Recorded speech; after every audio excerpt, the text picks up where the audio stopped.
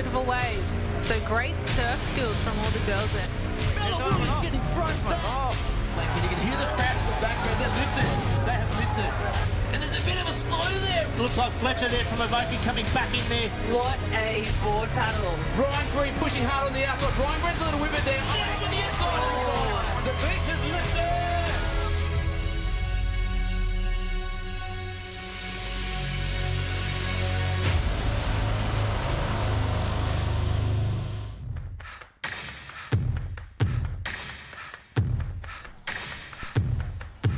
Surf Life Saving lovers and clubby family, it is finals day for the 2023 New South Wales Championships, brought to you by your local club. We are here live at Queenscliff and North Stain. I'm Harold Marshall, and with me all morning, Gemma Smith. Good morning, Gemma. Good morning, Harold. It's a beautiful day down here at Queenscliff and North Stain. Looking forward to a great finals day of action here for all our age group competitors. Again, beautiful, beautiful morning. Day 4 of 4. We did start Thursday, just gone. Action the whole way through. Surf has settled down a little bit, but just talk us through what we're looking at this morning. Yeah, so this morning out in the ocean, it's calmed down a little bit from what the competitors have been experienced over the last couple of days. We've had a low tide at just past 8 o'clock this morning, so at the current moment, the bank out there is nice and shallow. The competitors are warming up out in the ocean out at the moment, but yeah, we can expect to see the surf probably drop off a little bit as the tide creeps up throughout the day. But yeah, the wind will probably come up a little bit into play this afternoon as well.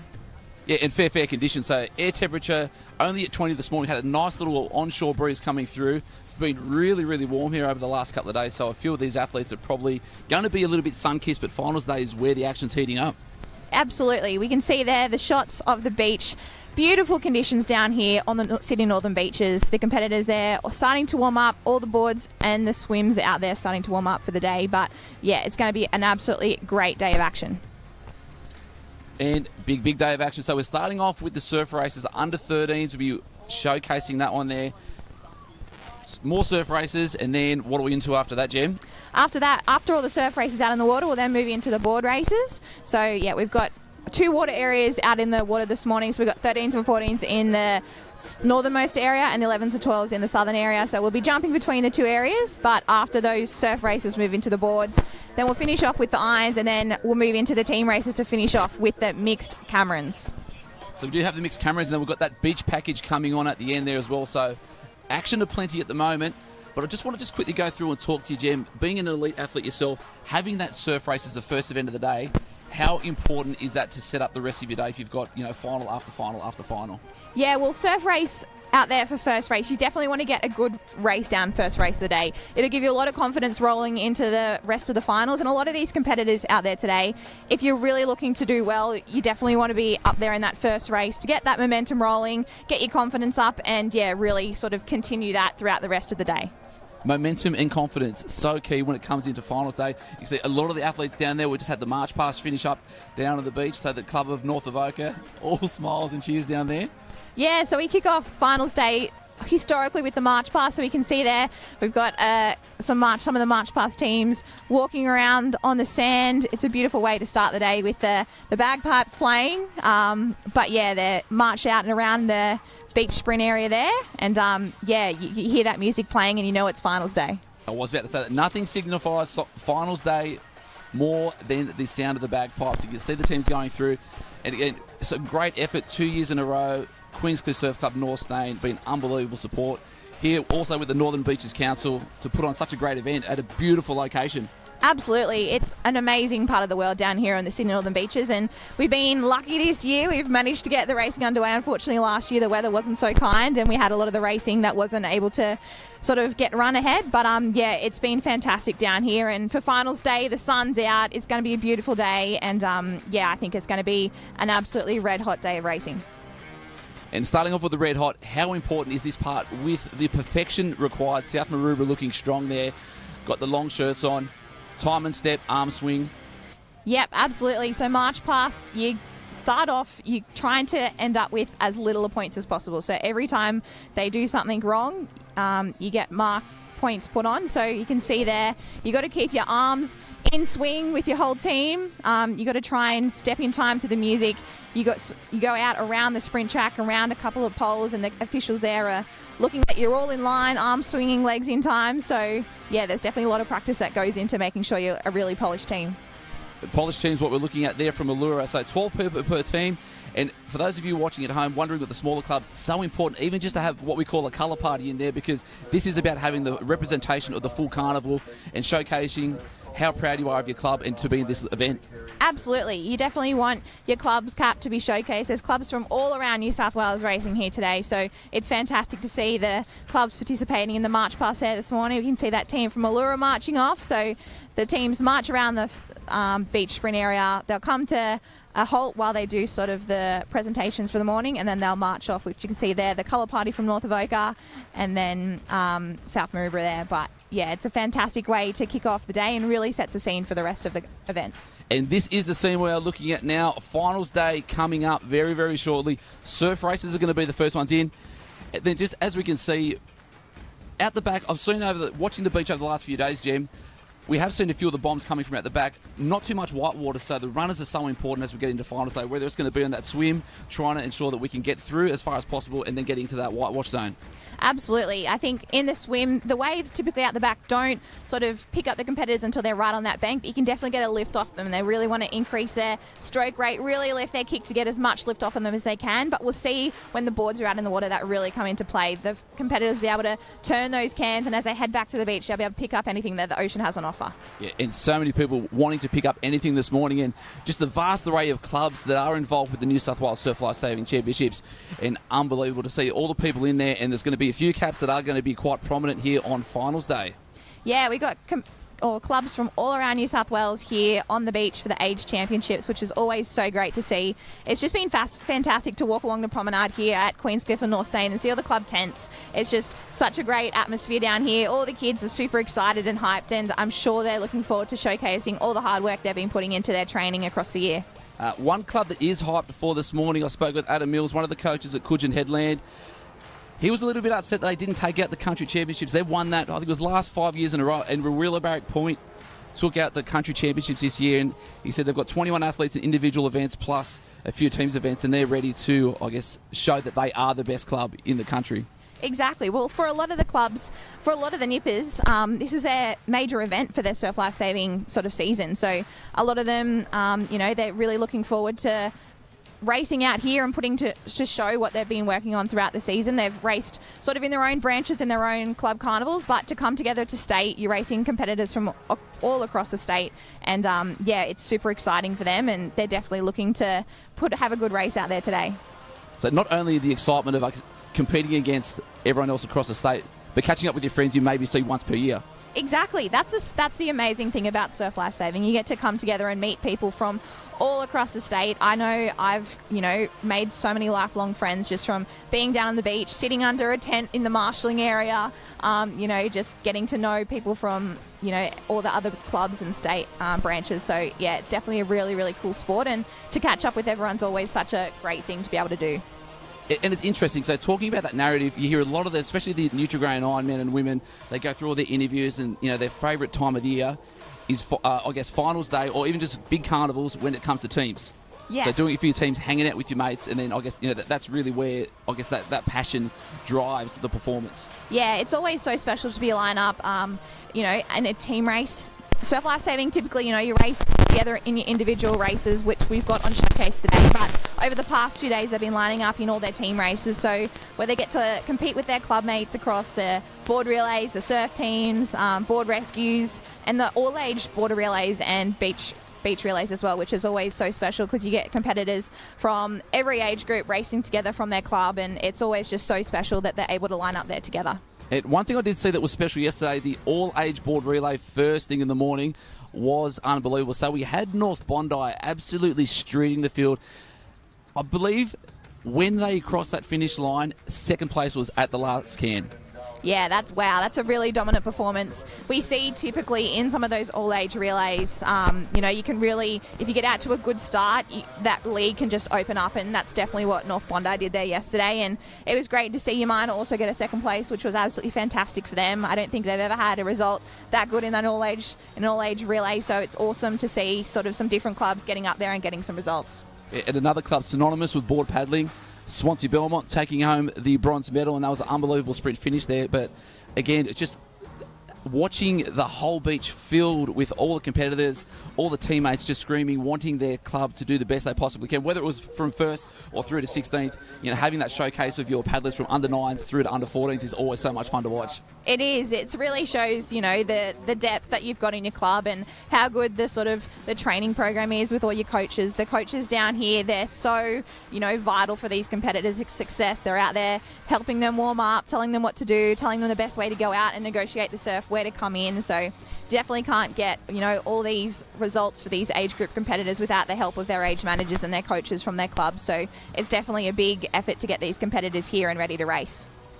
And the competitors can't race if it wasn't for the beautiful, helpers, bronzies, parents, sisters, aunties, grandmothers who get out in the water, do the water safety. We've had an unbelievable crew out in the IRB, so the big rubber ducks keeping us safe out the back, and also the jet ski. So it does take a village to get this carnival happening. It does. It's such a massive logistical operation from all of the staff that get it going. You can see there on screen the water safety there standing ready to go. So we can't have the competitors out there in the water without the water safety. So we can see there the jet skis are out there. We've got the IRBs.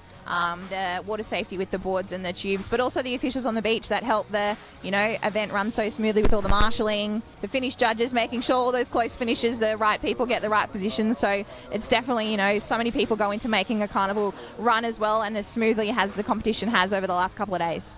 Yeah, I was talking to Charlie Brown over the last couple of days, the legend of Wanda Surf Lifesaving Club. He was the sectional referee, and he still will be today down in the Red Arena. It's interesting having these conversations about all these athletes they help coach through the season, and then as soon as it comes to the races, the switch gets flipped and they become the most neutral people you've ever seen.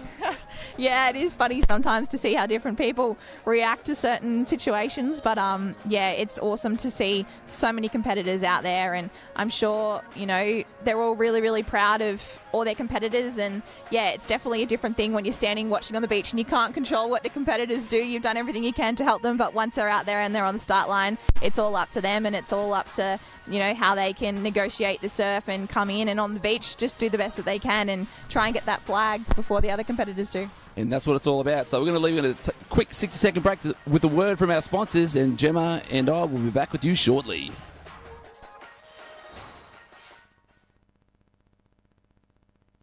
Local clubs make more than 41,000 jobs possible for people in New South Wales, including me. They make sport possible for thousands, including myself when I was a kid. Go the Robertsons, buddies. Their support of Little Wings helps sick country kids like my child Winnie get the treatment that they need. And give more than $1 million a year to help over 20,000 volunteer surf lifesavers continue to patrol and save lives. All this and more made possible by your local club.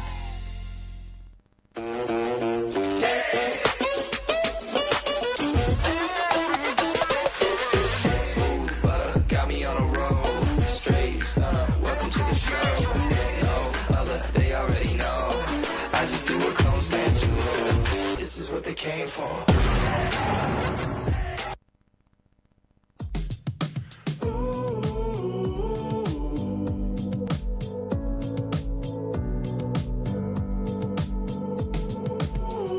Meet me with laughter, live forever after. Only we can stand in our way.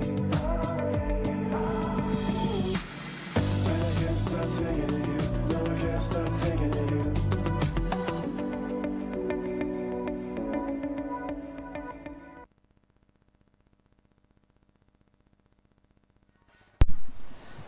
Welcome back to the 2023 New South Wales Age Championships, brought to you by your local club.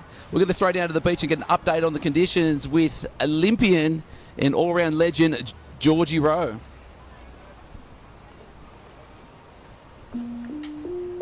Water safety. Good morning and welcome to Down on the Beach. I'm here with Carla, the deputy officer, deputy referee for today. Carla, talk me through the conditions we've got today. Oh, we've got testing conditions again today. We've got a surf that's been up for 4 days. Been fantastic. The kids have had a good time. But today we're looking at a good solid 3 foot. Cans are out, probably 150 out, which is a bit over the distance, but we can't bring them in closer. Yep. And the kids are good. It's finals day. They'll have a good time. Yeah.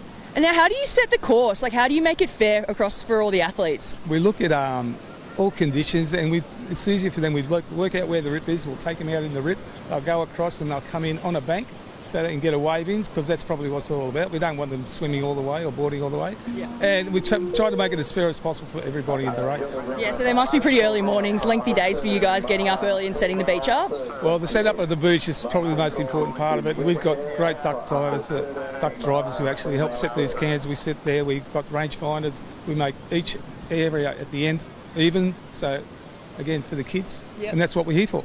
Awesome. And have you had some outstanding performances over the weekend? Oh, they're all outstanding. I've got to tell you, I watched the under-9s the other day, and they had a swim of probably 160 out, and that was a big swim for them. And 9-year-olds doing that, you just got to take your hat off to them. Oh, look, the 9s for me, they always stand out. Yeah. Oh, it's good stuff to see. Thank you so much. No worries.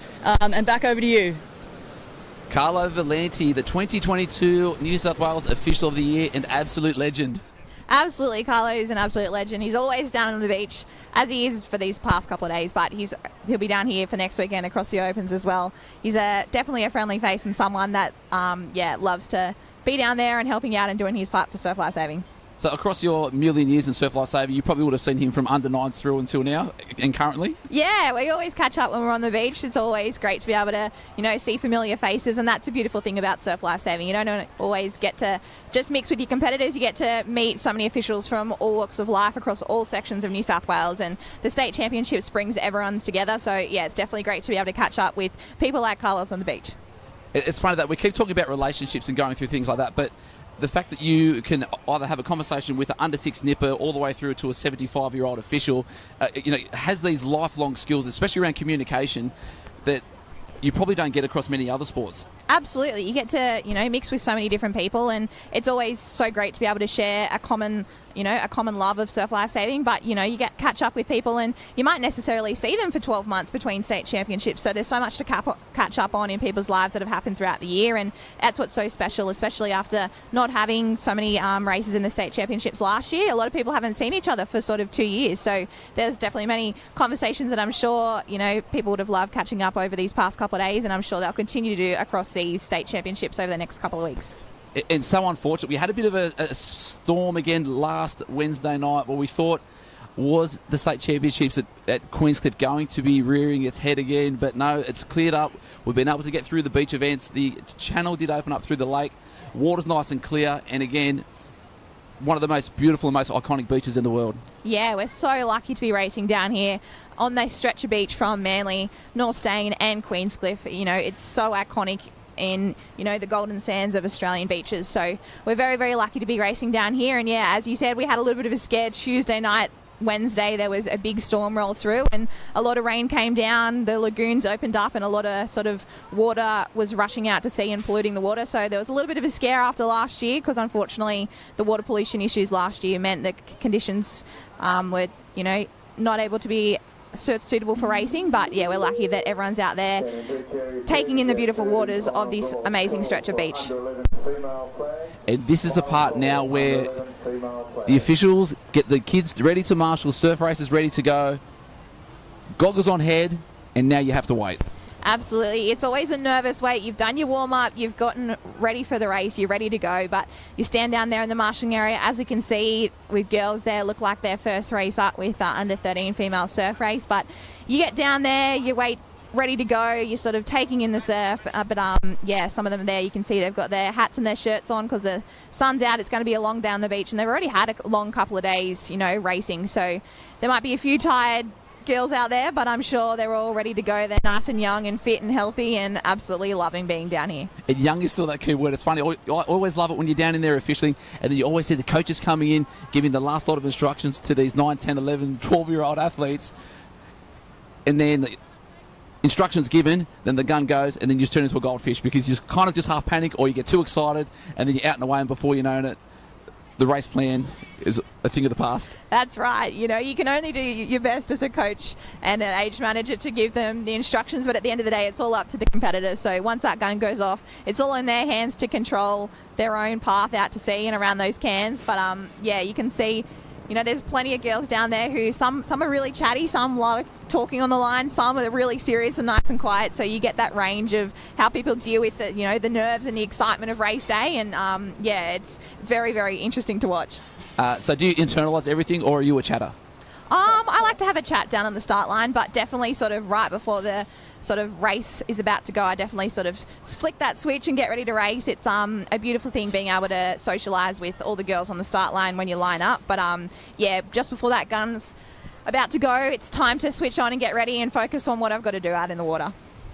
So if we could just have a quick discussion around that. So being ski champion, ski legend, current world ocean ski champion, at a surf carnival, like you say, you flick that switch and then you're holding your ski, watching the surf, and then you're waiting for the gun to go off.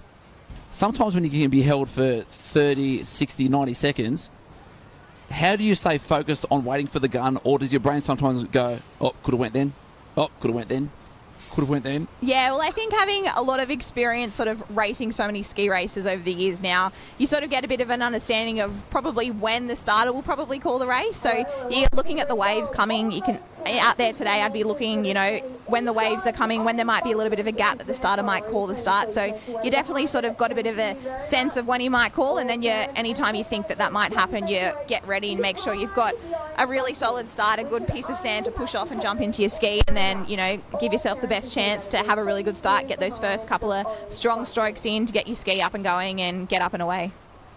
Which is exactly what the girls are going to be trying to be doing with the first surf races of the day. Staying relaxed on the line, because there's nothing worse. And I've said it a few times over the age championships, kids getting a little bit too excited. We've seen a couple of DQs, so we usually get the one break. Yes. One break and then you're out. So the age competitors here for the nippers, they get one chance, but you definitely don't want to be taking any chances because, yeah, there's a lot of nervous energy down there on the start line sometimes. So you want to make sure that you're keeping those toes on the line and you're not moving until that gun goes off. But, yeah, unfortunately, if we have a competitor break once, then we get a second chance. But if they break again, they're unfortunately disqualified from the event. So that's definitely not the way you want to start finals day. At finals day, here it is. Under 13 female surf race. We've got Talia Dyer-Nixon, Eleanor Wood, Ruby Cregan, Ashley Pegram, Zara Lester, Izzy Ruzak, Imi Walsh, Harper Barlow, Ella Pegram, Evie Waller. So the first 9 starters are going to have a final of about 30. Bailey Johnson, Matilda Young, Canberra Yamasaki, Gabriella Palmada, Michaela Want, Clementine Saunders, Sophie Hamilton, Sophie Clues, Amber Stevenson, and Bonnie Wrigglesworth. You want to take us through this one? I can take a breath. Yep, for sure. Here we go. We've got Lulu Hill, Marley Hoyland, Sadie Maggs, India Darwin, Ebony Springle, Madeline Sohn, Alana Dimmick, Georgia Munro, Abigail Matthews, and Chloe Gaudry. So the girls there have been brought down onto the start line. They're getting ready for a start in this under 13 female surf race. So we're about 150 metres out to the string of 9 out the back, and then the girls will be making their way across there, then back in. Sadie Maggs one to watch, so to Amber Stevenson. Amber Stevenson, the defending champion, took out the gold last year in similar conditions. Can she go back to back? Oh, I think she's definitely got the form too. She's had a really good championship so far across the team race. The under 13 girls from Yamana yesterday took out gold in the surf team. So there's a couple of those swimmers out there in this race today. So definitely look out for Amber Sky Stevenson from Yamana, but also Sadie Maggs from Newport. She's an up-and-coming superstar in the sport. She's got 2 older brothers, of course. Connor Maggs, her older brother, made the Nutrigrain series this year. So there's definitely pedigree there in the family, and she's definitely one to watch. So another one who's going to be not so much of a smoky, but she's going to be a red-hot favourite, Lisa Durs. She actually won first place out in the surf teams yesterday, so she gave 1 point for her North Kirkhill team. Definitely those are going to be the 3 to watch there. They've been the standouts for a long, long while, and we'll see what transpires over the next probably 6 to 7 minutes. Yeah, so the girls there, you can see the officials just walking along, making sure that they're lined up in their correct order, so they would have been sorted into their starting order. They don't get a say where they are on the starting line, but they're line them all up, and the girls will make their way from that start line out into the water, around the cans, and then back into the beach to finish on our finish flags. So tell us, Jim, how important is it to find some sort of clean water without elbows, legs and bodies flying everywhere on that start? In a surf race, it is critical. If you can have a good start, get out in your own clean water, you're not getting tangled up with anyone, and you can just get into your swim stroke and do the best that you can to get out and away and really set your race up. So the girls here, you really want to get out in front of that pack. You can see when the race will get off, there'll start to be a pack that'll form, and that's where all the girls are really, really in close proximity to one another. But it's definitely really hard to get your swim stroke sort of properly happening because, you know, you might be really, really close to some of the other girls, and it can be really hard to keep your swim stroke happening when there's arms and legs tangling everywhere. Yeah, so I've got 29 starters on the line. First race of the day, and probably the hardest thing about being the first race of the day, you haven't had a chance to see the conditions properly. Yeah, that's what, being first race of the day, you don't get to watch any races before you. So a lot of the time it's really beneficial to watch the races before you to see which alley, you know, works on the way out, which one, there might be a bank on one side or a rip on the other, and some competitors might choose a different option, and you can see, you know, what works best. So these girls don't have that. They're the first race up here of our finals package here today, but they would have been racing on this stretch of beach for the last couple of days. So whilst they haven't got to watch a race before them today, they would have been able to get the feel out in the water across the past couple of races over the last couple of days, and also their warm-up this morning. So they'll be ready to go. And then now the starter's hands waiting for that start. Toes behind the line. There's usually a hush in the crowd. Nice clean start there, Jem. What are we looking for here? Here we go. We've got a little gutter that they just had to wade across there, but they've hit that shallow bank. As we said, low tide this morning's just at 8 o'clock, so they're really able to wade out through those shallows, and they'll start to get into their dolphin dives here. They'll have a couple of little waves to negotiate, but won't hold these girls up too much. They'll just dolphin dive under them. They're starting to dolphin dive and make their way across that bank. It looks like we've got North Curl out in the middle of the screen, has had a really flying start, but the rest of the girls are pretty even at this stage of the race. Yeah, another two we're going to be watching out for is going to be Ash Pegram and Ella Pegram, the lovely young lady twins from Blackhead. They took out the board relay yesterday. So they've definitely had some form across the past couple of days, and that gives you a lot of confidence. If you have a really good, you know, teams race, it gives you a lot of confidence moving into finals day, because you know you're in form, you know that you're really competitive across the rest of the girls from the rest of the state. But we can see here, it looks like we've got a Newport Cup out in front making the most of this race so far, but it looks like Amber Stevenson from Umina is also just tucked straight in there, so they're off to a great start. So Sadie Maggs there leading us out. The Amber will be trying to stay on that left hip of hers, just on that tucked in right hand side. We're going to have Lisa Durs there as well from the North Curl Club. Yeah, so when you're swimming out, it's really beneficial if you can tuck in behind someone and just get a little bit of assistance off their wash. So you can see Amber there's tucked onto the side of Sadie, so she gets a little bit of assistance tucking onto the wash there. But the rest of the girls will sort of start to form behind and get on her feet, which looks like Amber just tucked in behind her there as they're about to round that first swim can, which is the red and yellow. They'll round that and head across the back of their string of 9, or there's a little bit of chaos there. Sometimes it can be a bit hard to round those cans when you're around the rest of the competitors. And it's teammate on teammate there, so we just saw the two caps of North Curl over the top of each other. No real assistance there, but here we have that breakout lead at the moment. Sadie Maggs 1, Amber Sky Stevenson there in 2, and then we've got the two caps from North Curl. And if we just see that shot across the from the horizon, the double sun here at Queenscliff, really, really tough to make out what's happening at the back. So our vantage point at the moment, so much better than everyone else. Yeah, Newport in 1. It is. It's super hard of the morning here with the sun and the glare on the water, but we're lucky we've got the drone shot up in the sky so we can see from above and get a bit of an indication of those caps. But a lot of the time the parents, they know what their kids look like with their swimming. They might know their stroke, they might have a distinctive high arm or something, so they can get a bit of an idea of where they are, but it's definitely hard to pick those caps. But yeah, we're lucky we can see up above, and it looks like Sadie Maggs there still out in front, but Amber from Umina is definitely not letting her go. And as we've seen over the last couple of days, a little bit of a bump behind, but still no white water on top. So we're not going to see too much of breaking waves there. Probably another 15 to 20 metres or so. But this is probably going to come down to surf skills and right place at the right time. Yeah, absolutely. We can see here they get a little bit of an assistance from the waves just behind them. You can see as that happens, they really, really just get into a really strong kick. They try and get a bit of lift off, but it looks like there's a wave building behind these leaders. Oh, I don't say so. 1, 2, 3 coming down. And there's some whitewash there. We're going to see what transpires over the next. Sadie Maggs, wrong place, wrong time. Inside left, a couple of caps on there. Bottom of the screen is probably looking where it's going to be. Couple of breaths, couple of kicks. What's happening? What is happening? There's one cap there. Who is that going to be? Oh, you definitely want to keep your head down and hold that kick. You really sometimes go into really hard oxygen debt there, but they've done a really great job of holding that wave all the way to shore. Perfect body surfing skills there, and they're going to run up the beach in front. It's the cap of Wanda from nowhere from the clouds. So we've had the clear leaders at the start. Surf Skills is prime for everything. Wanda taking out the championships for the under 13 ladies. Wow, what a race. Unfortunately there, Sadie Maggs and our leaders, Amber Sky Stevenson from Yamana, just got swallowed up in the end by that wave. Wrong spot, wrong time. Some of those back markers came through, but that's what happens in surf sometimes, unfortunately.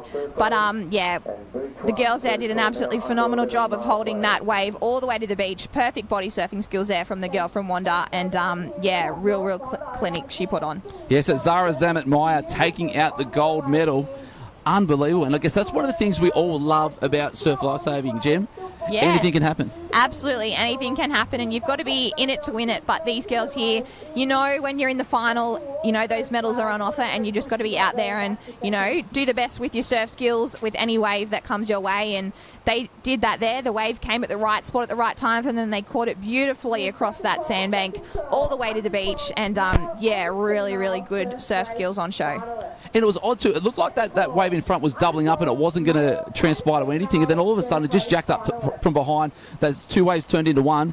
And then Zara Zamet-Meyer taking her fortunes and holding that wave the whole way through. And surf skills so important. So king of the beach or queen of the beach, whatever you call it, at the end of your training session, so important to try and get that and I guess maximise the length of each wave. Absolutely. So a lot of, you know, you go and you practice these surf skills at home. You practice for that scenario, holding your breath for as long as you can, trying to catch the waves as far as you can all the way to shore. But yeah, really good surf skills on show here for that first race of the day, the under 13 female surf race. And we've got the boys lining up here ready for the next race. So it'll be interesting to see whether waves come into play as much as they did in that race to determine the results. And we're underway with the boys. We'll run through that start list very shortly. But again, the boys just that little bit taller. Right-hand edge. Oh, he looked pretty good, but it's so critical to stay on your feet as long as possible, Jem. Absolutely. You want to stay up on your feet and try and run through the shallow waters as quickly as you can. It's a lot quicker to stay on your feet and run and wade rather than start to dolphin dive earlier. So the boys there that did that the best are out in front and making the most of that start line. Do you want to run us through the top 6 points for the under 13 female surf race? So we had Zara Zamet-Meyer come out with the gold medal there. Lisa Durs from North Kirkhill ended up in second. Ella Pegram from Blackhead in third. Amber Sky Stevenson, after going around in second place all the way, ended up in fourth place. Matilda Young from Newport in fifth, and Georgia Munro from Cooks Hill ended up in sixth. But the boys are out in the water here, making every post a winner for that start. And it looks like we might have a Wonder Cap out in front in this race as well. That's what it does look like there, James. And that's a solid lead to start off with. So got through nice and quick. Again, staying on the feet. Now it's green water. They actually got through that race pretty quick, the ladies. I thought they got to the cans much quicker than I thought that race was going to be. And then going through the start list, we've got Max Christensen from Wanda, James Down from Corrimal, Tom Myson from Coogin, Will Blake from Cooks Hill, Saul Eastman from Sawtell, Rowan Weitzel from Bronte, Kai Stutz, Coogee, Felix Lonergan from Wanda, Zach Adams from Shirley Beach, Nate Robertson from Allura, John Zeros from Bronte, Tom Chambers from Swansea, Jacob Chalmers from Manly, Thomas Revell from Newport, Ash Haggett from North Cronulla, Owen Lloyd-Jones from South Maroubra, Cooper Sutton from Wanda, Charlie Nicholson Allura, Henry Whitehead Manly, Matthias Martin, I've just said that twice, Reef Lewis from Wanda, Owen Rorder from South Maroubra, Jordan Prabati from South Maroubra, Jack Cross, it's a big list, from Coogin, Mitchell Chalmers, and Levi Gibbs from Swansea Belmont, Riley Amaskill, Sid Burns, Will Munro, Tobias Warno, Felix Montney, William Corbett and Buddy Armstrong as they make their way around, and it's still the cap of Wanda looking strong at the moment. Yeah, Wanda has got about a body length lead on the rest of the field there. Looks like we might have a Cooks Hill and a Newport, I think, maybe in second place there. But the boys, as Harold sort of read out all those names. It is a big start list, so there's plenty of arms and legs flying around those cans, but the boys have just rounded that last can. They'll make their way back to the beach, and they'll try and pick up any little wave that the ocean throws up for them, like in that girls' race just before. Waves can really, really play a part, so you definitely want to try and make sure you get back to the beach as quick as you can, as we see a little wave coming to action here. Unbelievable, Jeb. We'll send it again. 1, 2, 3, and 4 coming down. Looked like the Newport Cup gave a bit of a butterfly stroke. They've all fallen off. Now they're in no man's land. What's going to happen? There's still a wave on from behind. We might see the jag on again, but just, again, wrong place, wrong time. But that last wave we saw in the girls' race broke that little bit closer to shore. We're able to stick it the whole way to the beach. And now the one on their heads. Is the skills going to be there just in that hole? And we're so close to the finish line, Jem. Waiting for a couple of heads to pop up. You can see a couple of left and right arms coming over. And we've got a clear leader at the moment. Yeah, their boys did really well there. It was a bit of a tricky wave to pick up. It was just about to break right on their heads, but they all managed to pick it up. All pretty much fell off at the same time, but one of the boys there has just made the most of it. Don't look back, buddy. Keep going all the way to shore. It's going to be a sprint up the finish across these shallows, but it's going to be a close one. And he's just fallen over there as well. The legs will be burning, chest will be burning, but gold medal is on offer. Stay on your feet, boys. Waiting to come through and waiting for them to come through on the finish line. And that is going to be Cooks Hill. Cooks Hill taking the lead. Corrimal there in 2. Newport in 3. Yeah, wow, the boys did a really good job there. In that race, the leaders ended up getting their own wave, which was, unlike that girls' race before. The ones that were out in front early managed to get the first wave that was on offer, and that really broke the field apart, and they were able to really capitalise on the waves that came through and come through and have a really good finish. So well done to those boys on executing a really good race. So that bank, so unforgiving there coming through there. The boys caught it that little bit through. We've got that hole just as we get to that shoreline. A few of the boys falling over there, and with that tide now filling up as we get to a high tide around 12 o'clock, what do you think is going to happen across that bank? Yeah, well, I think probably across that bank, the boys probably won't be able to run across that bank as the tide picks up, probably about another metre or so. So the boys will have to try and pick up a wave and body surf it all the way to the beach. You can see there at the moment, they're probably, the wave style for a bit, they've got to get up and run and then negotiate that gutter there, which there's a few potholes. So they've really got to try and stay up, stay on their feet, not fall over as they're making their way to that finish line and trying to run up the beach. So it's definitely really, really tricky. But at the end of the day, the person that stays on their feet and is able to sprint up the finish the fastest, definitely deserves a win. Yeah, and again, great to watch. It's just so interesting. 2 races, exact same race, but completely different surf conditions as they came through. Yeah, but that's surf. It's, any race you can have any different conditions that the ocean throws up at you. And the boys here, the ones that were out in front, the leaders got, paid the dividends. But, in the race before, the girls that led the race early got caught by some of the back markers. So it's definitely, you got to be in it to win it. But we can see there for that under-13 surf race before, these girls, Zara Zamet-Meyer from Wanda, did absolutely amazing body surfing skills to take out that win, followed by Lisa Durs from North Kirkhill and then Ella Pegram from Blackhead. So it's awesome to see the club of Blackhead getting a medal down here at the age championships. Yeah, and so good, Zara Zamet-Meyer, and it's so important to give yourself every opportunity. So even though you may not be at the front of the pack, middle of the pack, back of the pack, anything can happen. Wave can pop up out of anywhere, but Zara Zamet-Meyer, she was the one with the best surf skills, and she was the one that's going to take home the first gold medal here, finals day of the 2023 New South Wales Surf Lifesaving Championships. Gemma, so exciting. Absolutely. So that's definitely the way she'd love to start her day. Ideal start to her day with a gold medal in the surf race. So lots of these girls will probably back up for the rest of the races throughout the day. But the under-13 male surf race that we just saw the vision for, we ended up with Will Munro taking out gold medal from Cooks Hill, followed by James Down from Corrimal. Thomas Shrivel from Newport ended up with the 3rd. Max Christensen, Wanda, ended up with the 4th after being our early leader in the race around the cans. Henry Whitehand ended up in 5th place from Manly, the local club, as well as Jacob Carmen's there from Manly in 6th. Unbelievable effort. Will Munro from Cooks Hill, the champion of the surf race. Now let's talk about momentum. So the first females race, we saw Sadie Maggs leading the whole way through, Amber Scott Stevenson thereabouts. They go home not empty-handed. There's still points for the club, which is great, but they would have had, wanted to get some sort of medals going through. How hard is it, or how important is it for you to basically remove that from your memory and then move forward? It is. You definitely want to reflect back on the race and go, what worked well, what didn't. But unfortunately for the girls, they did everything right in that race. They were just unfortunately in the wrong spot at the wrong time. The waves weren't there when they reached that back of that break. The waves came from behind and brought those girls that were a little bit further behind through. But yeah, they know they're in good form. They know that they were swimming really well. They led that race out and around. And yeah, they've done everything they can. They'll be lining up for the boards and the irons later in the day as well. But we can see here we're moving into the under-14 female surf races. They're hitting that water, negotiating their way out through that sandbank. It looks like the girls on the northern side there had a bit of a shallow water and had a really, really good start and run out through that bank. So she's making every post a winner so far out on the inside, just as she ducks under that wave. So when the waves come through, you really want to make sure you go down before that white water hits you, you grab the sand, and then you push off to be able to have some forward momentum as you sort of move under the back of the wave and out into sea. But she's out in the green water here. She's got a really, really solid lead so far. And yeah, she's definitely got a couple body lengths there. So it's awesome to see. I think it's a cap from Newport by the looks of it. She's had an absolutely flyer of a start. Yeah, so looking through the semi-finals, Jem, we had Charlotte Baumer, Alexis Sutherland and Faye Hutchinson taking out the top 3 spots in the semi-final number 1 yesterday.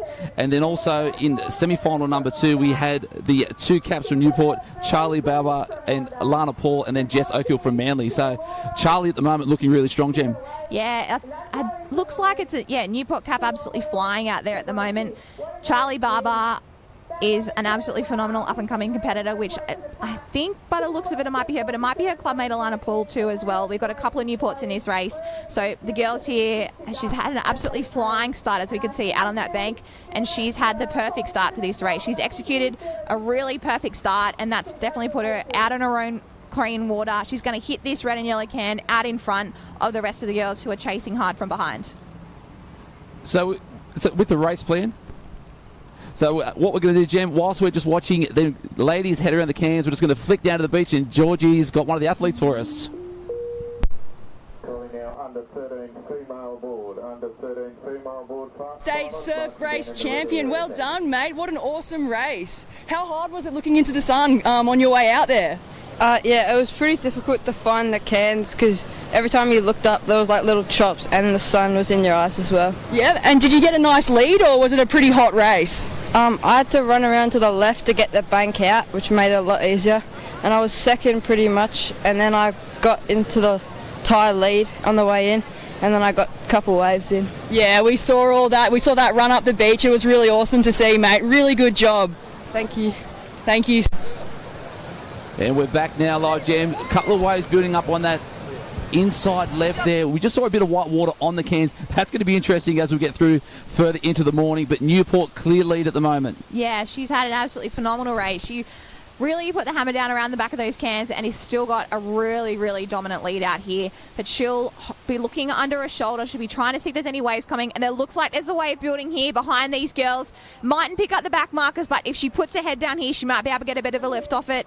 Looks like she might just be, she gets down it. Oh, well, there she goes. She gets paid off for all her hard work. She'll ride that one to the beach. That is a perfect race. She led the race from start to finish. She's doing a really good job there to try and hold on to that white water, but that was absolutely clinical performance there. That's one we'll be cutting and pasting in the YouTube clips for years and years to come. Keeping that rate up, 6-beat kick, and then maintaining that streamline as we come through. And your champion we're looking at with an absolutely enormous lead at the moment from Newport, going to take out the gold. Yeah, wow, that was a really, really incredible race there. She just negotiates the little bit of a gutter and the shallow bank as she makes her way up the beach, but she doesn't have to run too hard. She's got such a dominant performance. Really, really strong lead. She can run up the beach nice and easy. She's done all the hard work out in the water, executed such a nice race there, and it is Charlie Barber from Newport. That is just an incredible swim for all her hard work that she's done throughout the season. She's put her first race together perfectly for the surf race there, but the minor places there. We've got another Newport, her teammate there, Alana, but we've got a couple of girls. It's going to be a close finish there. So Alana Paul box there because she's got the longer legs to get those up and out of the water there. Manly coming hard from behind. Sprint finish where it's going to be inside left, Manly. Newport out on the right, waiting for that dive on the line. And geez, that's going to be tight. Probably just Manly just in front. Newport in third. Yeah, close finish there, but it's whoever's chest crosses the line first. So you can see that the officials are standing in line with the finish pole. They'll be judging who they think competitors' chest cross that line first. They've got an iPad there to be able to review the footage back and make sure that they give the right places to the right competitors. But the rest of the girls here have done a really good job in that surf race. They're going to run up across the line. Lots of tired faces there. It's definitely a really, really tricky race, a hard race with that sort of run out across the bank to start and finish, and then the swimming out in the back. So the girls here have done a really good job for their first race of the day. And we can't sell it short. This is a state final. So even just to be in the top 30 athletes in the state, an amazing effort for the ladies.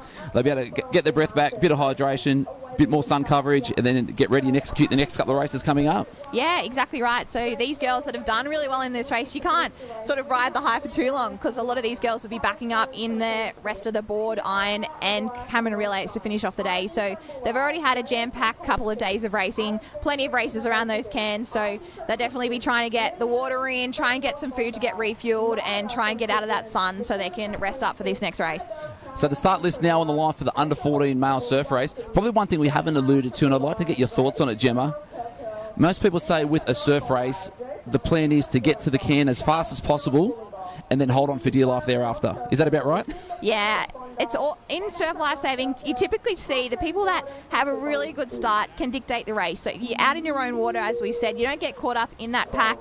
You can really capitalize on that, you know, really strong turn around the cans and coming back to the beach. And you get first offer of the waves coming back. So it's definitely really advantageous to get out and get in front. And that's what these boys will be looking to do here. We've got the under 14 males here. One to look out for, I think, that we can see on screen there on this end, Hayden McGregor, past Australian champion Current Australian last champion year. here, under 13s. An absolute beast of a kid, but even more polite and well-spoken young man. Yeah, so he's definitely one to look out for. He's an absolutely phenomenal swimmer, but these boys will be looking to lay down a good performance here and really look to challenge Hayden McGregor here from Terrigal. So Hayden has dominated this event over the many, many years, and then I know that a lot of the boys are trying to chase hard. So we had the heat number one, or the semi-final yesterday. Jack Stewart from North Kilcourt, definitely going to be one to watch. Will Josling racing well. He's actually beat Hayden once at a Central Coast Carnival this year, so again, another one to watch. And then semi-final number two, Hayden obviously taking that one out with Flynn Vish from Bronte and Liam Jordan from Manly. But again, anyone's race, and now that the boys are getting a little bit bigger and a little bit stronger, they're going to be able to pick these waves up just a tiny little bit earlier than we saw previously with the ladies. Yeah, they'll have that, you know, increased speed, increased strength, so they'll be able to get a bit of a lift off those waves, probably a little bit earlier. But we can see out there a few arm swings happening. Some of the boys there looking a little bit nervous, but they've got their goggles on, ready to go. They would have got the briefing from the officials about the course, about their start call. Each starter sometimes gives a little bit of a different call, so you definitely want to make sure that you know exactly what it's going to say so you can start at the exact right time. But the boys there, some of them looking nice, calm and collected. I think Hayden's looking very, very cool on the edge. But yeah, we can see here the wind's starting to come up a little bit more. The nor'easter will pick up throughout the day. You can see those flags flying, but yeah, really beautiful conditions down here this morning at Queenscliff. So Hayden on that right-hand edge, but we saw in the last race, left hand was where that start was. The bank was that little bit longer, water a lot more shallow, and then we had, because the Newport cap so far out in front early just because they were able to get across that bank. So what will transpire over that start list, we'll see. So probably at the box seat at the moment, we're looking at, I guess, Hayden McGregor, that right-hand edge, but this could be anyone's race. So watch for, I guess, Will Josling's going to be one to watch. He's a big, tall, young, strapping man from Avoca. He'll be looking to try and get out early. And so, too, I think Cooper Sanders there from Cronulla placed really well in the semi-finals, and then box seat on that left-hand edge. Yeah, so it'll be interesting to see what happens, because you don't get a say of where you get to line up in order on the start line for these swim races. The draw happens and you get put in your position, but once that gun goes off, the competitors then can make any change of direction. So sometimes what you see, competitors, if they don't like the end that they're on, they'll stop, they'll wait. They can sometimes cross behind the rest of the competitors to head out on a more advantageous side. But I think here we probably won't see too much of that. Whilst it's a little bit shallower on that left-hand side, it's pretty even across the whole start line. So I think the boys here will just be looking to get across that bank in front of them as quick as they can and make their way out to that first can. Yeah, so the boys getting held a little bit more. Hand is up there from our starter. Looks like it's Maddie Egan from Cooks Hill, ready to go. Hands are up in the hands of the starter. Under 14 male surf race final. State gold medal on offer. Yes, we've got first medal on offer for these boys today, so they want to be looking to have a good race here. You can see, given the thumbs up signal from the finish judges. Here we go. Oh, we've got a couple competitors run across behind. They saw that race before. That left-hand side absolutely flew out. So some of them just saw that race and decided to run out on that left-hand side. So it'll be interesting to see whether that pays off for these boys, and it looks like they have. It looks like they're definitely running out in shallow water. They're still waiting while the rest of the competitors on the bottom of the screen here are out in that deeper water dolphin diving. So I think that tactic has definitely paid off for these boys. And that is absolutely massive. So Hayden McGregor, left-hand edge of the screen. He's a solid 30 metres behind the cap of Cronulla. So again, that bank was absolutely huge. Manly coaches sent a couple of their athletes from that right-hand edge through to the left, and it looks as if this is where the spot is going to be, because that is a lot of space to make up from that left-hand edge for Hayden McGregor at Terrigal.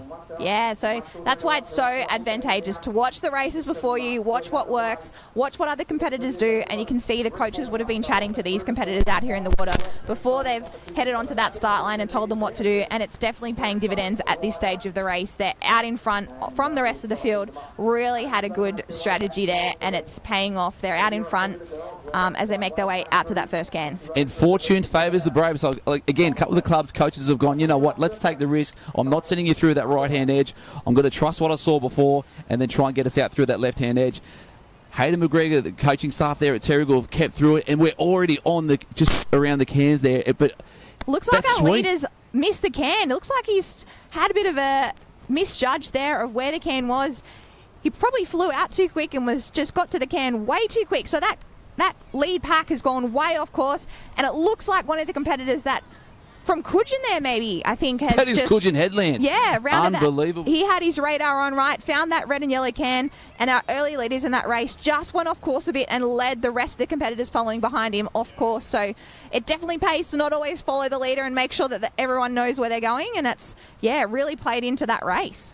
So let's even talk about that. So huge lead from Cronulla. He would have known he was so far in front. He would have been concentrating on swimming fast, trying to get out as quick as possible, and then just forgot to have that little peek to the right-hand side to see actually where he was. And it has basically fallen into the laps of Phoenix Preston from Coogin. He's got a solid 4 body length lead at the moment. He's going to be the first one into the wave zone. Yeah, that was really interesting there. I think the competitors that chose to run on that left-hand side had a long way to come back to that first can by the looks of things. So they were a bit further to swim back, but they stayed too far off course for too long and led the rest of the pack with them out on that wider angle. So the competitors that might have gone straight through to that first can got a bit more of assistance to get to that can nice and quickly, but the competitors here are starting to bunch up a little bit as we come back to the beach. They're probably 10 metres from the wave zone here, so our Coogin competitor, you can see they have a bit of a look under their shoulder, and here comes a wave. And we saw something come from out the back. Who's going to be on there? Could it be the caps of the gentlemen that were at the front? Have just missed that little double up on the inside, and the big legs are going to be up on the bank here. Very hard to see at the moment. Some porpoise, some dolphin diving. Has anyone been able to stick it through? This race is anyone's up at the moment. A couple of legs up and down, inside right. Hard to see. Oh, this wave has brought all the boys together. It's going to be who can stay up on their feet for the longest. You can see the boys here. They hit that shallower water, and they're going to run up. It looks like, I think, coming... Oh, he stumbles late, but I think it might be Hayden McGregor from Terrigal. Shut the gate. Hayden McGregor from nowhere, Gemma Smith. He was 35 metres behind the lead pack. Errors at the front from that pack that was leading. He's come from nowhere. That was absolutely incredible. You can see he was one of the ones that chose to stay where he was on the start line and make his way out. The left-hand side flew out but went off course, so that brought all the boys back together onto that wave. We had probably 10 boys on that wave at the end, and then it was just who could stay up on their feet for the longest, and Hayden McGregor there doing absolutely incredible and running up the beach to take that win, backing up his Australian title from last year. But the boys there, lots of boys kneeling over. That's really taken it out of them. It's definitely a really hard race, a state final. They'll be looking to put down their best performance, and they've given absolutely everything that they can to that race. Unbelievable, Gemma. So good to watch. So many reactions, so many changes, and whoever said a surf race was boring, unbelievable to watch. But we're going to throw down to the beach with G Rowe.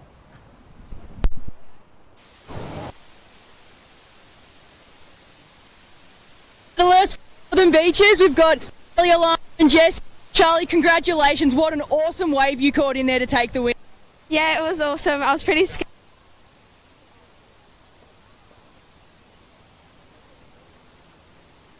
Girls, it's so good to see the three The Northern Beaches up there representing. Well done. Over to you. Yes, G. Lovely ladies down there. The 3 medalists from the under 14s surf race.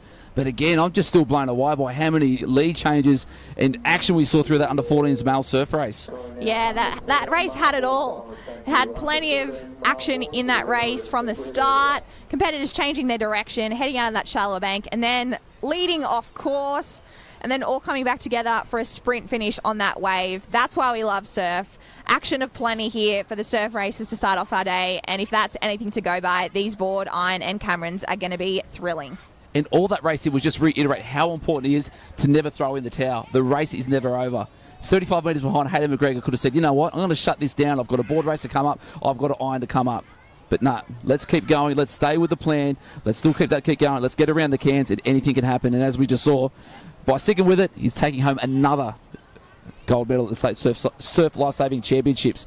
Unbelievable. Very unbelievable performance there. But that's it in surf. You definitely want to give everything you can out of the water and do not give up until you cross that finish line, because anything can happen, as we've seen this morning here. But results from that under 14 female surf race, we can see Charlie Barber led from start to finish there from Newport. Jessica Oakhill from Manly ended up in second place, with Alana Paul from Newport in, looks like they might have given them an equal second. Not too sure what's happened there, but sometimes if it's a dead heat, they can give competitors equal. We know it was a run up the beach and it was really, really close finish there. But you can see we're about to move into the board races here. The girls are just going down and washing their boards, getting ready for this race. But we can see... And then down to the boys, so that was a confirmed tied second, and we've got Hayden McGregor from Terrigal taking the win, Kobe Sims from Rural Barrack pointing second, Liam Jordan from Manly in third, Will Josling from Avoca fourth, Luke Gordon Manly, and Kai Cook from Swansea Belmont rounding out the top six. But Hayden McGregor, unbelievable. That'd be a good one to watch back to actually just the track, where he was and how he came about with that win. Yeah, we weren't calling him in the early parts of the race because we saw that group on the left-hand side absolutely fly out and then went a bit off course, but he did an absolutely phenomenal job to keep really pushing all the way home right to the finish line and gets paid off for all his hard work. But yeah, absolutely incredible race there. First race for these under 14 boys. Again, races are plenty coming up. Board, under 13s, female board now on the line.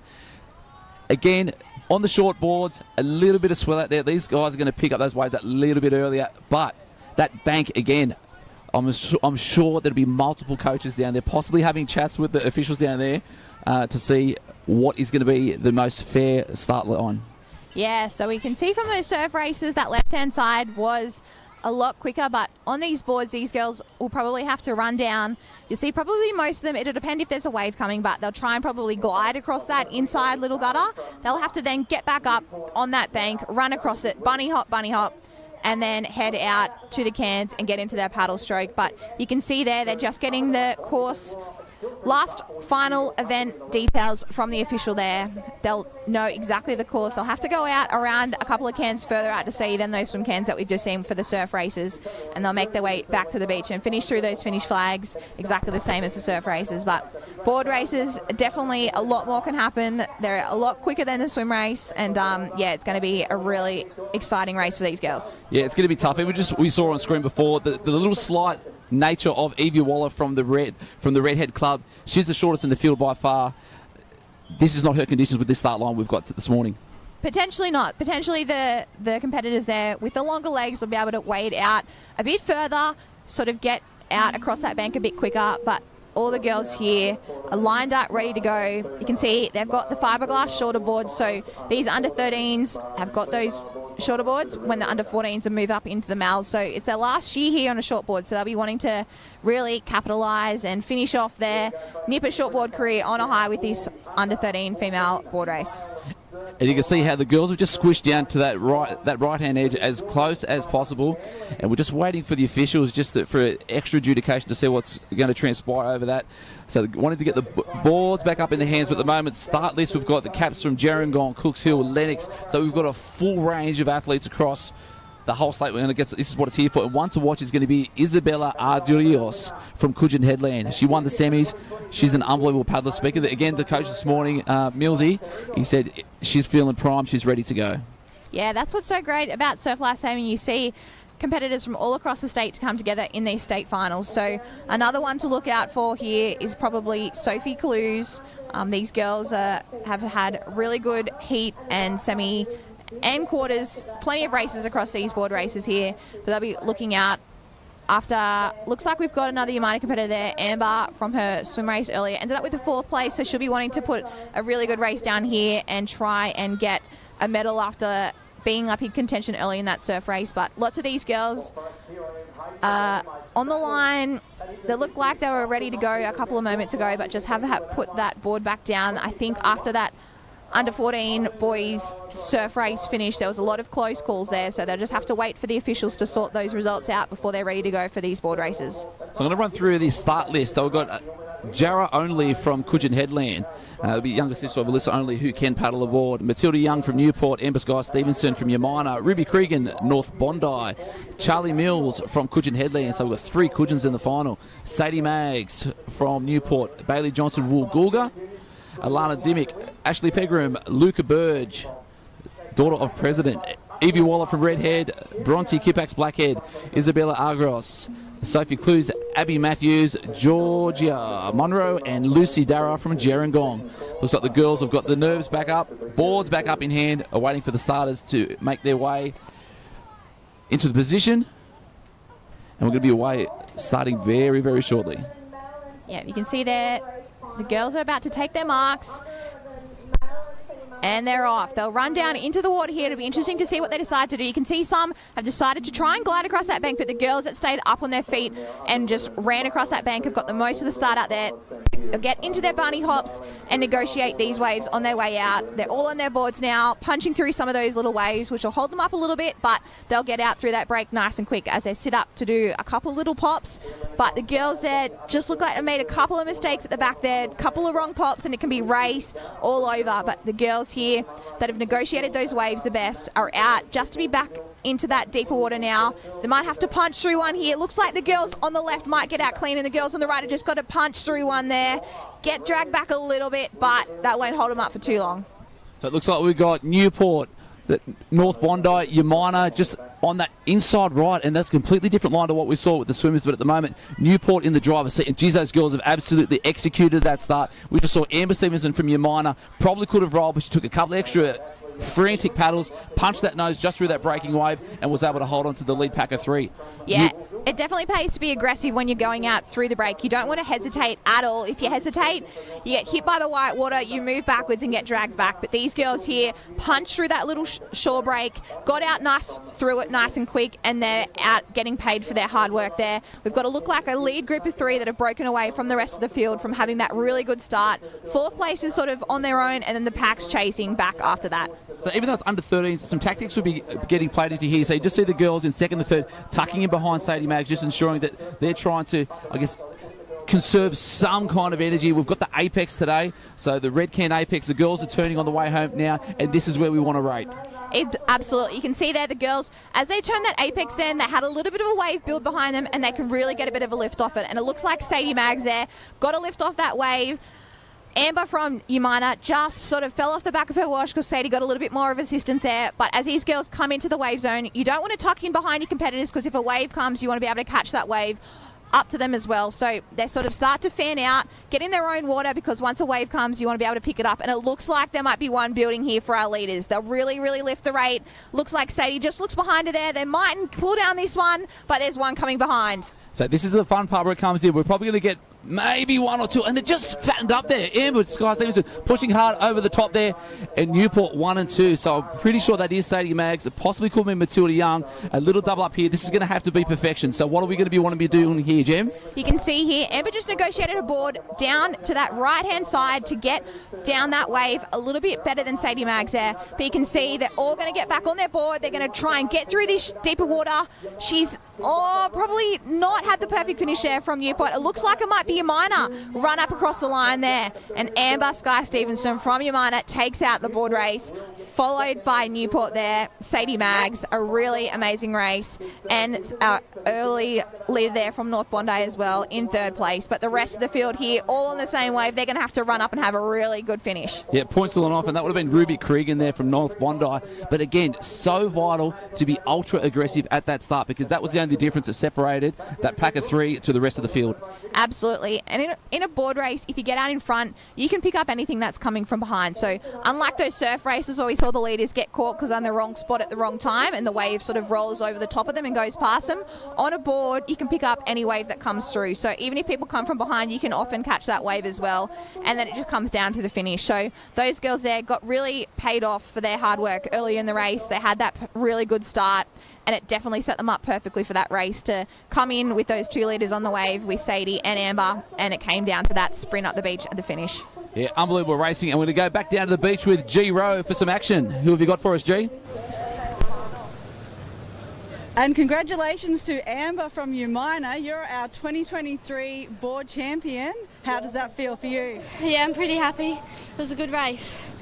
What were you thinking before you were heading out? What was it like on the line for you? Oh, I was just nervous. I'm like, just get through the break, make sure you don't get smashed. It was a pretty big bank out there. Yeah. How did you find that shore break going out? It wasn't too bad because like the set didn't come until we basically passed the break. Fantastic. And when you turned that last can to come in, what was on your mind? Just get a wave, try to stay up with Sadie. Congratulations to Amber from Umina, our 2023 state champion. Wow, what an amazing race from Amber there. After getting a fourth place earlier in the day in that surf race, she's really bounced back, taking out the gold medal in the board race. An absolutely amazing effort for all her hard work across the season. So really well done to Amber from Umina there. We can see the under 13 boys are just lining up. They're getting ready to go. They've seen those girls in that board race then. After seeing the surf races and seeing that left-hand side get out quicker, that right-hand side really just managed to get out and have a really good start across that bank there in the board. So it'll be interesting to see what the coaches and age managers have told these boys, what they think is best to do for these boards. But we can see we've been given the thumbs up. They're getting ready to go, and they're about to head out into the water and make every post a winner here in this board race. And sometimes we can overthink it, Jim, can't we? We see the bank, we see everything go through, and we've had our first false start, so someone a little bit edgy at the start. Let's bring them all back, and then we'll wait to see what transpires over it. But again, boys been waiting that little bit longer. The beach energy down here at the moment, the promenade's filled with all the parents, all the spectators, all the athletes, all the teammates. Everyone is down here screaming, wanting to see some action, and unfortunately just a little bit early on the jump there.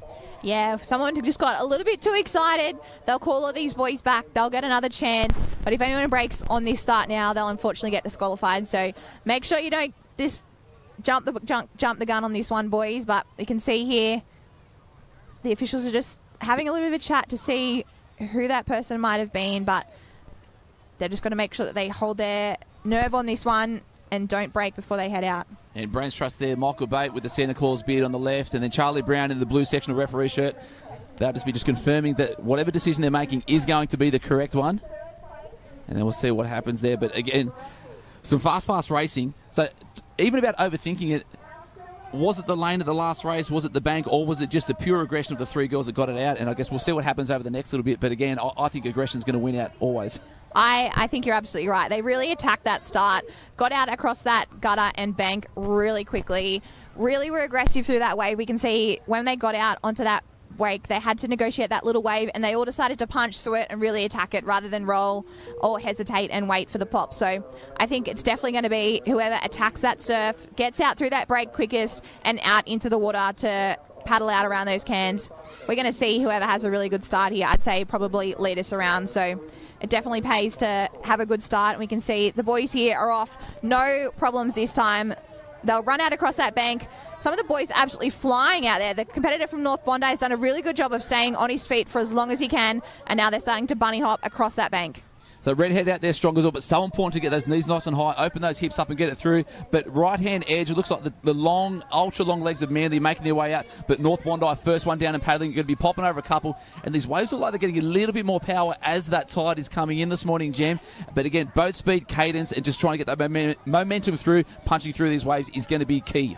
Yeah, we can see the competitor there from Manly had a really good run out on their left-hand side, which we've seen has been shallower all morning. But now he's got to paddle back down a longer way to the can. We can see he's out in his own water though, but these boys on the inside look like they're paddling quick and they're going to have a straighter line to the can. So it'll be interesting to see when they come together what happens and transpires as they make their way out to these first can. But the competitor there from Manly has got his rate up nice and high. You can see the boys on these little boards get their stroke up, they swing their legs in time to try and help them with their forward momentum of their arms, and they'll make their way out around these cans now. Some of the boys are going to choose to tuck in behind him, try and conserve a little bit of energy and get a bit of a lift around these cans, but he's doing a really good job so far in this race. I believe that might be Henry Whitehead from Manly. He won his semi-final by a fair bit there as well. And actually now the Nippers are board specific, are under the tutelage of one Angus McPhail. So that guy can paddle a board, one of the nicest guys you'll meet. And he's actually, speaking to him yesterday, having the best fun at his first age championships in the coaching position. Yeah, that's what's really cool to see. We see a lot of competitors that have had success, you know, in their own right, come back and coach some of these nippers and up-and-comers and share their knowledge of training, of the surf. And so Hippie down here, this is his home beach as well. So he's definitely done plenty of, you know, paddling out here in these conditions. So you can see here the boys, though, have sort of caught a little bit up to him. They've done a really good job there, the competitor from North Bondi. He's got a really high stroke rate and just gets a little bit of a lift off that one as they pull up to our early leader there. But it doesn't look like there's too much of a wave on offer yet. They're going to have to paddle all the way in and really try and put that head down and get as close to the beach as they can. Looks like there might be a couple of waves on offer out the back for the back markers, but they do not want to hang around in that zone and wait for that wave to come through. It is no surprise to see the flat water specialist from Swansea Belmont slingshotting through on that outside left there, getting those, eking out every single metre from that runner there. Something's coming up there. 1, 2 and 3, possibly on that lead way. Swansea Belmont trying to keep that rate up to get through the finish. We have a race in three middles on offer. Manly, North Bondi and Swansea Belmont. He did a really good job there, the competitor, on the right-hand side to pull down that wave. It was a little bit harder. The wave was a little bit fuller at that stage, but they're going to have to try and paddle across this little gutter here before they come up to the beach. The competitor there from North Bondi probably got the jump a little bit earlier. He got up, but the competitor from Manly just gets into his stride and looks like he takes that win out after leading us around the whole way. Amazing start, and we see the competitors that attack it off that start are our early leaders, and they have the best run to the finish there, getting paid for all his hard work. But close finish there for the rest of the boys. The officials now have got to try and find out and put them all in the right order. That's sometimes a really, really tricky job to do, but a really awesome job there for those under 13 boys in that board race. So tricky. And their awareness of where they are on the beach as they're coming in as well. So you see a few of the guys, they realise they were on that bank. They popped up straight away, a couple of sprints, throw the board out in front, dive on the board, 2 more strokes, get back up, bunny hop, run up, and then that was enough to win the title. Yeah, and a lot of that just comes down to practice. You know, you get out there and you're out there training every afternoon down the beach, and it all comes down to being able to be familiar with the conditions, also going out in your warm-up, knowing whether it's shallow, knowing where it's deep, having a look at the conditions, looking at the races before, as we've seen. So they definitely would have had a plan going into that race, and the ones that executed it the best come out on top in the end. Yeah, so we're going to send it down to Susie on the beach with our winner. Go, Suze. We've got Henry here from Manly, who's just won the under-14s race, board race. How'd you go, mate? How was your race? Talk me through it. Felt good, got the good line off the start, bunny hopped out, got through the waves, got through the break. Yep. First I can, got a wave on the way in. Yeah, it was good. Awesome stuff. We love to see that. I don't know if you could tell, but there was a big wave coming from behind you with a lot of the other boys on there. How did that make you feel, knowing that those guys were coming chasing you down? Yeah, I looked behind, I saw that wave, so I had to put my head down, try to get a little runner, and it worked. I got one. Yeah, and you had a good sprint up the beach. Have you been practicing your running training? Yeah, we have. We've been training here for a bit. Practicing on these banks is good. Yeah. And do you love competing on your home beach? I love competing on my home beach. It's always fun. A lot of carnivals here. Awesome stuff, Henry. Back to you. Thanks, G. Manly taking out the under-13s. How good is that? Imagine winning a gold medal on your home stretch of beach. That's the dream, isn't it? It's amazing to be able to have a state championships at your home beach. There's not many competitors that get to do it. There's only a few clubs that are able to have, you know, that experience. So it's definitely really, really cool to take the win in front of your family, your coaches, your friends. So he'll definitely be celebrating that one. You got to do that a few times at your minor a few years back now. 8 years now, I think, Jim. Can you still have any vivid memories of competing as a nipper on your home beach? Yeah, I was really fortunate to have a couple of state championships at my home beach at Umina when I was under the Umina cap, and it's so cool to be able to race really well, put down a performance that you're proud of, and then be able to share it with all the people that are down there supporting you on the beach. So it definitely makes it a really, really special and really special memories that, you know, you can remember for the rest of your life. Yeah, and it's not just you that remembers all those. It's the, I guess, the clubby family that was down there, had so much fun over the 3 years at Umina. We had 5 years at Swansea, and we're back here for 2. So the second year at Queenscliff and North Stain. And again, it's such an iconic part of the world, and it is a little bit surreal to be in one of the top holiday destinations in the world, sitting here commenting on one of the most iconic sporting events you could have in Australia. Absolutely, and that's what's so cool. There's just the setup of the beach down here. You can see all the tents are set up on the promenade. You've got people just walking along the beach that get to take in all of the surf sports action down here across these past couple of days, and it's such a great natural amphitheatre. You know, a lot of the time you have the tents down on the beach and it can get a bit confusing with all the sort of start lines in the areas, but up here we've got the perfect positioning for these age championships with a really great atmosphere and viewing for all of these races that we've got on offer today. And to see a few of the under-11s getting ready for their races. It looks like we actually changed arenas. And again, I always find it quite funny that the younger the kids get, the bigger the crowds get. There's a lot more parents down there. Yes, you can see there's a lot more parents down there, a lot more excited, probably teammates as well. So these under-11s have been going for a couple of days now, and typically in the younger age groups you see a lot more numbers.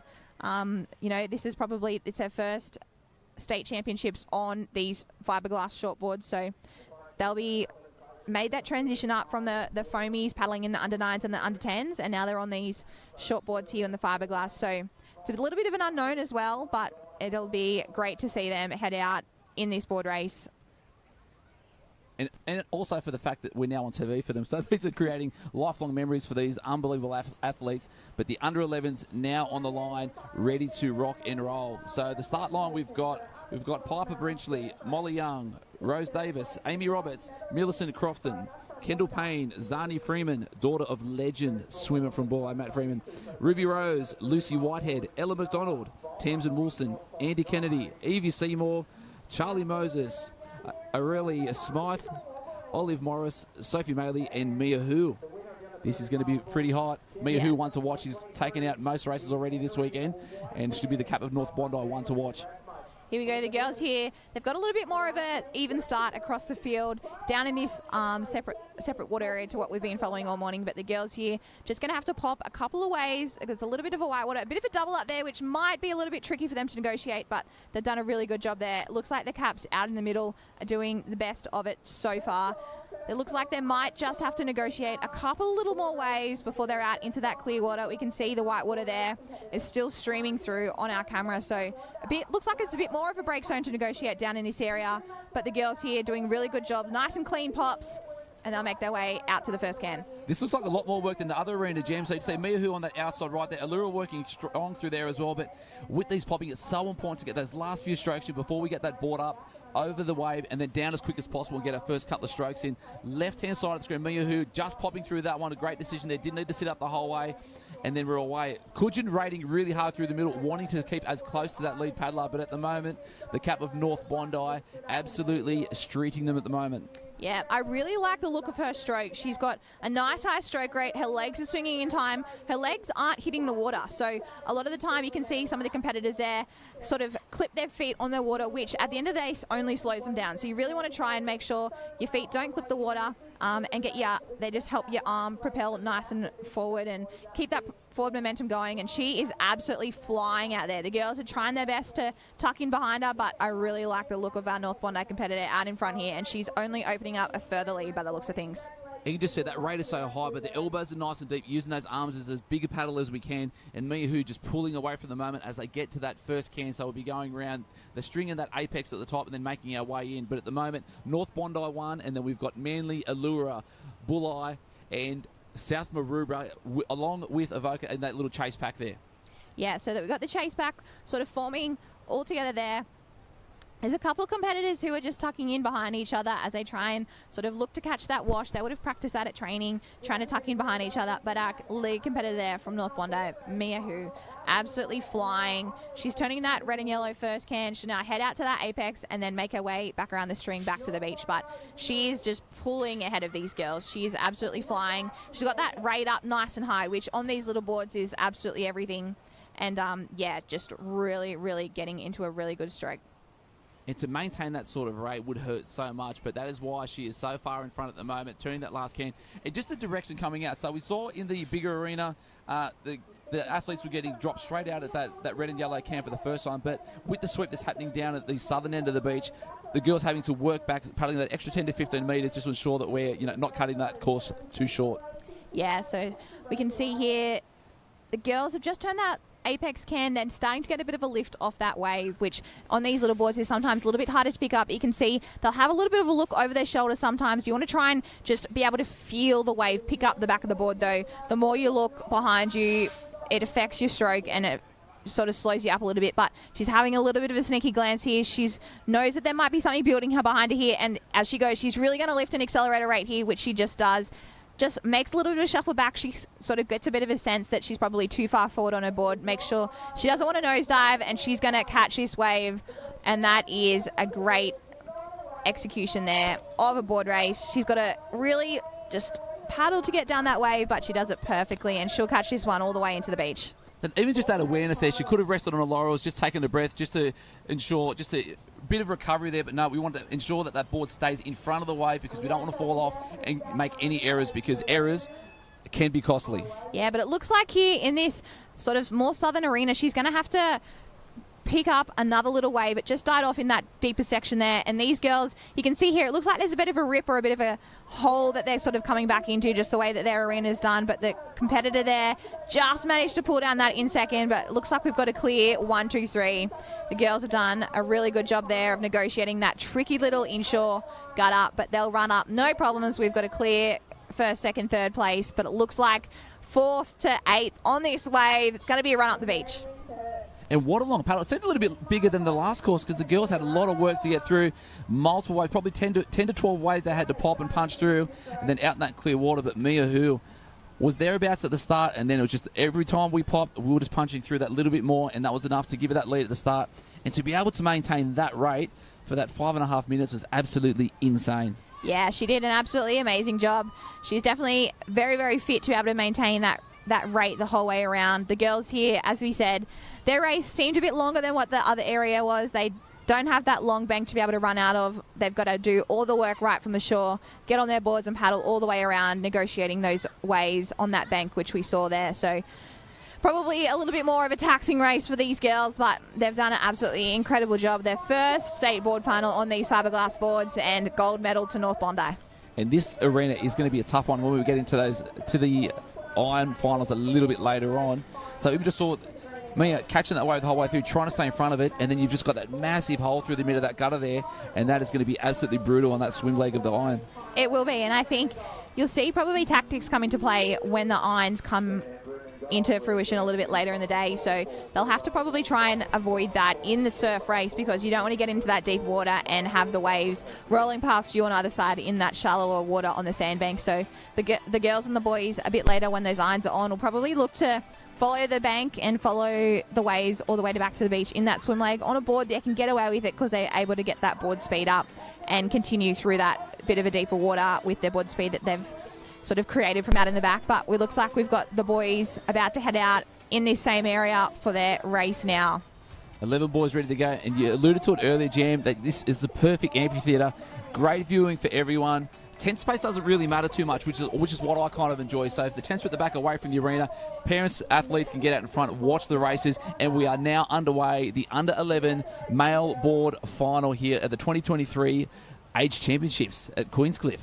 Yep, so the boys here had a different start. They ran down and just got straight into a glide. So the boys that had the most speed from their run down the beach hopped straight onto their boards, got into their stroke straight away, and it looks like there we've got an early leader from Byron Bay, which is fantastic, making the trip down from far coast of New South Wales. But they've got to negotiate a couple waves here, some of them opting to just paddle straight through it, some of them pop up and sort of let the white water pass between their chest and their board, and then some of them will choose to pop some of the bigger waves here. But the boys just making their way out through this bank. It looks like a competitor from Wanda there just managed to find a little bit of green water and sort of find a bit of a shoulder just to paddle through in some of the deeper sections, and he's doing the best there on the start to get out through. But it looks like the Lake's there as well, out in front, doing a really, really good job.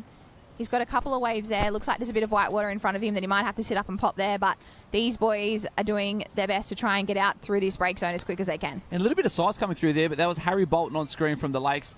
Had a couple of really good strong rounds, and Hibby wanted to take that form straight back through. And like you said, the cap of Byron Bay, Jack Keogh out there. It's not too often we see the Byron Bay guys in the finals, and so good to see the cap again amongst it with the best in the state. Yeah, Byron Bay used to be a really, really strong club coming through a couple of years ago, but it's fantastic to see, you know, their numbers in these state finals and their appearances there. But looks like they just got held up a little bit by that sort of wave coming through.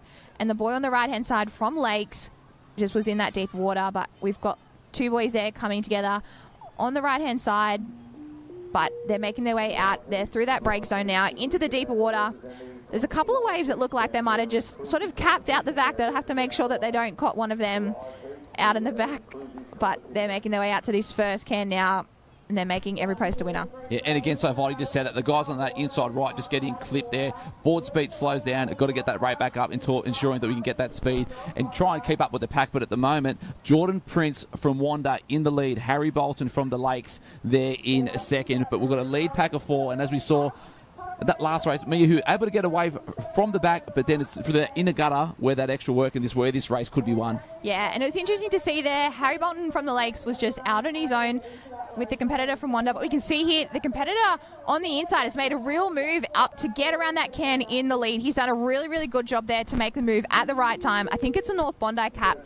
He's done a really good job there to put the move on at the right time, make sure he gets around that can in front, and he's really attacking here. You can see his rate has just come up. He wants to turn that can in front, get the best run back to the beach in front, and he's done an absolutely incredible job there to get out in front of the rest of those two leaders that we had early on, and just he's looking to get back to the beach as fast as he can there. Yeah, so the two North Bondi caps there, Bart Carmody and Sam Cregan, they went 1 and 2 in semi-final number 2, and then we've got the young boys there chasing hard at the moment, but I'm guessing that's going to be Bart Carmody, younger brother of legend Fred Carmody. He was an absolute superstar in the surf lifesaving sport a couple of years ago, and now he's the absolute legend Mad Shredder who surfs everywhere because this guy can do everything. But at the moment, it looks like it's Bart Carmody from North Bondi in the driver's seat, but we're still anyone's race for the top 4, Jem.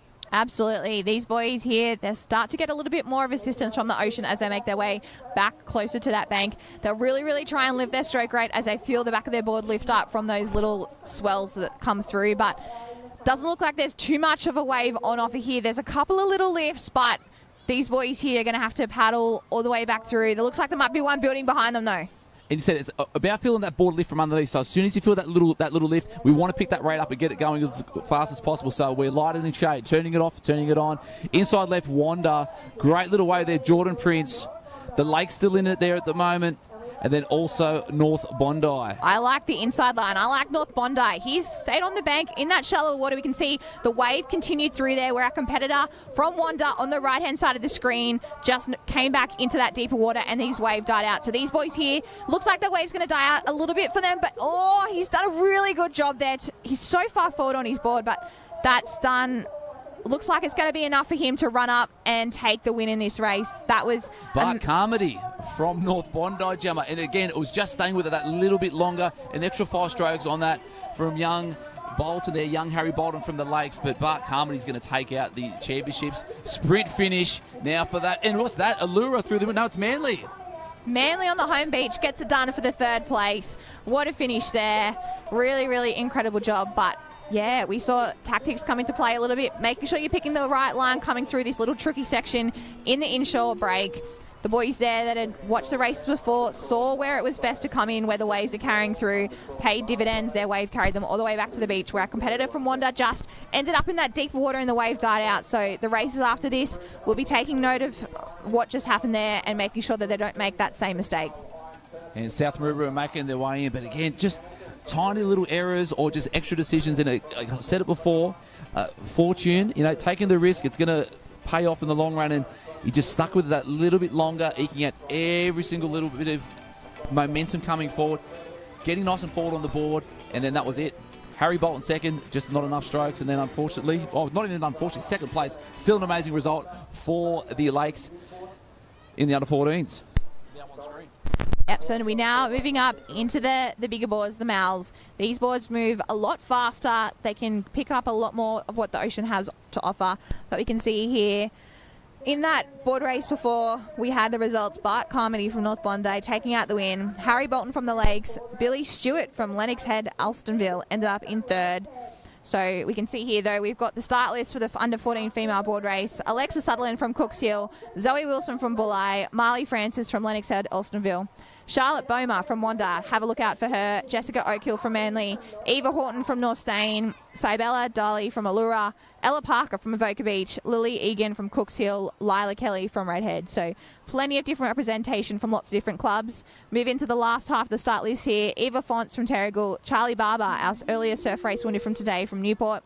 Alana Paul from Newport as well. Sienna Mead from Wanda. Lily James from Umina. Emily Rose Hall from Terrigal. Charlie Urell from Avoca Beach. Ciara Williams from Avoca Beach. Casey Bolt from North Kelkel. And Malia Edwards from Terrigal. So we've also got Willow Skeen from South Maroubra there, rounding out our field of 20 for this under-14 female board race. Yeah, 20 in the final. Different number, but that's what we've got today. So the girls will be rocking, ready to go. We've been holding the races up so that we can get this final package out to you. So the girls would have been sitting there for probably a solid 15 to 20 minutes from the last race, playing through in their mind what is going to transpire over the next 5 to 6 minutes. And again, you said we've got the talkers, and then we've got the ones that are locked in, and no surprises there that Charlie Urell from Avoca is talking. Yes, it's interesting to see. Some of the girls there have got their game faces on already. Some of them have got smiles out. They're just happy to be here, happy to have made the final, which is absolutely awesome. It's a huge achievement to make the state final here at the Age Championships for Surf Life Saving, and they've had to do plenty of paddles to get to this final. We had to go through the heats, the quarters, the semis.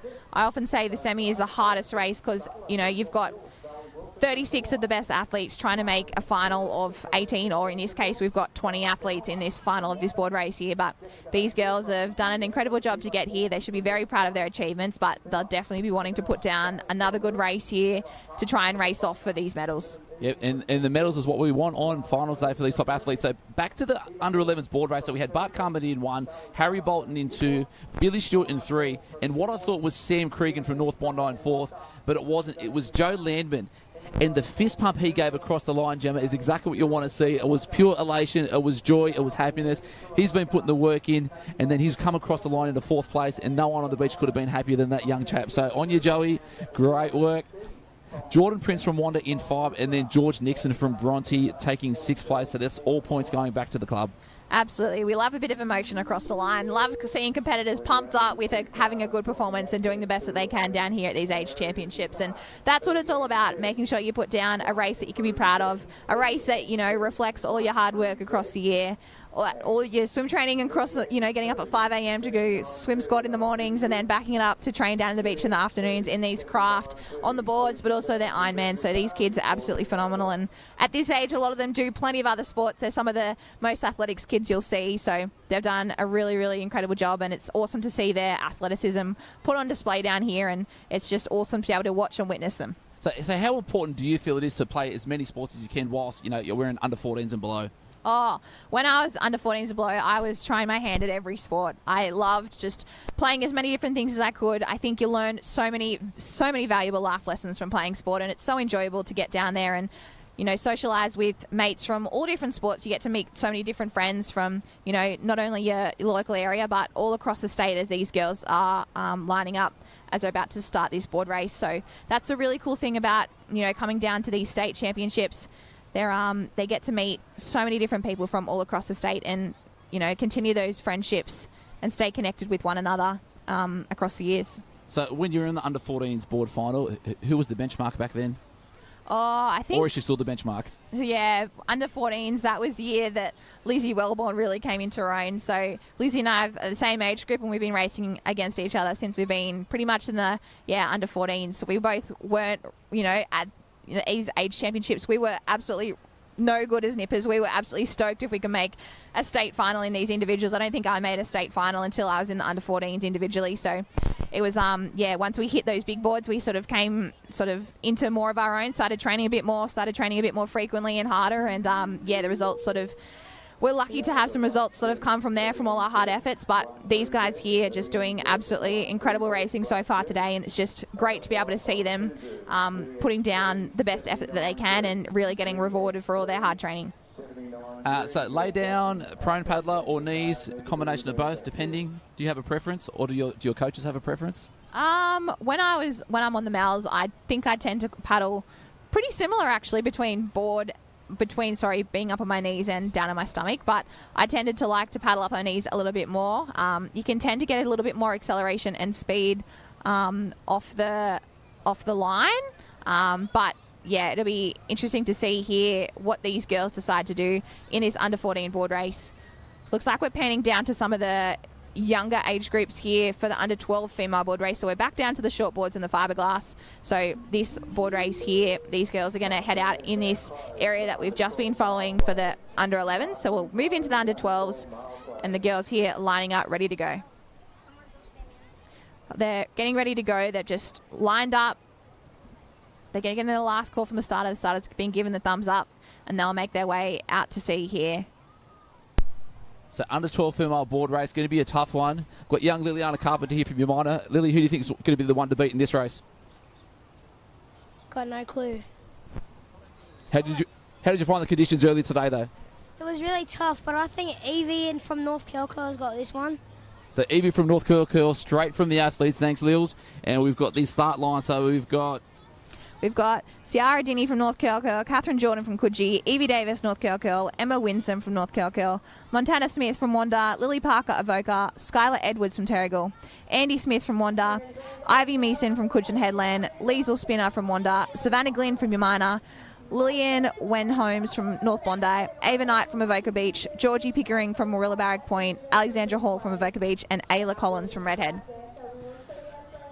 Big field. Under-12 final, ladies are in and again. So, again, just that right hand edge, just a little bit heavier on the bank, but it's so important to attack and get that nose through that wave. If we're going to be punching, we want to be punching at maximum speed. Some great late strokes there. Nose up, over, down, and rating up once again. Warilla Barrack Point leading us out. Yeah, Warilla have done a really good job there. They look like they're just going to pop out in between those two sections of waves there. So the girls are just going to cop a couple of little waves here. It actually looks like it's doubling up the waves here in this area. So sometimes two will come in really quick succession, which on a board is sometimes a little bit difficult to negotiate, because when they pop up and over, they pop over one and then there's straight another one there ready to come through. But the girls here done some really clean pops, the girls out in front, and they look like, you can see there the white water. They're about to head into that deeper, darker coloured water. So that's typically where we see the waves haven't broken. So it looks like these girls have just hit that deeper section there, and they're making their way out to the can. And how important is it when we're going out, Jim, just to not to stay in that straight line, have a bit of awareness around what is happening with the waves, where the water's moving, so you can actually manoeuvre your board to find as much green water as possible? Absolutely. So the girls that have read the surf the best were able to negotiate and sort of move left and right into that deeper section. So if you've got to go through the white water, it's typically a lot slower than if you can keep paddling in that sort of deeper, darker section of water that hasn't necessarily broken yet. So the girls there out in front from North Bondi, it looks like we've got a Coogee cap and another cap there from Warilla out in front, just got through that shore break the best. But it looks like we've had North Kilcoyle also coming up in fourth place. She looks like she might be trying to paddle out around that greener section there as these girls just caught one out the back. A massive wave comes through. Looks like we haven't had one break there for a while, so maybe these waves are starting to break a bit further out. It's a little shades of Summer of Surf from Shannon Exxon a couple of weeks ago, just on a little bit of a smaller scale, but at the moment looks like it's Lily Venmos from North Bondi leading us out, and then North Kilcoyle chasing half from behind. Again, so much water moving, Jen. We didn't see that earlier, and again, I guess that tide coming in, it's probably going to be a little bit more that we'll see over the next hour and a half or so. Yeah, I was really impressed there with their skills and their ability to read the surf from the competitor there from North Curl. I sort of was wondering what was happening. She paddled off to the left there, but she managed to negotiate around that little breaking wave a little bit better, and that put her up from 4th into 2nd. So really good surf skills here. But our early leader from North Bondi is streaking ahead here. She would have been training with our earlier winner from the under-12 male board race. They'll be out there pushing each other day in, day out, and she's doing absolutely everything she can to get out in front in this race and doing a really good job. She's turned that can. She's got a nice, handy little lead, and she'll be trying to lift and pick up anything, any little runner that the waves throw up here. And again, something at the back, having a look, trying to pick that right up. We just saw Ivy Myson there from Coogin Headland also in the pack, and probably one to watch coming through. Long paddling specialist, great runner, Sav Glynn. She will go all day. She's only slight, she's only small, but she'll be able to keep that rate up the whole way from start to finish. But at the moment, unbelievable lead there for the cap of North Bondi. Yeah, she's just having a little bit of a look over her shoulder there to see what's coming. She wants to try and negotiate this little tricky inshore wave zone, as we saw the boys there before, but it looks like there's not too much coming at the moment. She's going to have to keep paddling all the way in. She might get a little bit of a lift off this one, as she does. She's already started to move back, and she does that very well, picking up that wave and negotiating it back to the beach. And awareness, as soon as we're on that wave, we'll cut a little bit harder, right, because she's probably just going to miss those finishing it. So great effort there. And this wave seems a little bit bigger than what we've seen before. This is going to take her the whole way through, and we haven't seen that over the last 2 to 3 races. No, she did a really good job there to pick a good line coming in. So her coaches and fellow athletes probably have had a bit of a chat to her there. She's really putting the hammer down now to try and get this wave all the way to shore, and she does a really good job there to manage to stay on that wave. A perfect finish there. She'll have a nice run up to the beach. She's done all the hard work and will get paid with that gold medal. An absolutely incredible race there for our competitor from North Bondi. So Lily Wenmos from North Bondi, your gold medalist. Ivy Myson from Coogin working hard. She's going to try and hold on. We've got the cap of North Kilco. It was thereabouts, but it's Warilla Barry Point, and it's going to be sprint finish. Sav Glynn's Jonah coming on the back there. 1 2 up on their feet. We don't want any errors. Sprint finish. Coogin into So Warilla Barry Point 3, Yamina 4, North Curl in 5. Wow, what a finish for those girls. They've absolutely streets ahead of the rest of the field. So really attacking that break zone early, getting out into that clean water, and then having the first chance of the waves on the way back to the beach. Broke the field apart. We can see here, competitor from Avoca coming up in 6th place. Club points. That's exactly what you want to get club points in these early races for your club. The clubs have been really competitive across all of the racing so far, so it'll be interesting to see who takes out the top club across these age championships for the Nippers, but really good race there for these girls as they make their way across that line. Yeah, it's so good to see the different caps coming up. You know, there's no dominant club. This could be anyone's race, and even, again, still at least the back end of the race, we're still having fun catching waves coming through. It's Alex Hall. It's had a pretty good championship so far. Medalled in the board relay with a little mate down there from Avoca, and I believe they medalled in a board relay again yesterday. Probably one of the best textbook finishes you'll see. 5 on the wave, 3rd place on offer, 1st on up, great pickup, sprint across the line. Yeah, that's what we'll often see too. It's really interesting in these board races. Typically, the first competitor up onto their feet gets the best finish. So it'll be interesting to see how that plays out. As I'm sure we'll have some more sprint finishes across the rest of the day's action here, but looks like we've got the boys going down, just getting ready for their board race here. You can see the competitors can opt to go down, wash their boards off. It's often a really good opportunity to just have a look at the water directly in front of where you're starting. See if there's any potholes, see how deep or shallow the water is, where you're going to get on, and really sort of think about how you're going to start this race. So it's often a good opportunity to just start getting in the zone. But the girls here, the rest of the field just making their way up the beach. They've caught some waves in. They'll be happy with that one. You haven't had to paddle all the way to shore, but still putting in effort to run up the beach and finish off in a strong place for their individual board races. Yeah, unbelievable. Top 20 in the state for the under-12 female board. We're back down to the beach for another interview.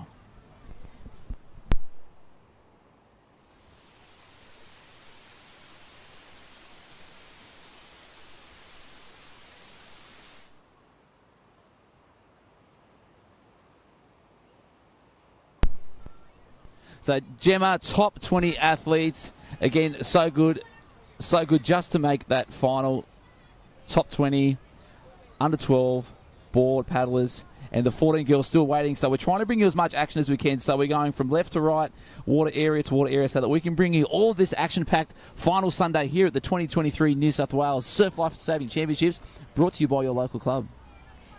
Yep, so we can see there the girls have just been held up a little bit at the start, sitting down their boards, just trying to conserve a little bit of energy. Sometimes you're down there waiting for a little while, so just trying to relax, not be too nervous for too long.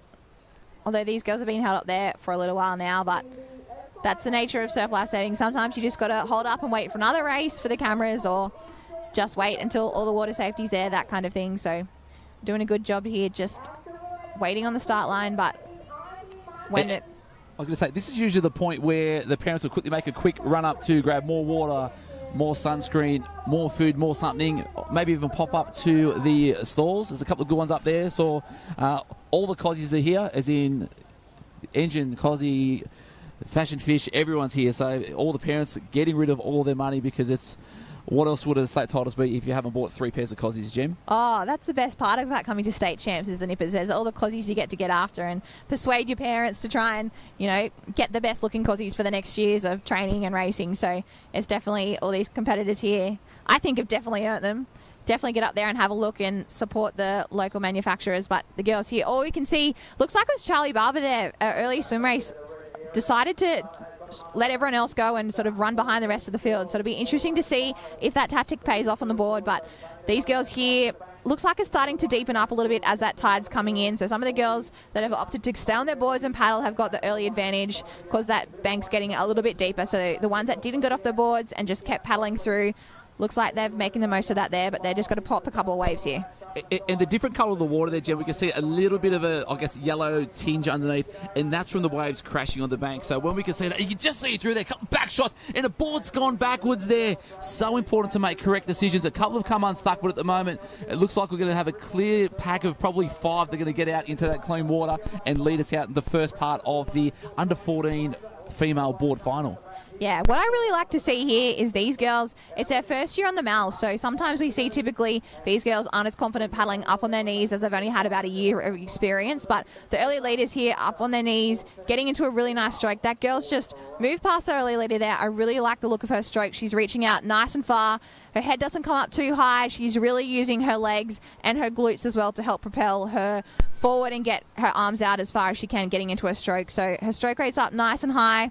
She looks like it's Cooks Hill, I think, is our early leader out in front, and I really like the look of her there. But it looks like it might be Evoca as well, tucking in just on her side, her wash there. But the rest of the girls are sort of following in behind. They're trying to catch some wash, get a bit of assistance as they go around these cans. And these boards, they're a lot bigger, they're heavier, so it's sometimes a bit harder as they come together to negotiate around those buoys. We can see, there's a little bit of carnage around the cans there. Some of the early ones on the inside got a bit stuck, but the one out in front, she's got no worries at all. She's in her own water and she's making the most of these early parts of the race. Yeah, that'd be Lily Egan there from Cooks Hill. Won the board rescue on Friday, and they have never lost it, have won it every year. Her and Alexa Sutherland from Cooks Hill have won the under 11s, 12s, nothing last year due to no state titles.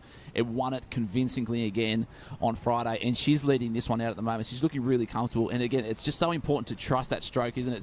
Trust you've got the strength, the power, and the skills to be able to stay up on your knees and chase these runners in. Yeah, that is very, very impressive to go undefeated all the way through in that board rescue. And you can see why here she's doing a really good job on this board race. You really want to make sure, though, you keep that stroke rate up. As we can see, a little bit of a wave on offer here. It looks like some might pick up some of the back markers. They'll get a bit of a lift off it, but it just fattens up at the wrong time. Looks like we might have 2 on this wave here. Looks like it might be our early swim race leader of Charlie Barber, but she might just not be able to pull down it. They've all missed it by the looks of things. I think she might... Yeah, there's going to be a wave on here, and there's going to be a lot on it. So sprint finishes on here. We'll just see the cap from Evoca through the middle. And just fattening up there through the middle. Cook's are going to miss out, but then a nice little run on the inside. Looks like the cap of Redhead trying to stay down and low, but at the moment, it looks like Cooks Hill's done enough. But Ken Newport full over the top of this one through the inside left-hand edge, and then we have it race into great skills there from the ladies. Sprint finish about to be on. Here we go. So those early tactics from Charlie Barber to run around the field and head out on that shallower left-hand side of that bank that worked for her in the swim race paid dividends. She's on this wave here for the sprint finish with Cooks Hill, so it'll be interesting to see. They're on the same wave here. They're just going to have to negotiate through this shallow part. of the bank is going to be who gets off first and runs up the beach. It's going to be close. So unbelievable. Up that little travelator, Cookshill trying to stay there in front. And Lily Egan. Shades of Bailey Johns from 2019 at Aussies. A couple of big strokes on the knees, up, grabbing the board, and basically taking that pace and the first place and the title, gold medal for the New South Wales under-14 board. So good, Jem, so good. Amazing race there. She led from start to finish, really, really strong paddling, and she got up first. She knew she had edge to cross that finish line. There was a little bit of a celebration there, which is great to see. She'll be happy with that race after her performances across the last couple of days as well, backing up from the board rescue win yesterday. So 2 gold medals. What a championships for her so far. Yeah, unbelievable. Still a few more races to go, so... But again, it's just the thing that always gets me, Jem, watching these young ladies, state final on the board, and to be able to have that much confidence and awareness. And like I said, at that start, they're up on their knees, they're rating, the butt's nice and high, using the glutes, the power's coming from that, which is why it's so important when the coach tells you the first carnival of the year, we're on our knees at the start, correct? Absolutely. So these girls, definitely the ones that were up on their knees, we're at the front end of our field there and really, really paid dividends for them. It's awesome to see them getting really confident and showing all the skills that they've learned across the year on these mals. It's sometimes a little bit of a transition. They're a bit harder to pop, a bit harder to negotiate through the waves, but the girls here did a really good job on the start of that board race to get out through the waves nice and cleanly. Had to pop through a couple and then did an awesome job coming in as well to be able to move back, know exactly where their positioning was so they didn't nosedive coming in, and yeah, came down to a sprint up the beach for a finish. So really awesome job there from Cook's Hill to take out the win. Newport in second after a first place in the surf race earlier, so a great start to the day for Charlie Barber as well.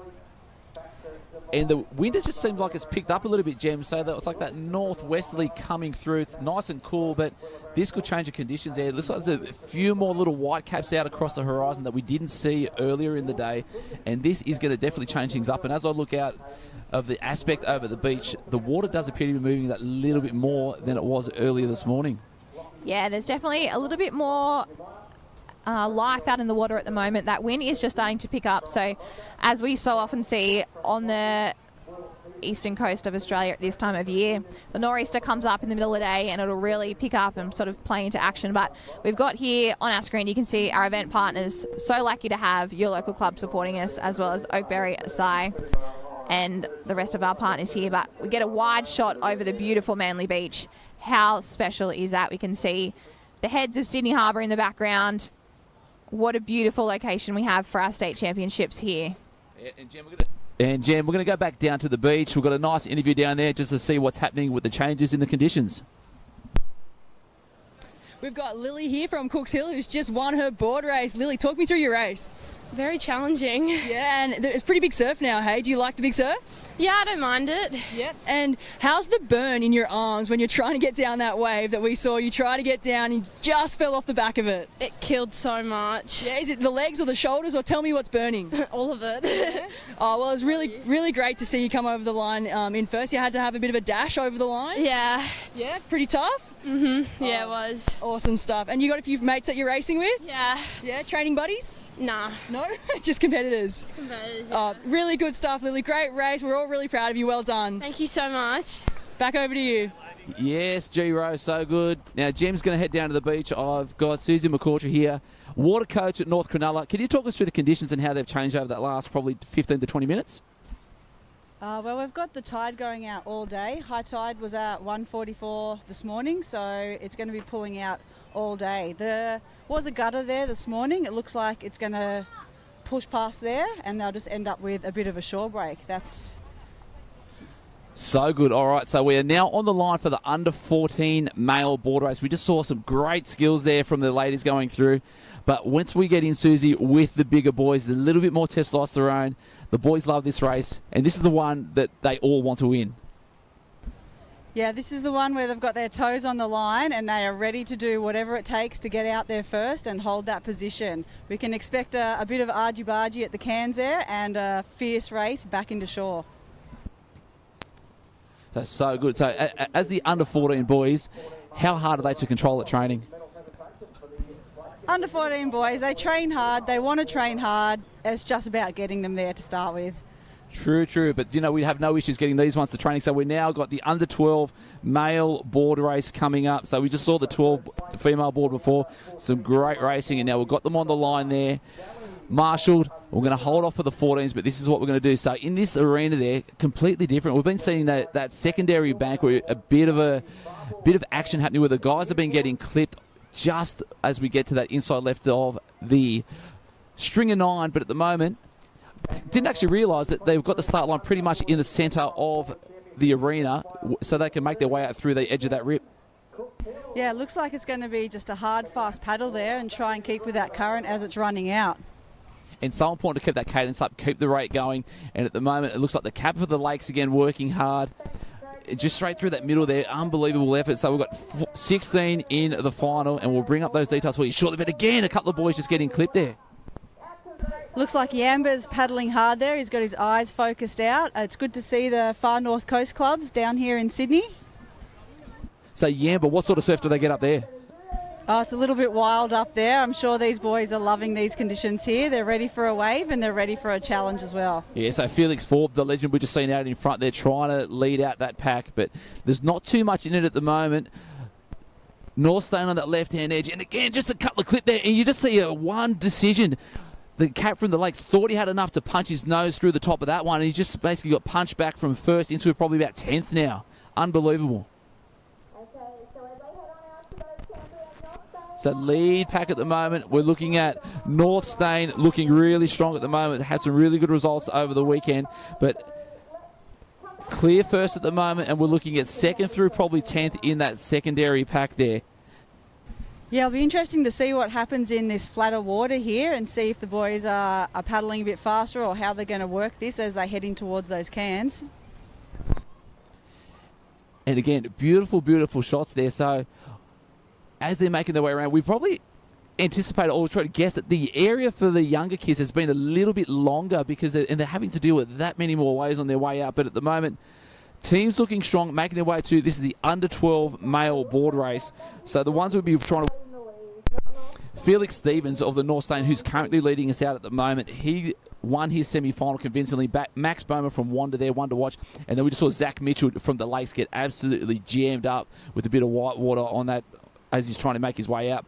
And then Lennox Withyman from Swansea Belmont, Xavier Daly from Allura were your top two from the semi-final number 2. But at the moment, look at that lead at the moment there, Suze. How big is that for a under-12 board to be that far in front and not even be at that apex? This kid out front, it'll be great to see him. He might be able to catch a glimpse of those boys behind him as he turns the corner here. And he's got a little bit of a view of them there. He's going to start lifting his rate even more and try and hold this as he heads towards that final turn. So Yamba's still looking strong as they get to the apex, but everyone else is going to get jammed up. There'll be no arms in the water. It's going to be boards touching, which means if the boards are touching and you can't get your hands in the water, we aren't paddling. And this lead is just going to get even bigger and bigger for Felix Stevens, who is absolutely putting on a masterclass at the moment, making his way around to that string of 9. He's had a look behind it. Just look how deep those elbows are. He's pulling so much water there. Yeah, we've got this big group coming up to the final can here. Let's see if they have a little bit of fun there. And we have seen a bit of fun. So Allura working hard there as well. Coogee in there and also Coogin. So it's all the C's working hard. Right up over the top. Stay with it, boys. You're going to have to work a bit harder than that. And there we go. Allura trying to eke out every little bit. But at the moment, the leader's not even in shot. That's how far in front he is. So Felix Stevens way out in front at the moment, not even in shot. And this is the rest of the medals that we're looking at. And then a couple of runners out the back. Boys are doing well. Coogin, Swan, Cooks Hill, Looks and like Allura. Allura came down there nice, paddling hard to get that in there. And this guy looks like he's even false started. He is that far in front, ladies and gentlemen. This is an unbelievable effort. Felix Stevens from North Stain is going to be taking home a gold medal on his home beach. He hasn't left anything to chance there. He kept paddling hard that whole way in. Didn't even wait for anything, just kept at it the whole way in. Textbook finish. So your miners now into Sam Weddy in there. We've got Mitchell there from the Lakes, North Bondi, Coogee, and the Yamba still in there. So this is going to be a sprint finish. Perfection is what it is. This is why the coaches say when we do finishes at training, we do them properly. So who's going to be the first one up and they execute it properly? Lakes up early, waiting for the drag. Couple little bunny hops, sprint finish across the line. Yes, North boys. Bondi, Yamba. So North Bondi 2, Yamba 3, Lakes in 4, Yamina in 5, and unbelievable. Some aren't happy, some are real happy, but First place. Fantastic to see that lunging over the line, just not leaving it to chance, just getting there and making sure that they've held their position. But Felix Stevens, have you ever seen something so strong? That was unbelievable. Great performance again last year, but to come and back that up and do it one more time, so good. So the young guy, he would train here multiple times a week, and no doubt when the surf's up, training's off, we're just going to go and surf and catch as many waves as possible. But Felix Stevens, absolutely dominating the field. So good to watch. So we had Felix Stevens from North Stain in 1, Felix Forbes from Yamba. Without actually checking the annals, and we'll go with William Miller from Cooks Hill, I can guarantee that would be the first time ever in the history of surf lifesaving that we've had 2 Felixes finish 1 and 2 in a race. And great to see Coogin Headland up there as well, really getting a nice spread across the state, turning up and getting in that top 10 as well. So Xavier Daly in 5 and Ruben Tapania from North Curl in your top 6. So great work, but unbelievable. So Felix Stevens, Felix Forbes, William Miller, Alfie Jorg, Xavier Daly and Ruben, your top 6. And we're now on the line for the start of the under-14s. They've been held so we could get the under-12s in. The boys are now on the line. Yeah, these boys are definitely ready to go. They've been chomping at the bit waiting there. They're going to go out hard. They're going to go out and want to win this. So being the state final, they could see close to the screen, Will Josling. They've been paddling really strong from the Central Coast. A couple of good results at the bigger events there as well. But you just see a couple of the guys getting clipped a little bit there. As that tide's filling up, Hayden McGregor laying down. He's got the big shoulders in front. Had an unbelievable swim. Bad line, but still was able to come through and pick up that win in the surf race. But at the moment, it looks as if it might be the cap of Swansea Belmont. They're just working really hard as well. So it might be Will Patterson from Swansea Belmont out there in front. Hayden McGregor pushing hard on that left-hand edge. And then it's just not too much in it at the moment. So guys now out in clean water. The leaders is where it's going to be. But at the moment, I'm going to call that Will Patterson from Swansea Belmont taking that lead. So they're in there working hard. Will Patterson getting into it. So under 14's final, first one to the Ken. You need that clean water so to get around to that apex, because nothing worse than when you get there and it's George Street all jammed up and boards everywhere. Yeah, Harold, it's interesting to see those differences between prone paddlers and knee paddlers start to come in. What do you reckon you can see there between those prone and the knee paddlers at the moment? Well, I think it's much of a muchness, but it's just more so trust in it's not what you feel comfortable with, it's what your coach feels comfortable with, because they're the ones watching you the whole time. So even though, and my daughter's the same, my youngest Lucy, under 15, she's like, I'm as fast laying down as I am kneeling. And then the question is, why does the coach keep telling you to kneel? Because they've seen something different. So, but the fact that you see these guys at the front, prone paddlers are usually synonymous with the Swansea Belmont Club, and the fact that we've got the leader at the front, Will Patterson, having a combination of both and paddling really, really strong, good to see. So he's out in front at the moment. Allura there in second. So whatever transpires over that next little bit, we'll see what happens. Hayden McGregor still pushing hard into third at the moment. Hard to pick up that cap in the middle, but Swansea Belmont clear lead at the moment as we make our way to shore. Yeah, I think there's a few coaches on shore with their binoculars out in this race, definitely. I think there'll be a few cheers coming in as they turn these cans here. And do you usually have that last marker, so that black and white can? As soon as we hit that, if you're not on your knees, you should be by now, if that's the way we're paddling. I know you're hurting. I know the season's been long, but this is what we've been training for. Yeah, these guys would definitely be feeling it now. There's a lot on the line from them. It's their last year in the youth, coming into youth there, so they want this medal, they want that glory. And then a few of these guys will also be possibly backing up for some team events next week at the Open. So Allura trying to pull over the top of that one. Swansea Belmont still up in the knees. A couple of little runners behind. Need to get that boat speed up so we can get in front of it. And is it going to be enough on the inside? There might be another Swansea Belmont cap and then Terrigal there, but it's just fattened up on that inside left. Not too much there, but it looks like it's going to be one. Or is it? We've got Coogin working hard there in the front. Is that Allura? Looks like Allura's on there. No, I think you're right. The first time I think that might be Coogin. Phoenix. Oh, Charlie George.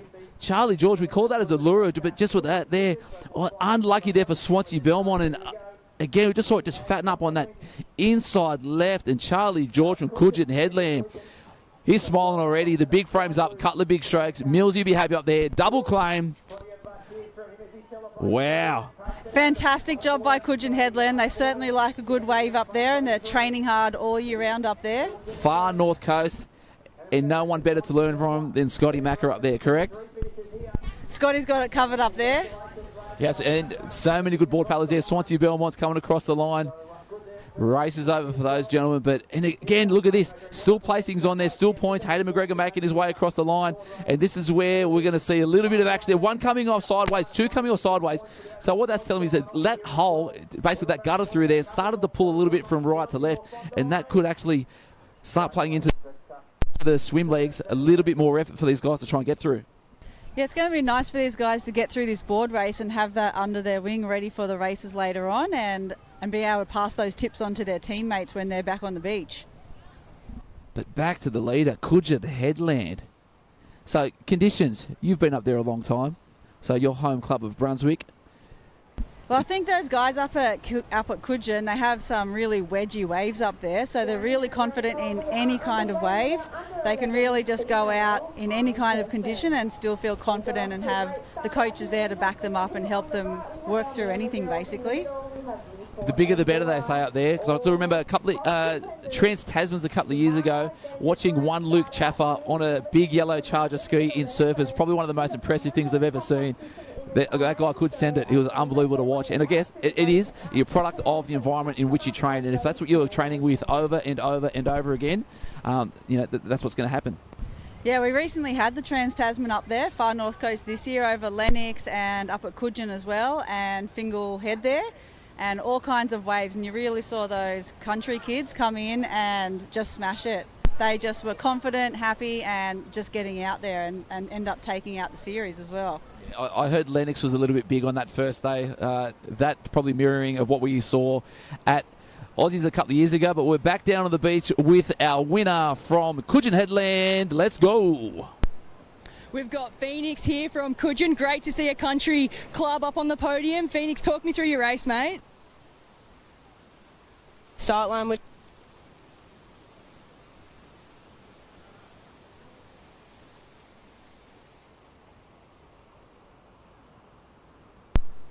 So Phoenix Preston, we're going to be back down on the beach shortly, but Phoenix Preston from Coogin Headland. We do apologise, young man. This is your time in the sun. Phoenix Preston. Some great skills coming through. Got seventh in the semi, taking it through to the final, and that was an unbelievable effort. So Phoenix Preston, 7th fastest qualifier, so just snuck in to get through to that final, and that was an unbelievable effort there from Phoenix. Yeah, he's got to be proud of himself for that one. He's, as you said, just came into the final there. He's ready for it. He's probably hungry for it. He wasn't going to let anyone else take that from him. Yeah, it's so good. Phoenix Preston. We're going to go back to him down on the beach now with Georgie Rowe. And Phoenix, what a legend. Talk me through how your body was feeling coming down that last wave. Oh, just relief. There was so much just adrenaline, so I didn't really feel much pain yet, but starting to kick in now. Shoulders, lats, just burning, but it was fun. Really good stuff, Phoenix. You got a few more races today? Yeah, 2 more, Iron and Cameron. Awesome. Well, best of luck for those, and really great to see you up there, mate. Good job. Back over to you. Thanks, G Rowe. Preston, the legend, the under-14 board champion. But I'll tell you what, that was amazing to watch. Great skills. And again, taking another gold medal back to Coogin Headland. How many board medals do you think they would have won over the last probably 10 years? How many hands do you have to count on? Way too many. But again, products of their environment. And probably similar to what we saw Aussies when we had that up at Sunny Coast 3 years ago. Diabolically low flat conditions, no swell anywhere, and Swansea Belmont dominated. They came through on all the board events. They're synonymous with getting out onto the Lake Macquarie and just like that Swansea Belmont inlet, and just flat water work is so important. So flat water work, do you force your kids to get on the flat water? Well, down at Bait Bay, we're pretty lucky. We've got Gunnamatta Bay around the corner, so if anything's too wild or we need to do maybe some time trials, things like that, we're straight around the bay. It's really good. We see Wanda and Allura there as well, Cronulla come around, so it's nice to have all those clubs all using that same space and working with it. All right, so we're back in Water Arena 2. We've missed the start, but we're going to go through and get into it. And I tell you what, though, this is fast, action-packed racing here. And the fact that we can bring you these conditions live to your screen at home via Facebook, via YouTube, via KO, just shows how the technology is building through.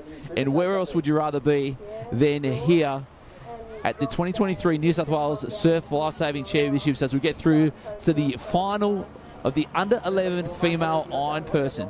And I'm going to be saying that that's going to be the cap of North Bondi out in front, just squeezing around the can. You can just see going around that red can at the back there, Suze. Mia Hu from North Bondi, absolutely dominating. She has been the star performer of this age group for the whole championships. I mean, the Hu family, they're on fire. I've got the two younger siblings as well who have just smashed it all through state as well. It's been fantastic to see. And everything they do is with a smile. You know, they're congratulating all the athletes after. They're having fun with their mates. They're loving the team events. But at the moment, Mia Hu for the under-11 female iron final appears to be dominating this once more. So with the irons, junior championships, it's always the draw of swim board. That never changes up. Did you have a preference when you were competing for what you enjoyed more of the iron draw? I would say always the swim first. I know many people would disagree with me, but just having your body out in the water and understanding what's happening out there, feeling it firsthand is always good before you jump on the board. So yeah, I'd say swim first. What about you? Oh, mate, no competing for me. I do prefer to watch it with the swim first because then it's out of the way. But mind you, when the swell's on, there's nothing better than watching a swim league go last and then these specialist swimmers just come in over the top and then get into what they used to. But look at this, Mia Hu. Wow, look at that. She's going to hold that down. She knows it's going to come through. Double hand, all the kicks, no breathing, keep that head as low as possible. And she's not going to come over the top of this one. Surely she's not. But that is some unbelievable skills, even to get that much out of it. Well, having those swim skills is an absolute must. If you have a swimmer and a swimmer background, they have a definite advantage in any kind of iron or multi-craft event. If you can get out there in the swim first, then you've usually got it.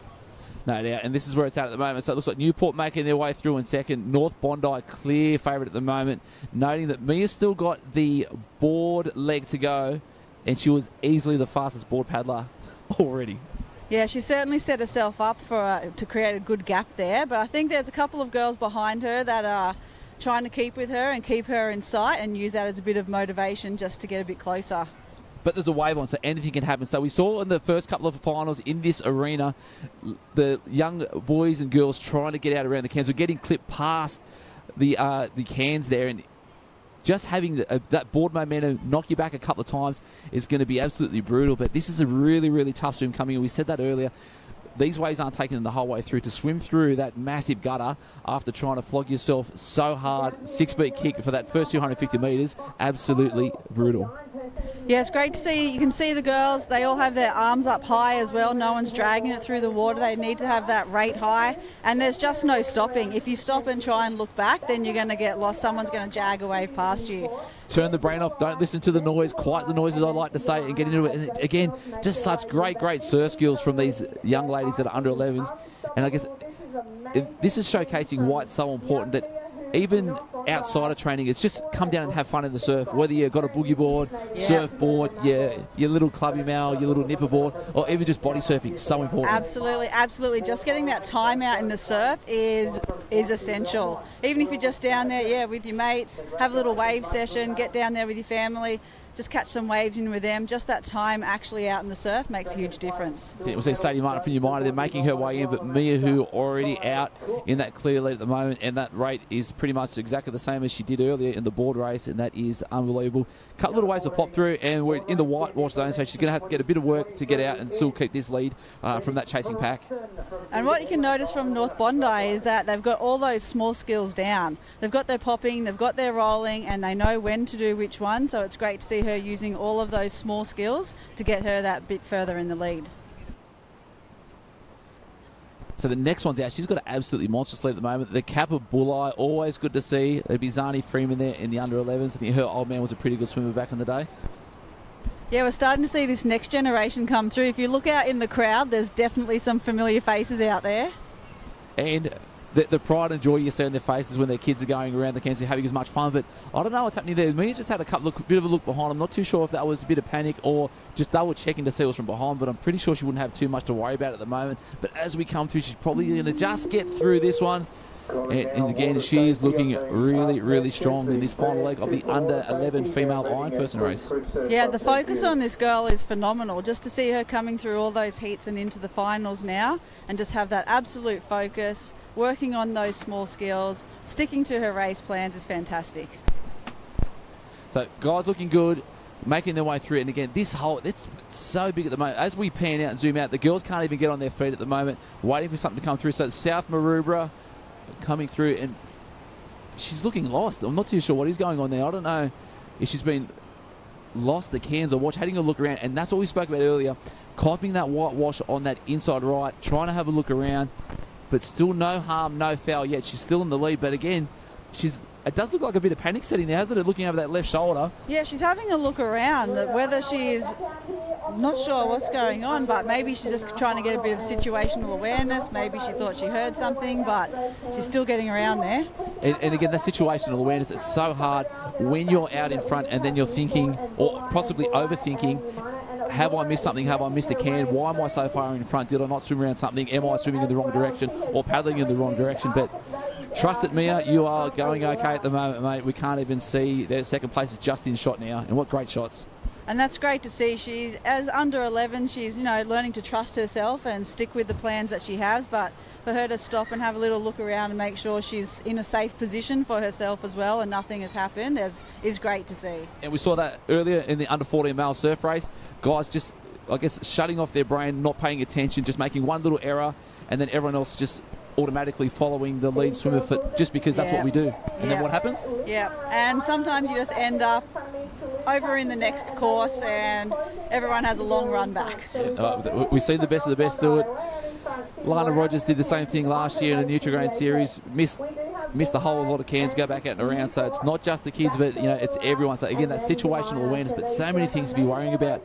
Am I rating far enough? Am I in the right position on the board? Am I actually tired? Do I need to listen to my brain that I've got to stop going? What is the next thing I need to do? Have I taken the right line? And what direction are we coming in? Okay, she's been able to see a couple of the other girls coming up now. That might put her mind at ease, and now she can just focus on getting back to that shore as quick as possible. Yep, so she would have picked out something on the skyline, so to aim on the way in. There's 1,000 big pine trees here, but it's probably one of the taller buildings. But again, she's absolutely putting on a masterclass. She's probably going to have a sore neck from looking around that much. So just to see who's from behind, but you can relax now. Mia, who everyone knows who you are, and you're going to be the under-11 iron champion. And we're calling it early. She's not even at that last can, but again, so good to watch. Well, now it'll be interesting to see who's coming in on the second and third, and the Chocky coming in on fourth. We'll keep an eye on them. The old Chocky medal, eh? Everyone loves the reference to the Chocky medal. I like to call it points for the club. We had a couple of references that are going, it must be disappointed. Fourth is still, it's only one less point than a third for your club. And if we're about club points in the club championships for the age championships, that's what it's about. And look at this, nice little wave there. The crowd will go up, and you can just hear the applause outside of the arena just for the appreciation for what they're actually witnessing here today. Yeah, she's making the most of that wave. She's not stopping. She's going for it. She's going to paddle all the way on till she's all the way there. So we've still got the last of the competitors getting onto the board. She's staying in front of that, and she is absolutely streaking the field. Mia, you are good. You are in first place. You are going to be crowned the under-11 female iron champion for New South Wales with an absolute masterclass and great display And you can hear the cheers already. Everyone's cheering her on, no matter what club you're from. Everyone cheers in that first winner. It could have been, this be the one, Susan, will be like, we were there to call her first Iron Championship in the under-11s because, the sky's the limit once you've got this base. We'll remember this. We'll remember the time that the Who's came in first, and I think we'll be saying that for a few years to come. I'll tell you what, who's in first and who's in second. And that's who we've got there. The cap of Newport looking strong at the moment. So it was Mia Hu in first, Daylight second, but still working hard. Minor placings are on. And I'll tell you what, if that's what you're chasing in that age group, that must inspire you to think that, someone in my age group can paddle that fast and swim that fast, aspirational stuff. But even just seeing the kids talk behind the scenes, it's not about the winning. It's about the friendships and the fun. Yeah, that's it. We always say to the kids, make sure you turn to the person next to you, ask which club they're from, try and learn all of the caps so that when you see each other in competitions for the next 30 years, you'll be able to have those lifelong friendships as well. Oh, and a bit of bulleye action there as well. So Zani Freeman there from bulleye. So it looks like it's going to be Newport to Zani Freeman from bulleye in third.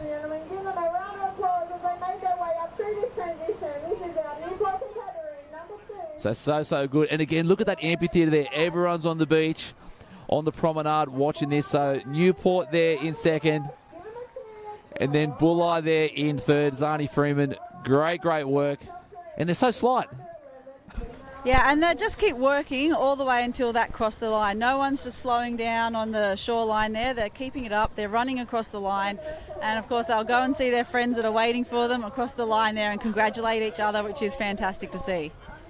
So Lennox and Yamina making their way through on this one. This could be for 4th and 5th, and this is going to be a great result there. Sorry, Allura across the line in 4th. So 5th and 6th points still on the line. We still want to get around. So it's Avalon Thomas there and Lennox Head waiting for that sprint finish there. And, geez, that's a decent transition, isn't it? Yeah, it's quite a long run, but the girls they just keep at it the whole way there. So that rounds out your top 6. But North, Bondi, Miahu, first place. Then we have the Newport Cap, Bulleye, Allura in the top 4. And again, look at this. Just still a bit of waves on action there. The racing's still on for the other places. And some of these kids would have set themselves goals that, I would like to have made a swim final and an iron final, or a top 10 and an iron final. And again, all these girls can feel some sort of achievement just to be crowned as one of the top 16 iron women. Yeah, it's fantastic. If you go and just talk to the girls a little bit, they all have different types of goals, and not all of it is to win.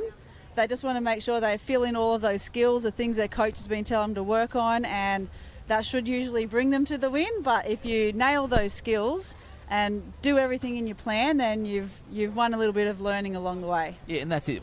And we are building lifestyles, so learning these skills along the way, getting these little goals, setting the goals, achieving them, feeling that sense of achievement. And then, just building on from that. So, and again, it's just so amazing to watch these, 10 and 11-year-old elite athletes. The fitness levels that's required for surf life saving is unlike any other sport.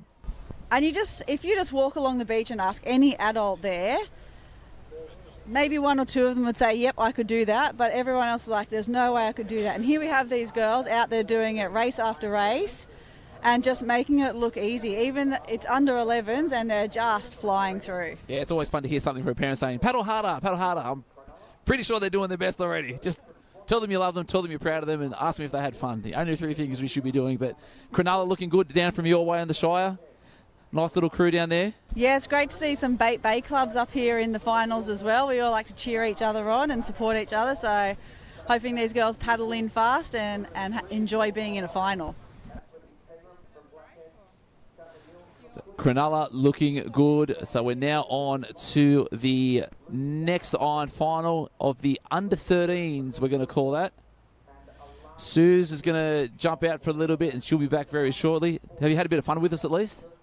It's unreal up here, especially up here in the commentary box. You get a good view, you've got all the up-to-date details, and for everyone at home, we hope that you're able to enjoy the broadcast as well. Yeah, as much fun as we are. So the start list of the under-39 person, Sophie Hamilton, Redhead, Ebony Springall from North. It's already gone through. You've got to be quicker than that, Harold.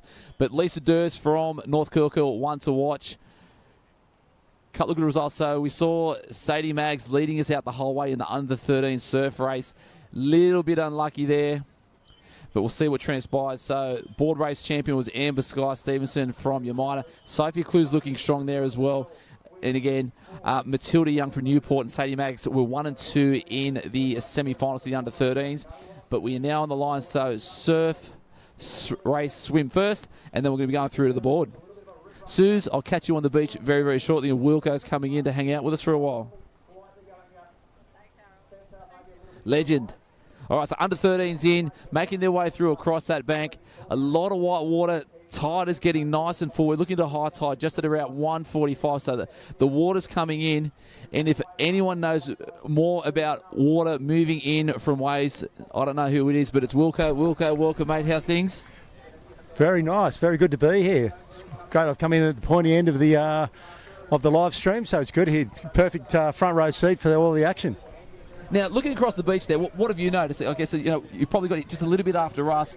Sun's in a really awkward position for the parents to watch, but a lot of whitewater out there. What's that telling you? Yeah, there is, and it's been interesting how the conditions have changed so much each day and then throughout the day, just with the shifting of the tide as well. It is hard. One of the things the competitors, you can see the glare on the water when you're looking out to sea. So as a competitor, you're swimming out, and often you won't actually see the swimming cans until you're right on top of them. And sometimes all they'll appear to you as when you swim is little silhouettes. And sometimes you won't even notice the turning buoys. It'll look like a wave out in the horizon, and then all of a sudden you're on top of them. Yeah, I tell you what, it's not bad. These two girls are looking strong at the moment. We're going to head back down to the beach for some expert commentary, an update on the water. Here with Mia Hu, the under-11 female Ironman champion. She's had an incredible day so far, taking out 3 gold medals in her individual races. Mia, how was that race? It was really good. That was awesome. You led from start to finish. You caught a really good wave in the body surfing coming in. What were you thinking when you pulled down that body surfing wave? I was hoping to stay on it the whole way in and then have a good transition. Yeah, when you came around and you saw how far in front you were, what were you thinking? I wasn't telling myself to go slow. I was telling myself to make the lead bigger. Yeah, well, you certainly did that. You had an incredible race and you had another gold medal. I think that's 5 for you so far. How proud are you of yourself for your state championships that you've had? I'm really happy with my results. Awesome. What an absolute superstar of the sport. Back to you guys, Harold. Two legends, Gemma Smith and Mia Hu, taking it out there. Now, first leg back to the water. Amber Stevenson from Yamina just overtaken Sadie Maggs and Lisa Durs as we make our way around. So, string of 9, want to get in nice and tight, and then try and keep that cadence up to get around the back, right? Yeah, that's right. And you just saw the girls have to make a quick readjustment as they come up to the boys. There is a little bit of a drag with the wind starting to pick up now. You can notice this is that drag when you're looking out to sea from left to right, so with the wind coming up out of the northeast. But the 3 girls out in front, they look like they're nice and strong in the water, getting a really good length of stroke here, and they'll really try and open up and capitalise on this lead as they go around the back of the string. Yeah, and that length of stroke is so important because as we get fatigued and we get a little bit more tired, everything shortens up, and when we're shortened up, I guess technique's not there, which means we're not efficient, which means we get more tired and we're not as fast through the water. Yeah, that's right. It all comes down to efficiency. Regardless of whatever, if you're swimming, if you're board paddling or any other craft, the length of time in the water means that you can generate power. So as you're right, 100% right, as you fatigue, you tend to shorten up your stroke and get a little bit more choppy at it. But all 3 girls out in front, nice, long, smooth strokes. They're controlling their rhythm, they're controlling that stroke rate, and they're really sort of opened up on the rest of the field. And control is probably that key word. As we try and get our way to short, and we're noting that we've got that decent transition to come through, legs be burning, and we don't want to be dawdling. We still want to be getting some sort of pace through there to get that board speed up as we get into that last leg. Yeah, and it's a very fine balance. You want to expend enough energy to give you that comfortable position out in front, or as far out in front as you can. You want to get in close enough to the break to have first crack at the waves, but then you don't want to burst yourself, so you get into the run and board and just fall apart. So that, even at this age, that very fine balance between expending enough energy and saving yourself a bit as well. It's that comfortable pain, isn't it? Yeah, right on the edge of falling apart. Right on the edge. So Amber Stevenson, Yamina in 1. Sadie Maggs from Newport in 2. It looks like Lisa Durs from North Curl in 3, and these have always been the 3 standout in the irons over the last few years, and this is still anybody's race. It is, and you can just see, it looks like a couple of little swells behind them, not a lot on offer. You can see them just running along the top of the swells there. They just turn around for a quick look, check, make sure there's no waves building behind them. They can really see the sand in the water now coming up on screen. They're coming into that impact zone. Any little wave they'll be hoping for just to latch on and, again, really capitalise on that lead. And this can make or break a race. So again, a couple of little bubbles there. Amber Stevenson trying to kick her legs a couple of little times. Sadie Maggs there too. Can Lisa Durs pull over the top of this one? And this is where the skill's going to come in. 1 and 2 on the lead. lead wave, holding that streamline, tuck that arm away, no breath, and keeping that head down as long as possible. This is going to be on skills. Amber Sky Stevenson getting that little bit more, and a right and left over the top. This is unbelievable. She wanted to maintain that little bit more, and she's out up and on her feet first. Yeah, that was really good skills there. You notice that out of the two girls, Amber kept her head down the longest, was really kicking her legs, and she's capitalised again on that little wave and on that lead. It's just given her a slight little buffer into the run and the board leg. Yeah, and she will have that base in there. Just got back from the Open Water Championships in Perth a couple of weeks ago. Took out second place in the under-15s over 1,000,000 Ks or however far she swims, because it's a long, long way. But she's going through that long transition around both of the cans, and that is a decent run as they're making their way through. But she's going to grab that board in first place, and she's going to try to protect that lead. Sadie Maggs in 2 from Newport, Lisa Durs, North Curl in 3, and no one else in shot as of yet. But I'll tell you what, looking through that run, Sadie looked comfortable, Sadie and Amber. I don't think Lisa's got much left in the tank. Yeah, the girls are trying to get as much oxygen in as they can there on that run leg. Again, setting themselves for the board leg. Any little wave that pops up, they want to make the most of any little break in the sets. So if an opportunity comes where they just got to absolutely go for it and sprint through the break, they'll take it. Then they'll try and rest out the back a little bit. There's a few small little waves, it looks like, just off screen, breaking out the back, but it shouldn't be enough to trouble these girls at that level. No, definitely not. So we've got Matilda Young, Sadie Maggs there in the second and third place, both from Newport, working really hard. And Amber Sky Stevenson still out in that front at the moment. But again, these girls are just unbelievable athletes working their way through such strong efforts, trying to open up the lungs whilst getting those legs through. And again, we're probably about just over halfway through the race to see who's going to be crowned the under-13 Iron champion. And it just goes to show how important the swim leg is. Like, just to get out and come out in front, be comfortable with your stroke, have that buffer, have that lead. So worst case scenario, those front 3 lead girls, if a jag comes through, if a wave comes through out the back and the rest of the field jags, ideally what would happen is they'd all be back to level pegging again. So once you're out in front, you get first crack at the waves, and you can see just that little bit of extra distance catching that wave there, and Amber's right out in front now. Yeah, she's out there in front. Newport chasing hard in second and third. So a little bit exciting for these kids now that we've also got the state championships, but now they're at the Aussies championships a couple of weeks after. So this is the big dance before the big dance for them. So this used to be the biggest dance they went to, and it's now the second biggest dance. But these medals are still as important. Yeah, 100%. Like, yeah, historically, this was always everyone's grand final. This, this capped off your year. This was it. Now they've got the opportunity to step up and go to an Aussies, and that's a whole new ball game. Once you get up this year over in Perth, and you see the size of the event and people you're racing against from Queensland, Victoria, South Australia, WA, it really opens your eyes up. But these 3 girls will hold their own with any level of competition from any other state for sure. Yeah, so making her way out, some great aspect there. So Amber's probably just going to open up. She's probably about a 25-metre lead at the moment. We'll see what transpires as we get closer to that apex. As soon as that's down, she wanted to be dropping the hammer and then trying to ride out every single little runner that's in there. North Curl chasing there hard as well. But again, this is some solid work. Wanda now in screen as well. But at the moment, Yamina won Newport in 2 and 3. And that's Zara Zamet-May, I think, from Wanda. On screen, they're doing really, really well. But out in front, you can see just the level of fitness there. You mentioned Amber was an open water swimmer. Just the back end fitness that would give her, the distance she would have. She'd be able to sit at this speed and just grind away all day. But we're coming back into the impact zone here, into the break zone. You never know what's going to happen. And you just see the last probably 10 to 15 metres, Newport has picked that rate up a little bit. Sadie Maggs may have been in there, just picking up that rate, eking out that little bit more on the runners, and we're getting closer and closer to that wave zone. But Zara Zamet-May, you spoke to earlier, won the surf race earlier today with some great surf skills, and this is what it's going to be. So Newport pulling down the runner, and we'll see what happens there. There's still not much on offer on that inside right there for Amber, and then Newport just on that outside right there. Again, more waves coming through, and we're just waiting. It looks like that stroke is getting that little bit shorter, like you were alluding to earlier there. Yeah, just shortening up a little bit, and you can see Newport on a great runner there now. See the changing contours from the screen. You can see the changing contour of the colour of the water, they're the runners that are coming underneath the boards, and it's a matter of really utilising every single little runner that's coming through, trying to get the most out of each one, so when you do get to the impact zone, to the break zone, you're onto something. There we go.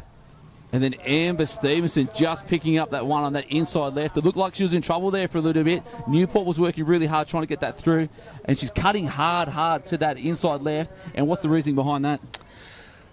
She'll be coming back onto her flag, onto the first turning flag. Trevor G, the coach up there at Umina, an absolute legend in his own right, a really skillful athlete back in the day. He would have been talking to all his kids about the importance of doing the little things right. Cutting back on a wave to make sure that you're right on the turning flag for the run leg. At this level in a final, it's critical. Yeah, so good. So Amber Stevenson crowned the under-13 Iron champion. Sadie Maggs from Newport in 2, and Amber's taking back another gold medal today for the club at Umina. She did an unbelievable job there. So with that there, she'll be celebrating. So with the Umina program, we've got the head coach for the Nippers, Steve Murphy, will be down there. He's done some amazing work. He's one of the legends down there, been with the club a long time, and he'd be as proud as anyone down there. You know, having to work, you know, with the ups and downs of these athletes to try and support them through. And again, we've got the gold medal to show for it. So Umina won, Newport second and third. I do apologise for that to Murph. Got a couple of waves coming in through now with the back of the field just starting to come in. But it was interesting to watch those girls come across the line there. There wasn't a lot of celebrating. They had to work that whole way, and it showed on their faces as they crossed. They earned it. They earned it. Like every single little bit they worked for it just to get those medals. Yeah, and not much waves on offer, so there's nothing worse. Turn that last can and you've got nothing on offer. You're going to have to work hard the whole way through. And we saw that a few times down the 11s area, having to paddle through that hole. But yeah, so Newport in second and third, some great effort there. But Amber Stevenson, Umina taking up first place. And then we had, again, from the club of Newport, Sadie Maggs in 2, Matilda Young in 3. And it looks like we've got a big group finish here. Take out the back end of the field, but we see Redhead and North Curly there. All the girls doing such a fantastic job. And it's really trying conditions out here today too. It's not easy for them. Long bank, long paddle, no waves on the way. Only waves on the way out, nothing on the way in. I think they'd probably prefer it the other way around.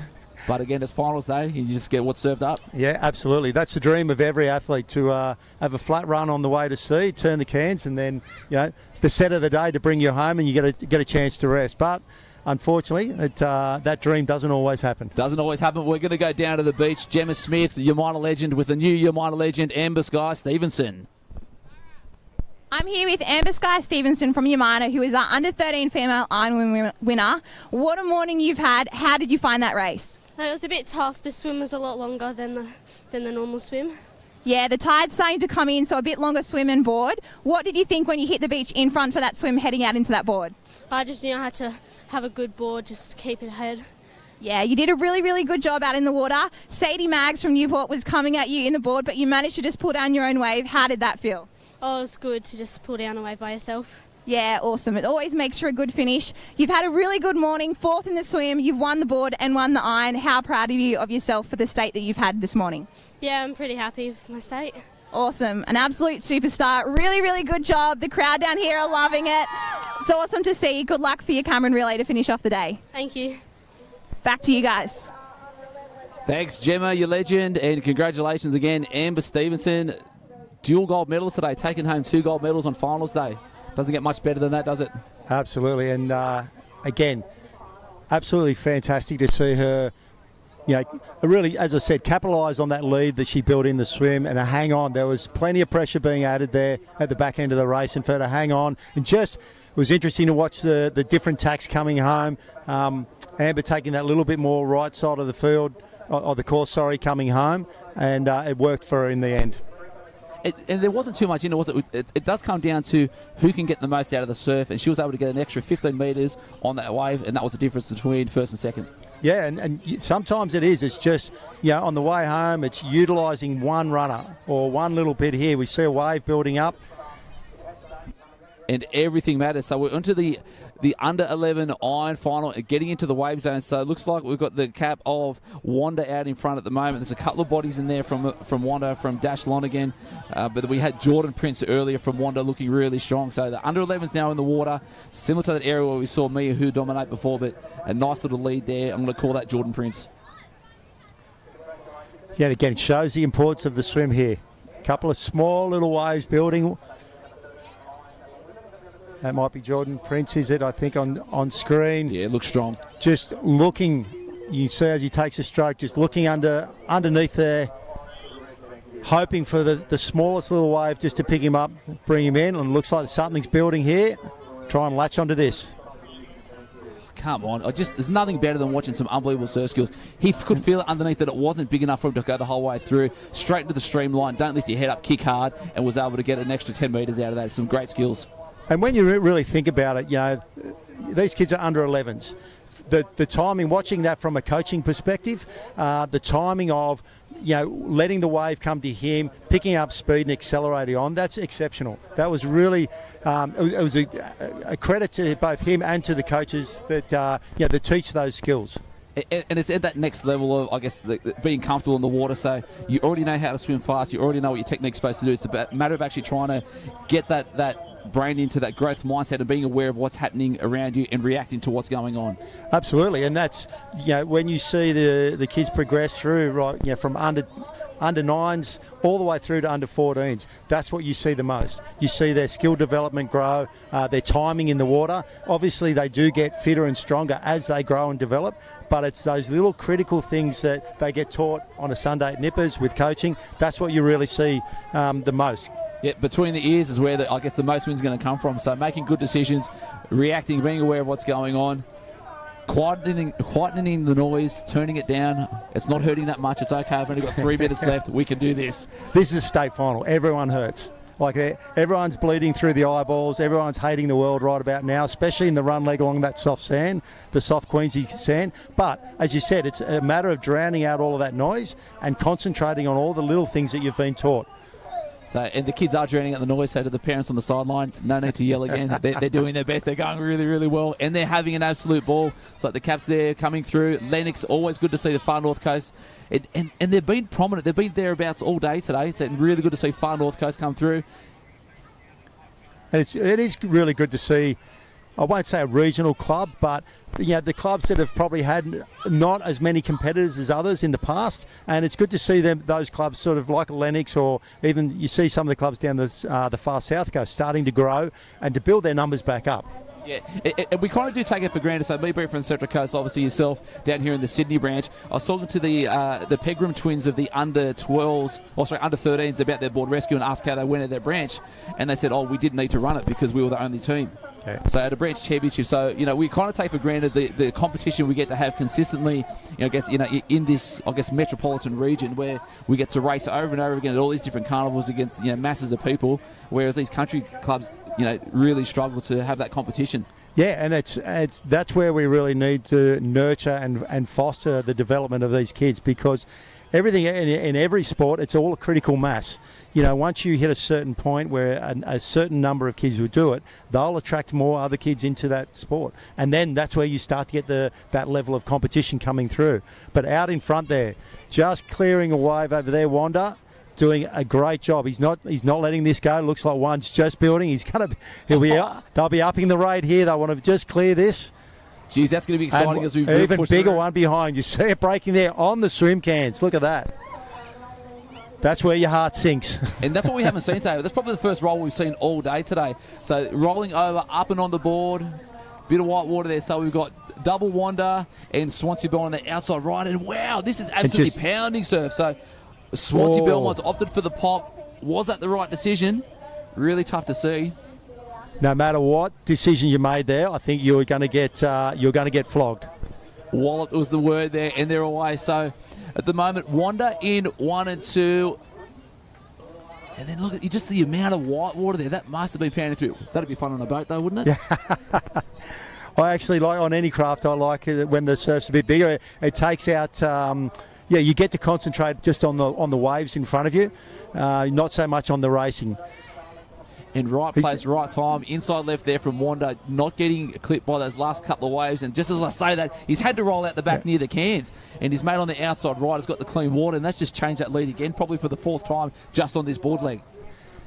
Yeah, that was unlucky. You saw him just to a quick turn to his left. So even though we couldn't see, we knew something must have been out there. And it's that bigger set has just clipped him again. There's a couple of the back markers here just getting hit by a few medium-sized ones, but the biggest set of the day probably rolled through. You can see what it's done to the swim can there. The force of that wave completely ripped the anchors and it's gone into a bow. Yeah, you can just see, the popping one's just out on that right side, so that's not looking good. So probably going to have a bit of a hold up whilst they reset that for the next race. But at the moment, Wanda 1 and 2, Swansea Belmont in 3. And when you think about that, if that's able to do that to a string of cans with big heavy anchors on the end, what's it going to do to a 10-year-old trying to roll a board? You know, for those guys there to not lose their board and to handle that situation when it really broke straight in front of them right on their head, that was an outstanding achievement there. And you always know there's a bit of swirl around when the IRBs are getting that little bit closer along with the jet ski. These guys have been out there 4 days in a row, heads on a swivel, ensuring that everyone is safe out there. And a lot goes in to put on an event of this magnitude. Absolutely. And from the officials on the beach, the people at the back of the beach making sure that everything runs smoothly. But most importantly, the IRB, the jet skis, the water safety that are in there. They go through the swim cans now. And again, they'll be coming back. We've just had a big set come through, so typically we'll have a little bit of a lull here, but you never know. So we're just going to go to the start.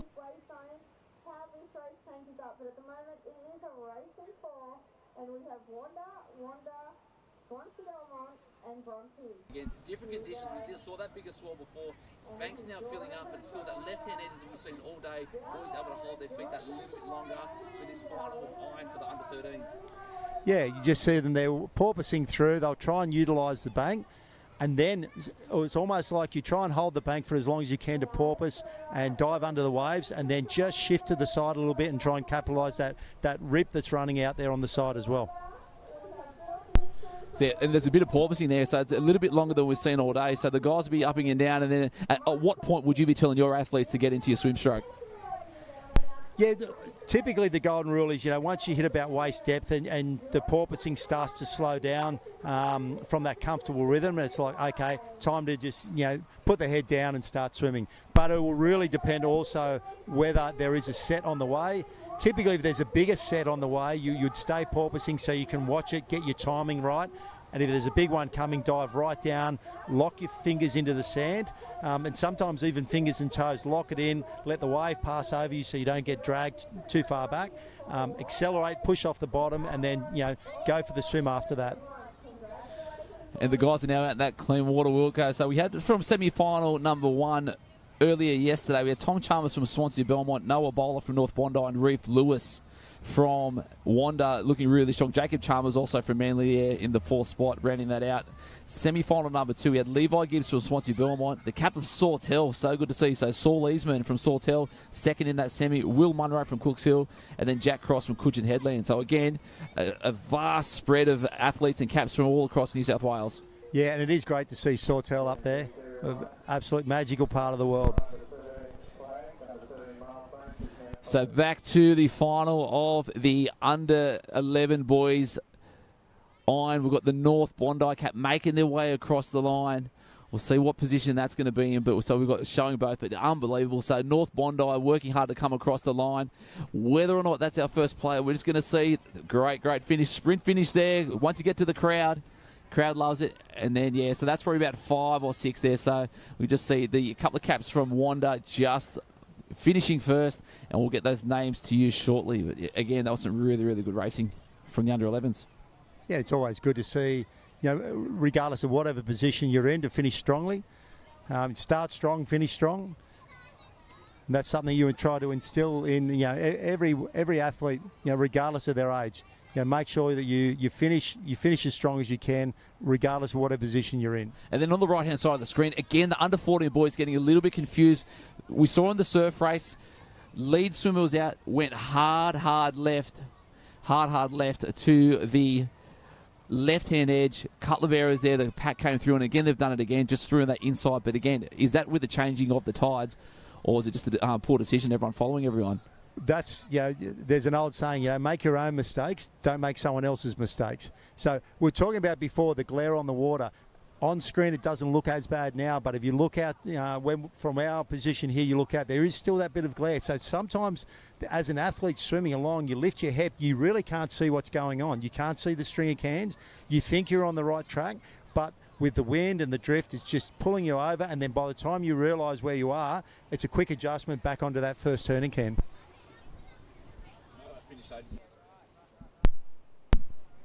So final stages of the surf race, we're looking at the lead caps there. Sawtell's in there. We said that cap earlier. And it looks like it's Cooks Hill on the right. But how good is it to see a Sawtell cap out in the water?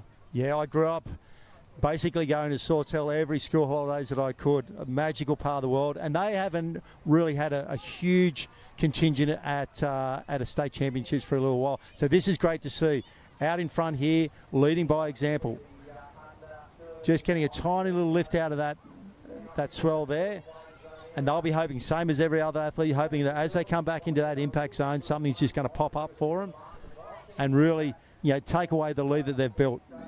That's right. And this is going to be a tough one to call as you get in closer to the finish, Wilco, because I forgot we've also got James Down from Corrimal. Let's wear the exact same cap, but be from two different areas. Ooh, so James Down's there, but Corrimal again. How good is it to see Corrimal in a state final of an iron? Yes.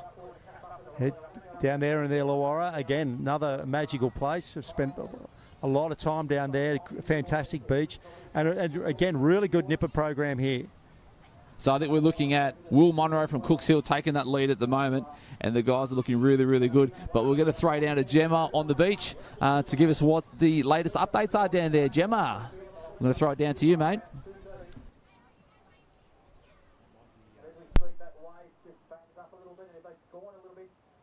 111 male Ironman champion of New South Wales. Jordan, how was that race for you? Talk us through it.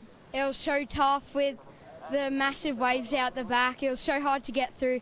It was like a minute popping and rolling and ducking under waves. You did so well. That big set did really come through and really affect your race. How did you manage to just keep pushing through to come through and take the win? Oh, that's hard. I just got back up every time, didn't really worry. Yeah, you had an absolutely amazing race. Congratulations, you've had a great state so far. Awesome job, good luck for you, Cameron. Thank you. Back to you. Thanks, Gemma. So we just saw, looked like the body, we're going to call it Corrimal just from the call from the beach because they can see the Cossies and we can't. So Corrimal currently in the lead. James Down, but he's up at the moment. Yeah, James Down. His mum, an absolute legend boat rower. And looks like, following in the family footsteps there, being an exceptional athlete. Comes around the turning flags there now, just looking for the board. He's worked hard for that. You'd see just in the run leg, he was hurting there, but he'll try and regather now, as will these athletes here. They'll pick up their board, have a quick look out to see what's coming, assess how hard they need to go through this initial break, and where they can sort of pull back, where they can rest, and where they really need to work hard and sprint.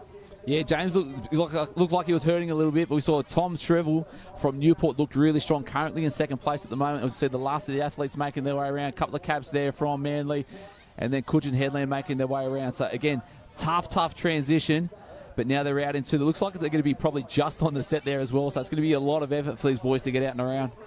Yeah, and you can see there on screen, a lot of water moving around. It really comes down here to your surf knowledge. James just shifting to his left, the right of screen there, just to get around that whitewash. We can see in the last race exactly what happened by just getting clipped by a little one.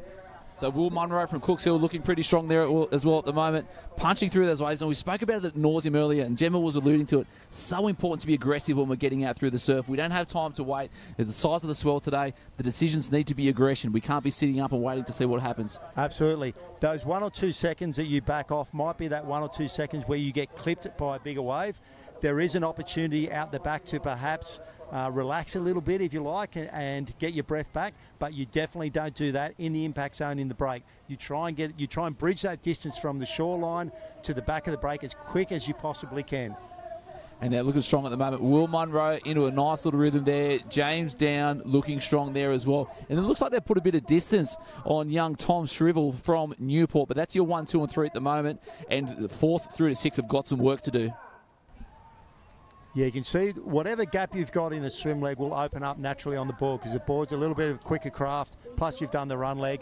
You can see a wave coming through set just on the right of screen there. Again, the boys will be trying to work around that. They'll keep an eye out to the back, making sure there's no other clean-up sets coming through to take them out. But the first 3 here, as they come up to the swim cans now, have really sort of taken away with it. And they'll be hoping as soon as they turn that apex can start to run home with the chops, something will pop up on offer for them. And again, they'll come down to a race of 3. At least you know you're in the medals. And speaking of that chop, again, that wind feels like it's just picked up a little bit more. And we're just seeing those white caps coming from that right-hand edge of the screen. We didn't see those earlier, which means when there's wind, what happens when there's wind? There's lots of things that happen when there's wind, unfortunately. Some are good, some are bad. They'll be able to actually use these runners now coming home. As you mentioned, a few little chops there on screen, and you see Cooks Hill there just really starting to open up, just making the most of every little runner here. But here we go, 3rd place. And again, light and shade, just those little runners coming through. And again, look at that, Jimmy Down from nowhere. There's some little bubble up underneath. He's just pushed himself from 6 or 7 metres behind. Now he's in front. Board speed is at absolute maximum pace at the moment, and he's looking really, really strong at the moment. There you go. Look at that. So we're still trying to work out. It's hard to see on screen and through the binoculars here whether that is Sawtell or Corrimal. But if it is, it's either Sol Eastman or James Down, and regardless, it's an unbelievable effort at the moment. But we know that one in front, taking his lead back again. The blue and red cap of Cooks Hill, Will Munro, again fighting, protecting that lead and outside on the right. Look at the runners through there. They're unbelievable, Wilco. Oh, just a little error there. I was just about to say, regardless of whoever it is, this lead is going back and forth. They are both fighting for this tooth and nail. They're looking at this, readjusting on the board, trying to get a little runner out of the top of this, but Cooks Hill looks like they got it. Wow. Probably got the most out of that one. And it's just fattened up. It's just doubled up there, Wilco. Nothing's happened underneath. We thought that was going to close out, come through, a bit of white water to the beach, and nothing there. This could be a race in 3. 1 and 2 lead wave, and there we go. Look at that. And really smart there, cutting to the inside. Situational awareness. We've been talking about that all morning. Absolutely. So he was on the southern side of the Cooks Hill competitor, cut through to the, so he's now got the inside turn on the run flag. Sawtell just trying to read the causies there, but regardless, sprint finish coming on, 1 and 2. Cooks Hill up early. Will Munro, and there's been a bit of a stumble. Looks like Will Munro will. And that is it. Will Munro from Cooks Hill. Run away straight through the banner. That is a fantastic race. Well done. And that was Sawtell. So Sol Eastman from Sawtell in 2nd. And then Tom Shrivel from Newport in 3rd. Geez, that was interesting. But I just thought, so Sol Eastman, to have that awareness, to tuck in behind old mate in front, in 1st place. But just that one error on that pickup, costly. Yeah. As you mentioned, situational awareness. An elite level athlete doing the Kellogg's doing the Summer of Surf would have been happy with that decision, but unfortunately, just a tiny little error, probably half a second too early, and that half a second is what it comes down to. But you live and learn, don't you?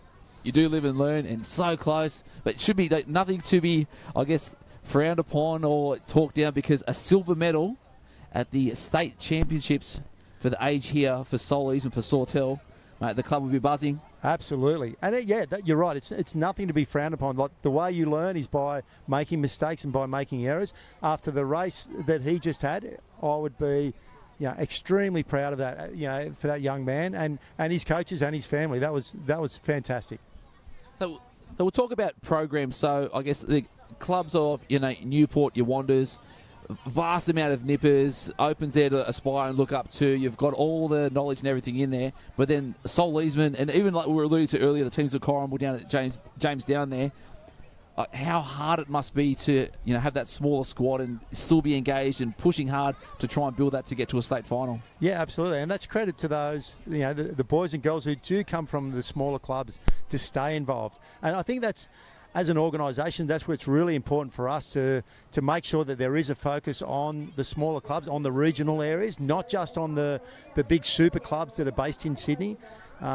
Regardless pretty much of whatever we do, those clubs will survive, but it's making sure that we actually don't go down the path of the Gold Coast where you've only got a couple of super clubs and then virtually every other club has dropped away. We've got to make sure that we've got an even spread right across the state. Yeah, participation and engagement and fun is of the utmost importance, and I guess when our core business is life-saving, that's always at the forefront, and all we're trying to do is build confident and capable lifesavers with these amazing life skills that you don't really get from any other sport. Absolutely, and that's the goal of Nippers. I come from a competition background. I've raced, right through Nippers till this present day. However, the number one priority, in my personal opinion, of Nippers is to turn small little lifesavers into big lifesavers. That's the number one thing. So we've got to make sure that you've got that participation, you've got that retention of membership, and that it's evenly spread. So when these kids go and stand there, later on in a couple of years' time, when they stand there with the red and yellow cap on, every beach throughout the state in New South Wales here is protected by this level of competence.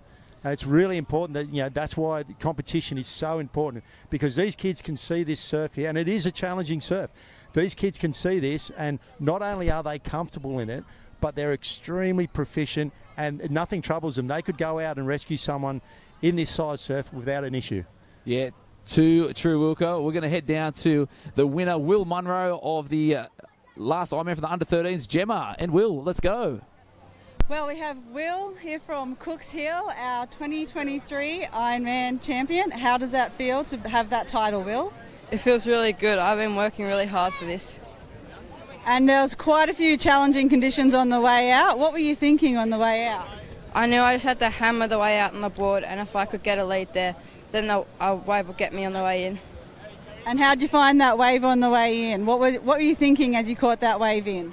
I better not lose this. Yeah. The Ironman's a challenging race. What would be your best tip for anyone who's going out there today? Do lots of swim training. It helps with both of the legs. Fantastic tips. Well, congratulations, 2023 Ironman champion. Well done, Will. Thank you. And Will Munro, unbelievable. A lot of skills there from Will Munro. So good to watch. Taking home another gold medal to the club of Cooks Hill. Now we're back in the water with the under-12 female iron. And again, you can just see here how much the impact zone, how much the break has strung out the field. And a couple of elite swimmers in this one. So at that front of the pack, we're going to have Evie Davis and Jocelyn Melbourne. Great swimmers in there. Evie Davis, probably more of that board special there, but Jocelyn's not going to be wanting to get through that as well. So North Curl in 1 and 2. And it looks like a cap of, that'd be Wanda. Catherine Jordan from Coogee in second place. And, not really synonymous with elite athletes in the water. So good on the beach, but that is so good. Catherine Jordan flying the flag for Coogee in the third place at the moment after taking out the semi-final number 2 yesterday. Yes, and Cameron Habler, an ex-professional Ironman, doing some work down there with the Nippers at Coogee. So I think under the guidance of someone like that, you'll see the Nipper program at Coogee come through in the following years, and I think we'll see the Coogee cap more and more. Yeah, that's really good to hear. So again, really good on the beach, but so important to have that knowledge and the support underneath. And I guess even with yourself, Wilco, there, having that succession planning, and ensuring that the club is looked after from top to bottom. How important is that? Yeah, it is, and I've been a head coach at Allura at my own home club, and the way I see it, part of the role or job of a head coach of a club is to make sure that when you step down, it's as if you were never there. So you've trained not only your athletes, but you've trained the coaches around you up to a certain point that you can step aside, and everything just seamlessly rolls on. And that's what builds a club and gets that momentum going from year after year after year. Seamless is always best, and at the moment, a seamless transition around that first can. North curl in 1 and 2. Could you there in 3? Oh, I got a little bit tied up there. That's probably it. And again, it's those little tiny little errors there. So we're on that inside right hip of the other lady from North curl, and now we're just that body length behind. Yeah, and again, we saw it in the last race as well. The competitors got swept a little bit north and had to readjust right at the last minute to get around the cans. But those little readjustments sometimes can come back to bite you. It might only be a metre or two, but that metre or two might actually translate into you getting onto a wave or missing a wave. It's so important. So when a coach tells you I need 2 or 3 more strokes, that is the reason why. So if you're missing out on, especially if we're popping a wave and we're missing out on 2 or 3 strokes and someone else next to us is doing that, over the course of 6 waves, that's 25 strokes you've missed out on that the other teams, the other athletes already got in. Yeah, 100%. And again, you missing that wave by a metre, you're swimming along and you feel your hands go over the front of the wave and you miss it. That could have been a wave all the way to the beach, and all it came down to was a slight positioning issue on the way out.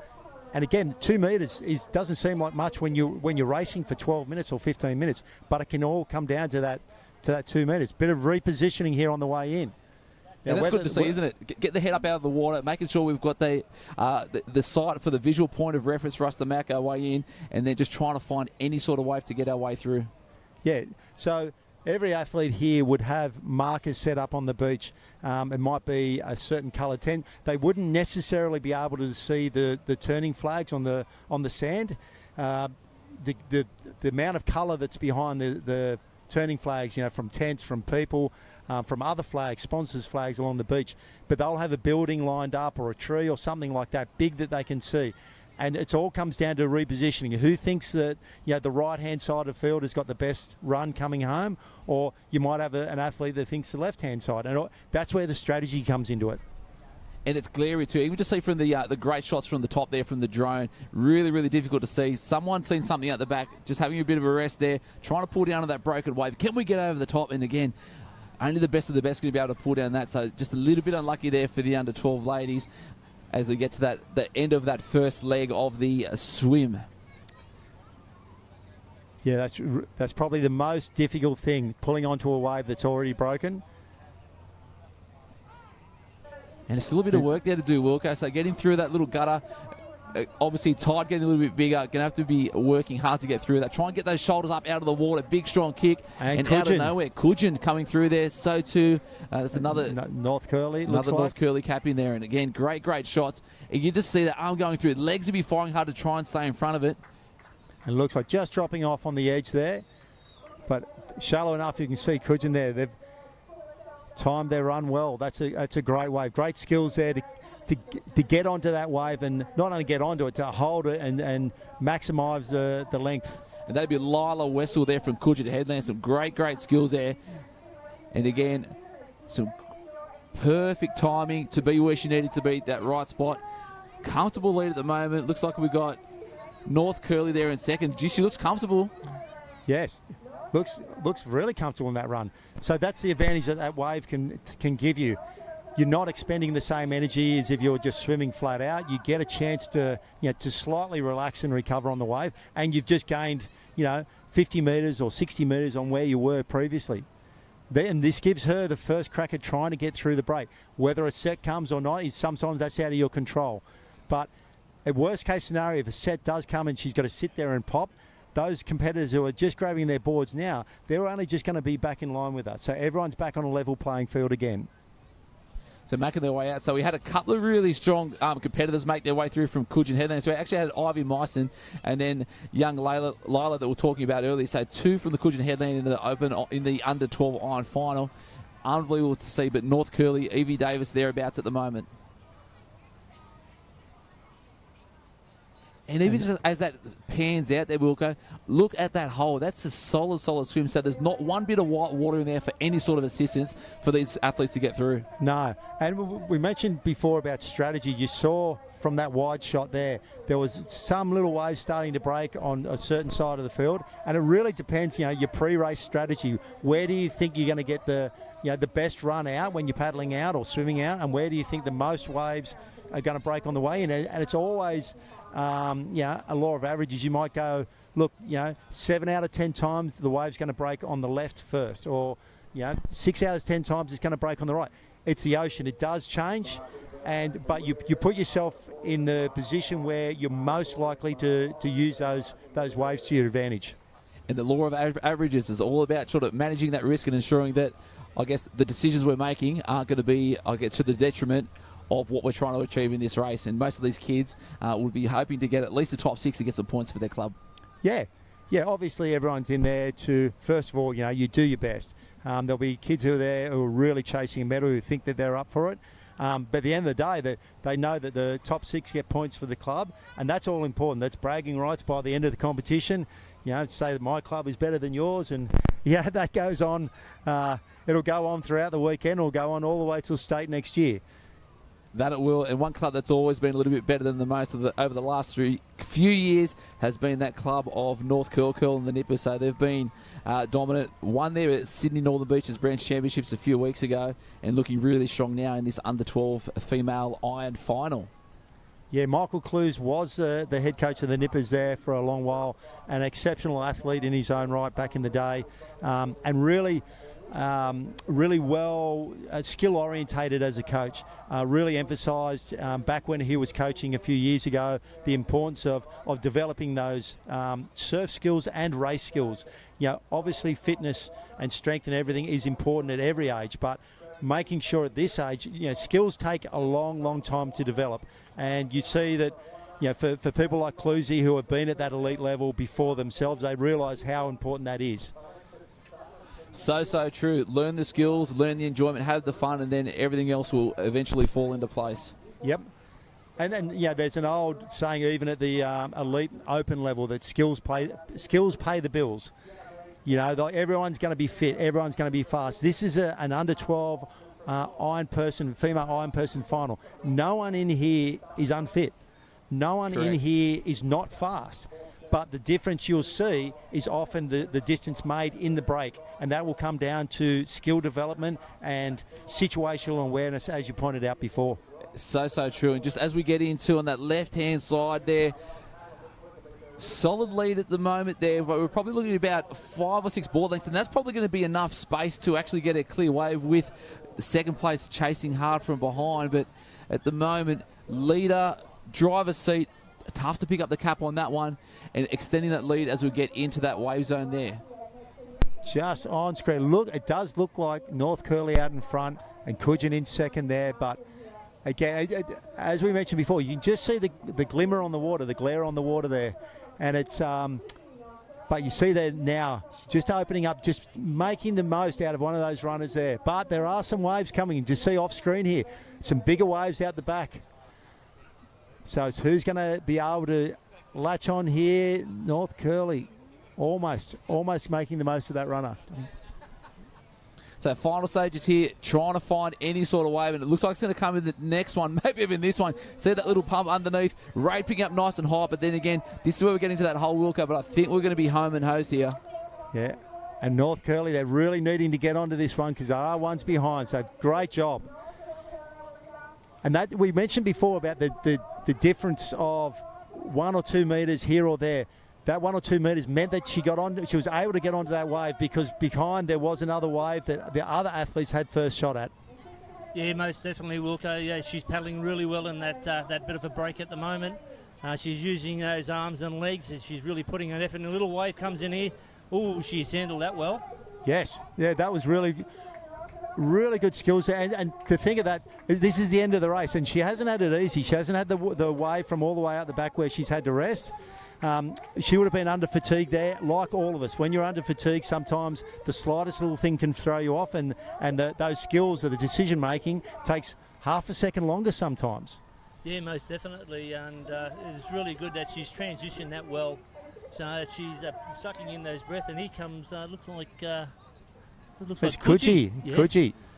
And these other ones just catching that little wave. That shore break's a little bit nasty, Wilco. Yeah, it's just starting to change a little bit with the change of tide and also with the wind. So Kudjin there and North Curly for 3 and 4. That was an exceptional paddle. And perhaps that wave we mentioned about that big set that was out the back, the girl from Kudji, and my apologies, I haven't got the start list in front of me, but the girl from Kudji there may be able to just capitalise on that wave and make the most of it all the way through. Yeah, some really great talent there that New South Wales has got on the line. So it looks like the start of the under-14 female iron person.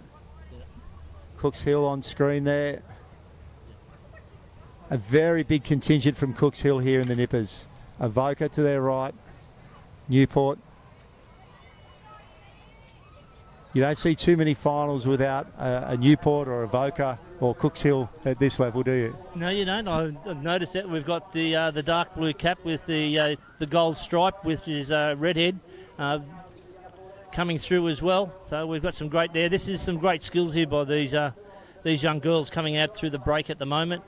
They just hit a little bit of deep water. It's a bit hard to dolphin dive. And with me, I've got Gemma Smith from, I don't know, I'm going to say your minor.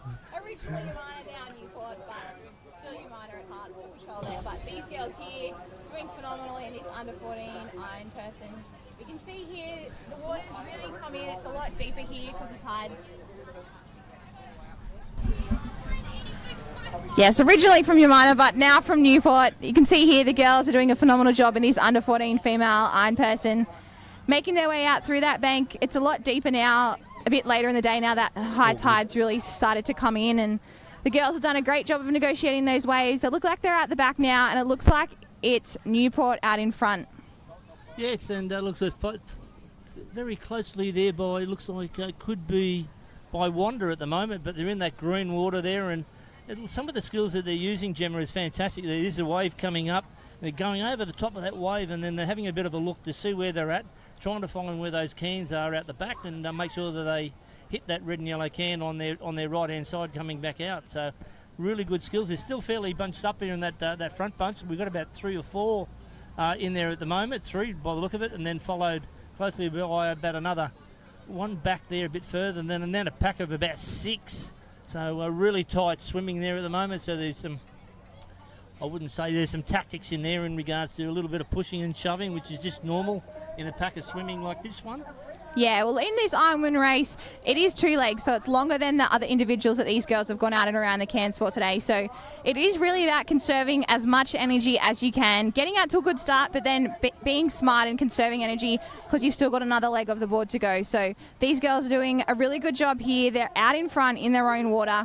And as Donnie said just before, when they go over the top of a crest of a wave, they'll have a look up because they've got to have a look where their cans are. So you can see there we've got Kudjan Headland up there, Jocelyn Melbourne there in 4th.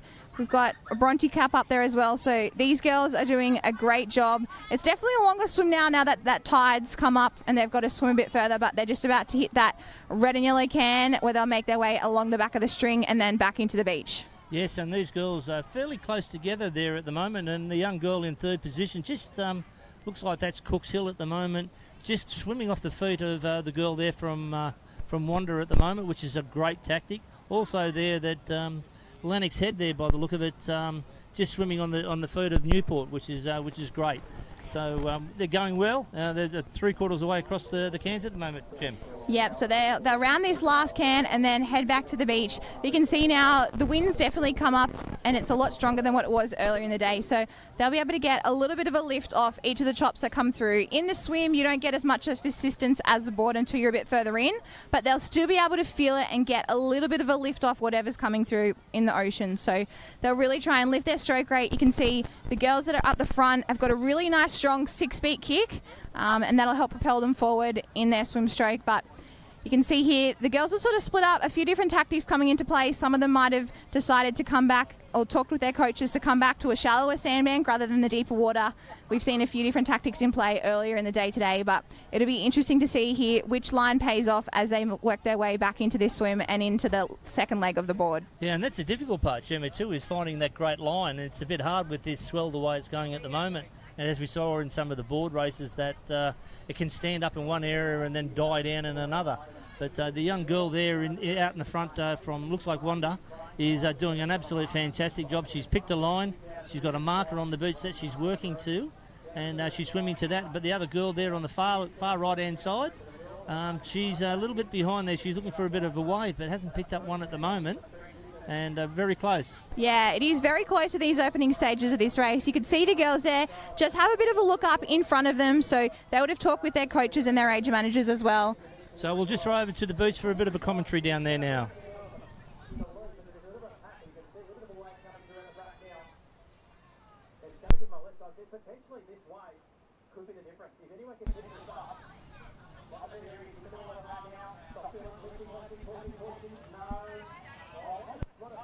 Evie Davis, champion, gold medalist. What's going through your mind right now?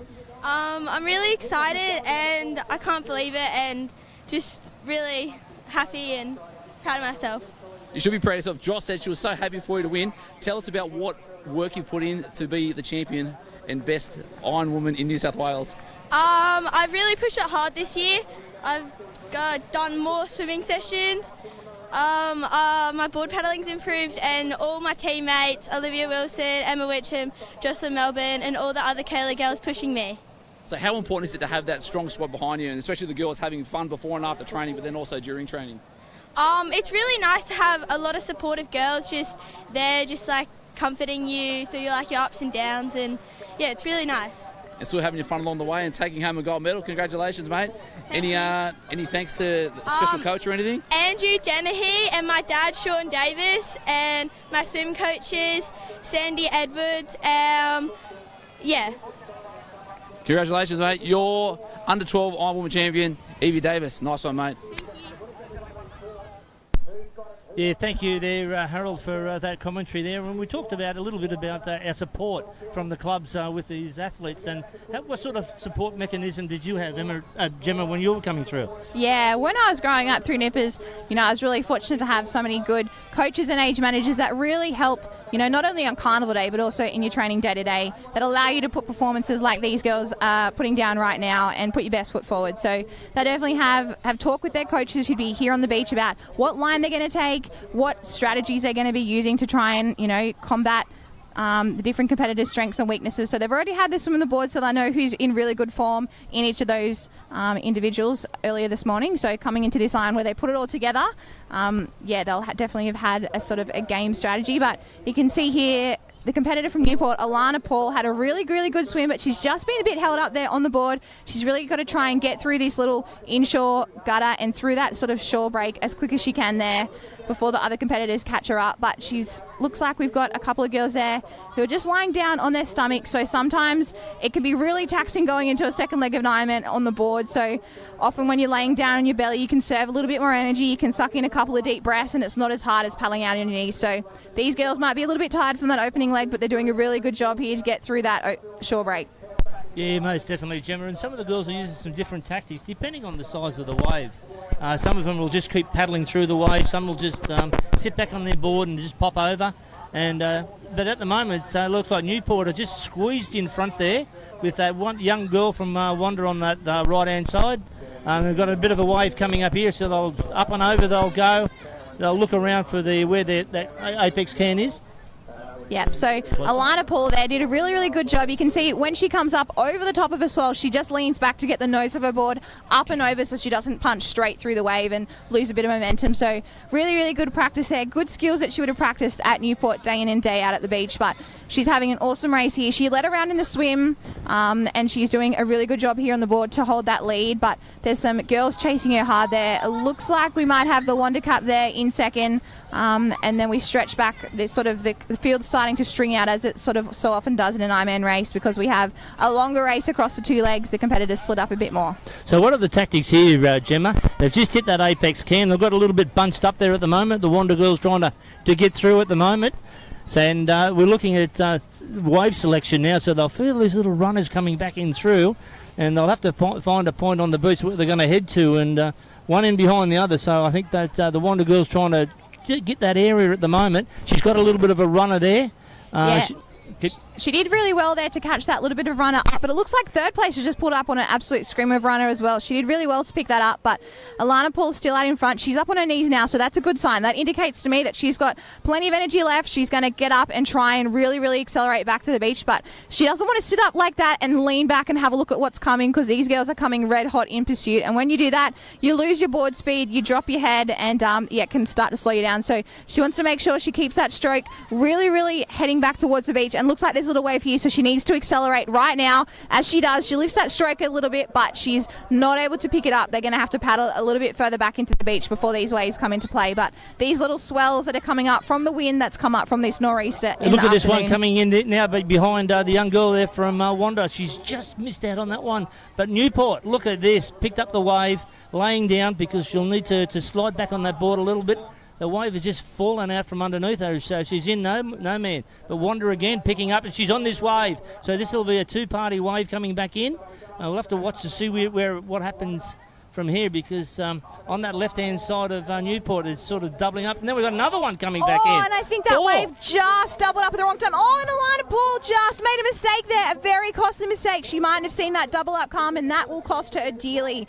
They had 3 competitors come up to Lena there, but it looks like a Newport competitor, Charlie Barber's come up, and it's race up the beach here. Who's it going to be? I reckon Wanda at the moment, Wanda, but she's got to be careful here. This Newport might just sneak in behind her. But at the moment, this is anyone's. I don't know. Oh, look at that. That was a close. She thought she had it, the girl from Wanda. I think that was Charlotte Bomer there. She had a phenomenal opening swim, but heartbreak there for Alana Paul after leading the race around the whole way in the swim and the board, and then just unfortunately when that little double up come, it can be so tricky sometimes to be able to maneuver that little double up. But yeah, unfortunately she'll end up in 4th place, but a photo finish there for the win for our competitor from Wanda and Newport. So we'll have to leave that one to the judges. Yeah, and we'll see how that one goes. But as you see, that you can never let go and never give up and just think that you've got an easy race. And that's what happened there in that case. Both of them were really putting it in hard to get to that finish line. And the way we saw that at the moment, it could be anyone's race, because that orange pole is about half a metre in front of the arch, and we'll wait to see what the finish judges there. But some really great skills here by these young ladies. Yeah, it is. It's getting very tricky out there for these girls with this swell that's on offer here at Queenscliff, and also this wind. The tide has changed, so the waves are sort of peaking a little bit further out to sea. So they're doing everything that they can to showcase their skills. They're doing a phenomenal job in this Ironwomen race. They've had a couple of races now. Most of these girls would have backed up from the swim and the boards earlier in the day. So they've been out in the water. They know what to expect, and they're trying to execute the most perfect race that you can, putting your foot forward. So we can see here now it's the boys' time to go. So here we are now on the start line for the under-14 Ironman. This will be an absolute top race. These young guys to be their last... And it'll be their last Ironman for the junior state championships, or the age championships. And then we go Hayden McGregor. We got Xavier Pill from Woolgoolga. We got William Josling from Avoca, and there's a break. We'll have to see what happens here. Hopefully this has been a technical issue, and we'll wait and see, because there could be some changes there. But we'll go through the start list. And we'll go back through again, and we've got Hayden McGregor from Terrigal, Xavier Pearl from Woolgoolga, William Josling from Avoca. We've got Tom Barry from Terrigal, Kai Cook from Swansea Belmont, Aidan Renford from South Maroubra, Maddox Burke from Warilla Barrack Point. And we'll go Kobe Sims, and then we've got a number there from Swansea, Warilla Barrack Point, Coogin, and then we go from Will Patterson there from Swansea Belmont, wrapping up in 20th.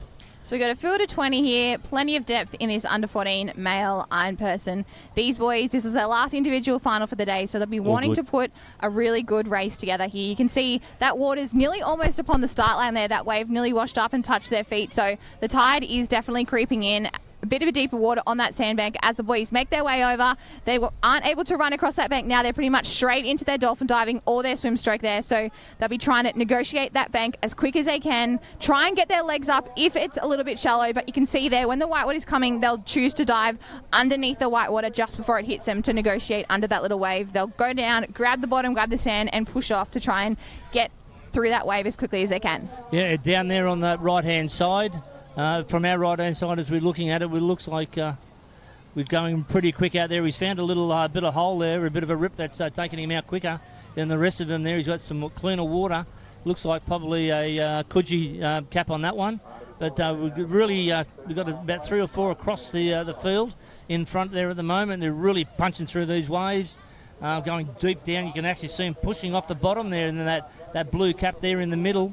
There's really good footage there that we can see on some of the skills they're using. And then looks like on that left-hand side, Gemma, we've got looks like Newport or North Curl in that one. He's really using those big strokes, plenty of kicking to get out into green water, and he's picked himself up a 2 or 3 metre lead at the moment. Then we've got 4 or 5 of them in behind there. Yeah, the North Curl competitor there had it absolutely great negotiating that outer bank. He really got down deep, and you noticed he didn't pop up quite as quickly as what the other boys did when he went under that wave. So a lot of the time, if you can sort of dolphin dive under and do a big couple of kicks, or you can also continue to push off the bottom and sort of crawl along the bottom and then push up at the back of the wave, it can be really advantageous and give you a bit of a gap on the rest of the competitors. So he did a really good job there, and it's paying dividends. He's got a little bit of a lead that's opening up now, which is great as he makes his way out to that opening swim can. Yeah, really good here, and some great skills here that the young athletes are using. A couple of them are crossing a little bit to the left-hand side. They'll have to come back out. The rip is sort of taking them out straight out and a little bit to the right, and then they've got to cut back to the left to hit that red and yellow can. Which is a tactics, and those front runners will actually see that they're in a lot cleaner water as they are at the moment. Head down. As they're looking up, they're looking for that can to make sure they're on a good avenue. And he's actually opened that lead up there, which is absolutely fantastic. So hopefully he's got enough in the tank for when he goes across the back, and then when he hits that last can and coming back in. When it's coming back in, it's anyone's race. You can see here, he's really got a nice stroke. I like the stroke. Oh, he gets a little bit tangled up on the can, a little bit of a misjudgment of error, so might get the other competitors a little bit of a chance to catch back up. But he's actually got an interesting kick. See how his feet are sort of not as a 6-beat kick. He sort of drags his feet a little bit, which is sort of typical of a surf. Some of the surf swimmers these days, you see, a really amazing surf swimmer in Lani Pallister. She swims exactly the same with her feet there. So he's really, really efficient and doing really well. Awesome. But we're going to head back down to the beach for an interview. Charlotte Boma from Wanda, the 2023 Ironwoman champion. How does that feel to know that title is yours? Wow, it feels so amazing. I'm really proud of myself. And the conditions are very tricky out here. You had a couple of teammates out with you. Were you able to see them on the way around at all, or you just focused fully on your race? Just try to focus on my own race. It's pretty choppy and difficult out there, waves coming from everywhere, so yeah. What was your plan when you're standing on the line? Just try to go out and have a good swim to set up my race, and to just give it all I can on the board. What a fantastic way to finish your nippers with that under 14 Ironwoman champion. Well done, Charlotte Boma. Thank you. Awesome there, Charlotte Boma from Wanda, taking out that win in that Ironwoman race earlier today. But we've got these boys in the water. They're making their way back to the beach now. They're almost upon the wave zone. You can see a little wave pick up here. They really try and lift their stroke rate and get down it, but it looks like it might just be too far out for our leader there. He'll get a little bit of an assistance and look around, but there's a few competitors that have gone a few different directions on the way in. Yeah, it's different tactics, and some of these waves are standing up quite well at the moment.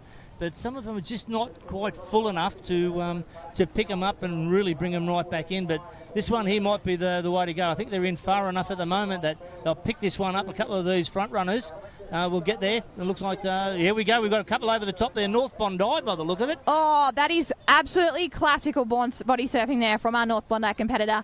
Came through. He was I'd say he was in the top 6, but he's just done an absolutely incredible job to keep his head down and keep the momentum on that wave that's carried him through. He'll fall off the back a little bit there, but it still dragged him in far enough that he's on that sandbank, and now he'll be able to stand up and get a bit of a lift off these waves coming. Might still be a little bit too deep, but he'll try and get these waves back to the beach. You can see there. Just stands up, pushes onto that one, keeps his head down, kick, and the wave's going to double up right there, which will take him all the way into the beach. What a great start in this opening leg for him in this iron person. He'll do a really good job. He'll stand up now, run around a hard transition, and head back out on that board. That is absolutely fantastic body surfing. absolutely skills of these young men, the way he's come back in through there, using those skills, hands out in front. All the spectators and the parents and the team managers are cheering him on. He's picked up his board. He's now looking for the best alley to go back out there at the moment. If he's sucking these breaths in, Gemma.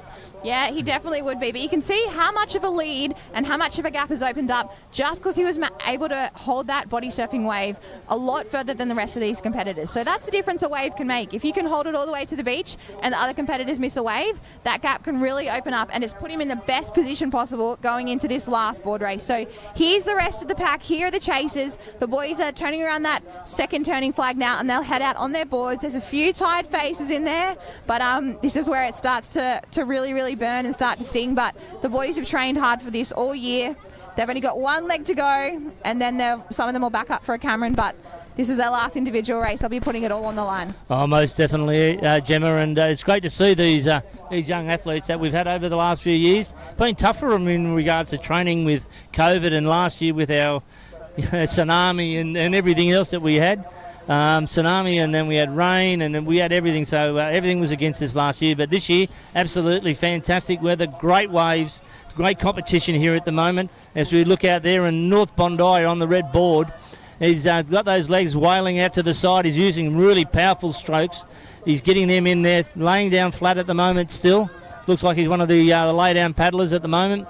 He's picking them. He's looking up as he hits the top of that wave where that red and yellow can is, so they can hit that one. As you can see, he's found that can there now, heading towards that one on the right-hand side of him. He'll pass that one. Hopefully he won't come in too close and get caught up like they did on the swim, but they're looking really good. And it looks like a bit of daylight between him and the next competitor, Gemma. Yeah, he's opened up a really handy lead in here. You can see as he's turned around that can, he just has a sneaky look back over his shoulder to see where the rest of the competitors are, but he's opened up a really nice gap there. It's interesting to see some of the competitors. He's obviously jumped onto these mouths after being on the shorter boards last year and decided that he's a quicker paddler when he's a lay-down paddler. So they do design some specific lay-down boards. They're a little bit skinnier and just allow the lay-down paddlers to gain more propulsion going through the water there. So he's opted to race like that, and it's paying absolute dividends here. He's got a really nice efficient stroke. I like the way he's really using his legs to help propel his arms forward there, and he's doing a really good job as he heads back to the beach. But looks like we've got second place here, who's still heading out to that apex. So our lead competitor's on his way back to shore. I think it's Swansea Belmont there that might be in second place, but our leader from North Bondi is streets ahead, and he's about to hit that wave zone to come in. But Swansea just turns that apex there. It's a huge gap. You can see he's right at the top of your left-hand screen, and seconds just turn that apex, so the gap is huge, but he can't rest for too long because don't know what waves are going to be on offer. But you can see when the competitors turn that apex, they put their inside leg down and sort of drag their inside arm just to help turn the nose of their board around that can a bit quicker. But our lead competitor here from North Bondi doing an incredible job. Just had us a bit of a look behind him there to see if there's a wave coming, and it looks like he's got one back to the beach. Well, that's an incredible paddle. He's used all his resilience.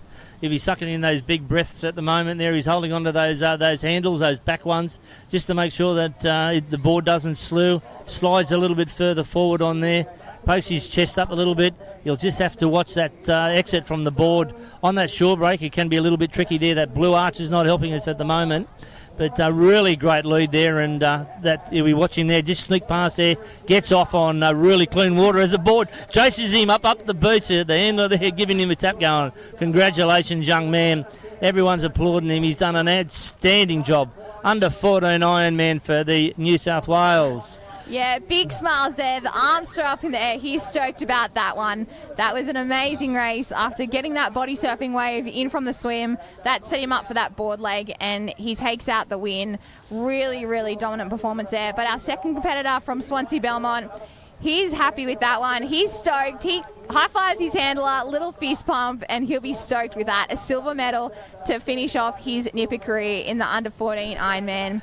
What a race for him. Very happy with that one. It's always great to be able to finish on a high in these individual races for these boys, so they'll be stoked to get a medal in that one. And it looks like we've got Cooch and Headland there in third, which is fantastic to see. I reckon, hey, that was great to see those three there, and I know Graham Birds, the president from Swansea Belmont, as a handler, was giving him those high fives. But this will be great to see Rurella, Barrack Point and Swansea Belmont coming back in. It might be fourth position, but watch these two guys go.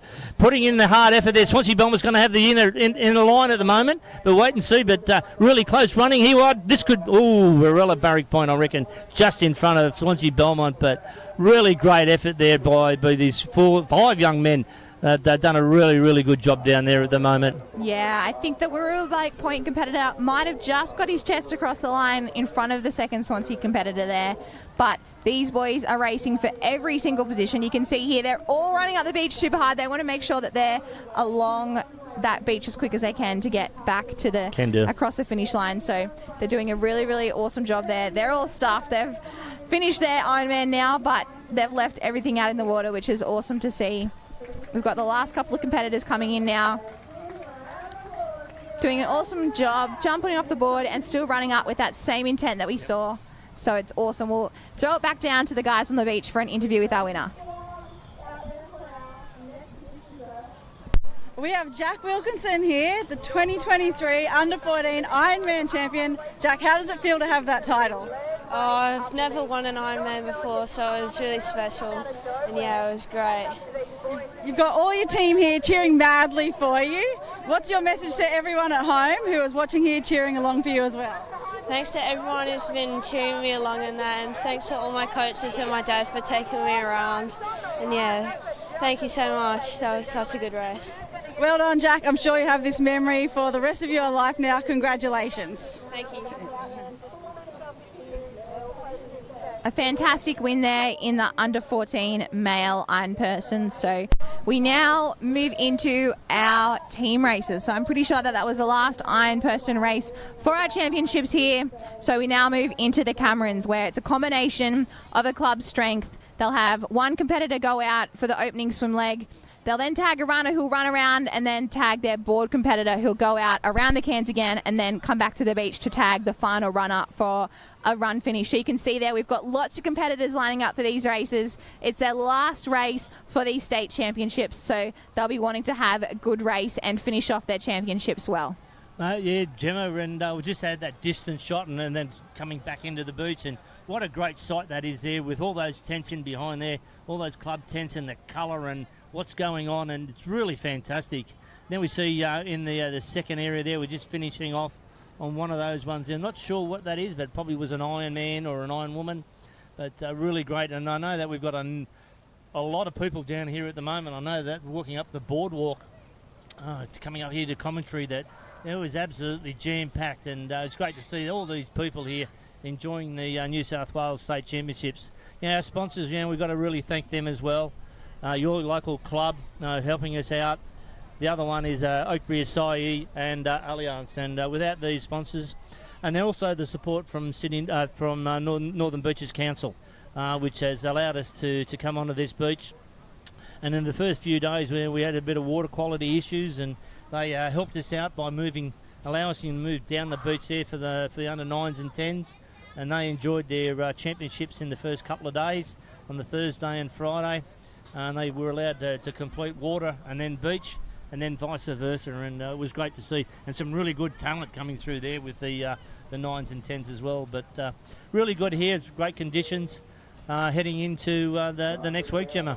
Yeah, it's awesome for these state championships. So these Cameron relays that we're lining up now, these guys have had the opportunity to race at a few state championships. But as you mentioned, we started off these state championships a few days ago with the under 9s and under 10s racing across Thursday and Friday, and then we've backed up with these guys who started their campaign on Friday, have backed up with racing again yesterday, and then have lining up for racing again today. So a big 3 days of racing for these guys, but they're on their line ready for their last race, and they're about to go. The swimmers will head out, they'll go around this string of swim cans, and then they'll come in and tag the runners. But here we go, we're off in what looks like the male Cameron relay. Yes, Gemma, and a nice little start there as they get out through the break. Fairly nice even waves as they go back out, and as you look across the line there, they're all fairly even coming up in there. Really pushing out hard to get out through this break. so they can get into that dark green water and find their can that they need to go around and go back out in the first sort of 30 or 40 metres. They're really putting it in hard there, and South Maroubra on the right-hand side followed there back in the middle of the bottom right, the left of the screen there by Wanda, doing it well. And then looks like could be Wombrel or Wollongong City in there as well. If we're getting in there, they're using this rip really well, Gemma. Yeah, so we're back down in the under 11s and under 12s area by the looks of things. So I think we're probably starting off with under 11 mixed, Cameron, so they can have a combination of boys and girls in this race. But as we get up into the older age groups, they move into single gender. So these guys are doing a really good job here. It looks like I think we've got maybe South Maroubra out in front at the moment, but they're doing an awesome job to navigate these waves. These guys, the younger competitors, have actually, I think, had the hardest area to negotiate all throughout today. They've had a couple of waves they've got to negotiate here, and it's throwing down a bit of a challenge for them, but they're doing a really good job. They're ducked down underneath the waves. You can see one of the competitors popped up really high there, so he must have got a big sort of lift off, pushing off the bottom, but they've got a couple of waves to negotiate as they make their way out to this opening swim can. Yes, definitely, and the South Maroubra competitor just that slight lead, and luckily they can, as soon as they do the swim leg, they're done, so they duck under this wave. Another decent wave out there out in the back. Yeah, we can see the waves here. They're really starting to build. There's really decent sets starting to roll through, so these competitors are going to have to keep swimming out. They're going to have to go down nice and deep to be able to negotiate this whitewater and not get dragged back. So the competitors that are able to hold their breath the longest, be able to go down under the waves and then push off the bottom, will be able to negotiate this break the best. But these guys are definitely caught the set at the wrong time. You want the set on the way in to bring you back to shore, not hold you up on the way out. So they're having to do it the hard way here, but they're doing a really good job having to negotiate this airy whitewater. And you're right there, Gemma, so they duck down under that wave. You get it but too early, you can actually be pushed back by the back of that wave. There's still a bit of water rolling forward, so you really got to push off the bottom and really push forward to get past that wave. And there's still a couple more waves to come, so there's another set coming back in there, and it's luckily it's sort of dying off a little bit as they hit a little bit of deeper water. Those couple there on that right hand side have found a bit of a hole, and where that ripper's running out, and North Bondi have just come through a little bit more, followed by South Maroubra. So they've got a little bit they're not quite out in the green water yet. No, they're getting very close. They'll have to negotiate this wave. Under they go, deep down. Well, that was a little bit late there by South Maroubra, but we'll see how they go. Yeah, the competitor there from North Bondi, I think, timed that perfectly. They went down just before the whitewater hit them. Went underneath that whitewater, they would have made sure that they dove down deep enough to be able to, have that turbulent water pass over the top of them and not get dragged back, because they came out of that wave with a lot of speed and momentum, were able to get back into their swim stroke again. So they did a really good job there. I think that might be Mia Hu, our earlier swimboard and iron winner. So she's racing against the boys and making every post a winner here for her team. She looks like, I think she's wearing that swimsuit. So definitely having an awesome swim out there as she negotiated that set coming through. So doing a really good job here as she makes her way out. But we've got a competitor there, I think from South Maroubra by the looks of things, tucking in behind her. So there's our sort of field has started to string out a bit as they got sort of spread out from that set. We've got two out in front, and then it looks like third and fourth are really close in there, and then we stretch back to the rest of the field. So that set coming through certainly played a little bit of havoc in this opening leg. Havoc is the word, I think, Gemma, and that really separated the field. These competitors out in front have done an absolute outstanding job to get out there where they're at. The young lady there from North Bondi really doing an absolute fantastic job, and then she's in green water. She's still paddling a few of those waves there. It's still starting to stand up a little bit, so this bit of a northeast wind that's kicking in at the moment is just pumping those waves up a little bit, but they've got a really good lead, and she's still heading towards those cans there. And I think this course, looking at it from the screen, Gemma, is a little bit longer than the course next to it. Yeah, I think they're still swimming out to this can, and we can't even see the cans on screen. So it is a gigantic swim for these guys. They've already been swimming for a couple of minutes now. She just has a bit of a look. Where are those cans? It's sometimes really hard to pick up the swim cans when there's this wind has come up and it creates sort of chop and waves. And so when you're looking up, sometimes you can't see because there's another wave in front of you where those cans are. So she just makes sure she's on course, has a bit of a look, make sure she's heading out to the right spot, because one of the earlier races today, the early leaders went off course and sort of dragged the field behind them with them. So you need to make sure when you're out in front that you've got the radar on, you know where that first can is, so you can turn it and head back to the beach. And she's done that really well there. She's found that red and yellow can. She's only about 5 meters off when she'll turn around it, and then she'll swim along the back of that string. But she's really opening up a really handy lead here over the rest of the field. Absolutely incredible swimming. She's got a really nice, strong kick. Her stroke rate's up nice and high. I like the fact that she's really, really making every post to win here. But it looks like we might have crossed back. Oh, there's a wave coming. I think we've crossed back to a different area here as a little wave comes into shot here. Looks like there's a minor cap in there and a redhead cap. So I think we might be down back in the older competitors. Oh, look at the way they caught that wave, Gemma. She's just been bounced off the top, but really well done. And then coming back in, and so we look back on this. Here we go again. Not quite sure which area, but it looks like the South Maroubra young lady. She's. I think we've crossed back now to the under 11 mixed Cameron. So we had a little bit of a shot down to the older competitors area, but we're now back with the under 11 mixed Cameron. And the competitor from North Bondi here is just making every post to winner. She'll start to make her way back into this wave zone. As we said, the surf race for these guys is a long way. These cans are really far out. And as the high tide has come in later in the day, it's really made that swim race really, really long. So she's still got a little bit of a way to go, but she'll start to make her way back in now. She has a little bit of a look under her shoulder, sees if there's any waves coming, but she's going to have to do it all the hard way here. She'll get a little bit of a lift off this one, but she's got to just make sure that she keeps that head down. Stroke rate nice and high, big kick. And she'll just have a bit of a look every now and then in front of her as well as behind to see where she's aiming for on the beach. Make sure she's on target with that flag or at a landmark that her coaches have told her to come back to, because that's the best spot to negotiate and catch the waves all the way back to the beach. So she's just making sure she's on target there. She has a little bit of a look to make sure she's all right. And, yeah, she's doing everything right so far in this race. Oh, most definitely, Gemma. And when you had a look out there was one big long line hitting the first can. And then across the back of the cans coming back in. But she's had a great little runner back into shore at the moment. And looks like she's out there. And looks like we're looking at number 2, 3 and 4 out there. And that lead is sort of closed down a little bit at the moment from what we're looking. But still a little bit of runners. But you look at the colour of the water. It's quite deep there at the moment. So the waves are fairly fat. So she's coming back in. This is a great little wave to see whether she can pick this one up. Oh, not quite. But there's another one picking up in behind, and these waves are going a few different directions at the moment. And we're coming back into the other area, and the transition of the for the Cameron relay. By the look of it, looks like not quite sure Wombrel. Yeah, there's a couple of different caps here represented, which is awesome to see. But these under 13 girls now in this other area are making their way out. We've jumped back to the under 13, so these girls are absolutely flying back out.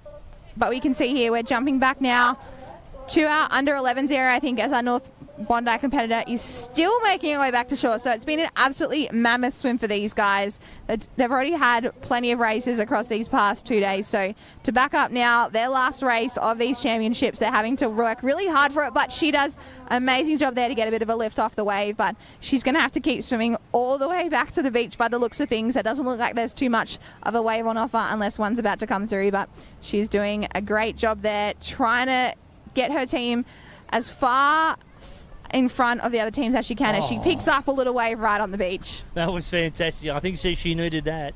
She was just swimming, and she'll be taking those breaths in and then really trying to stop that lactate happening. And the great transition across the back there. This young runner will then come around, look for their board paddler. They'll tag the board paddler, and the board paddler, off they go. So a little bit to the left-hand side.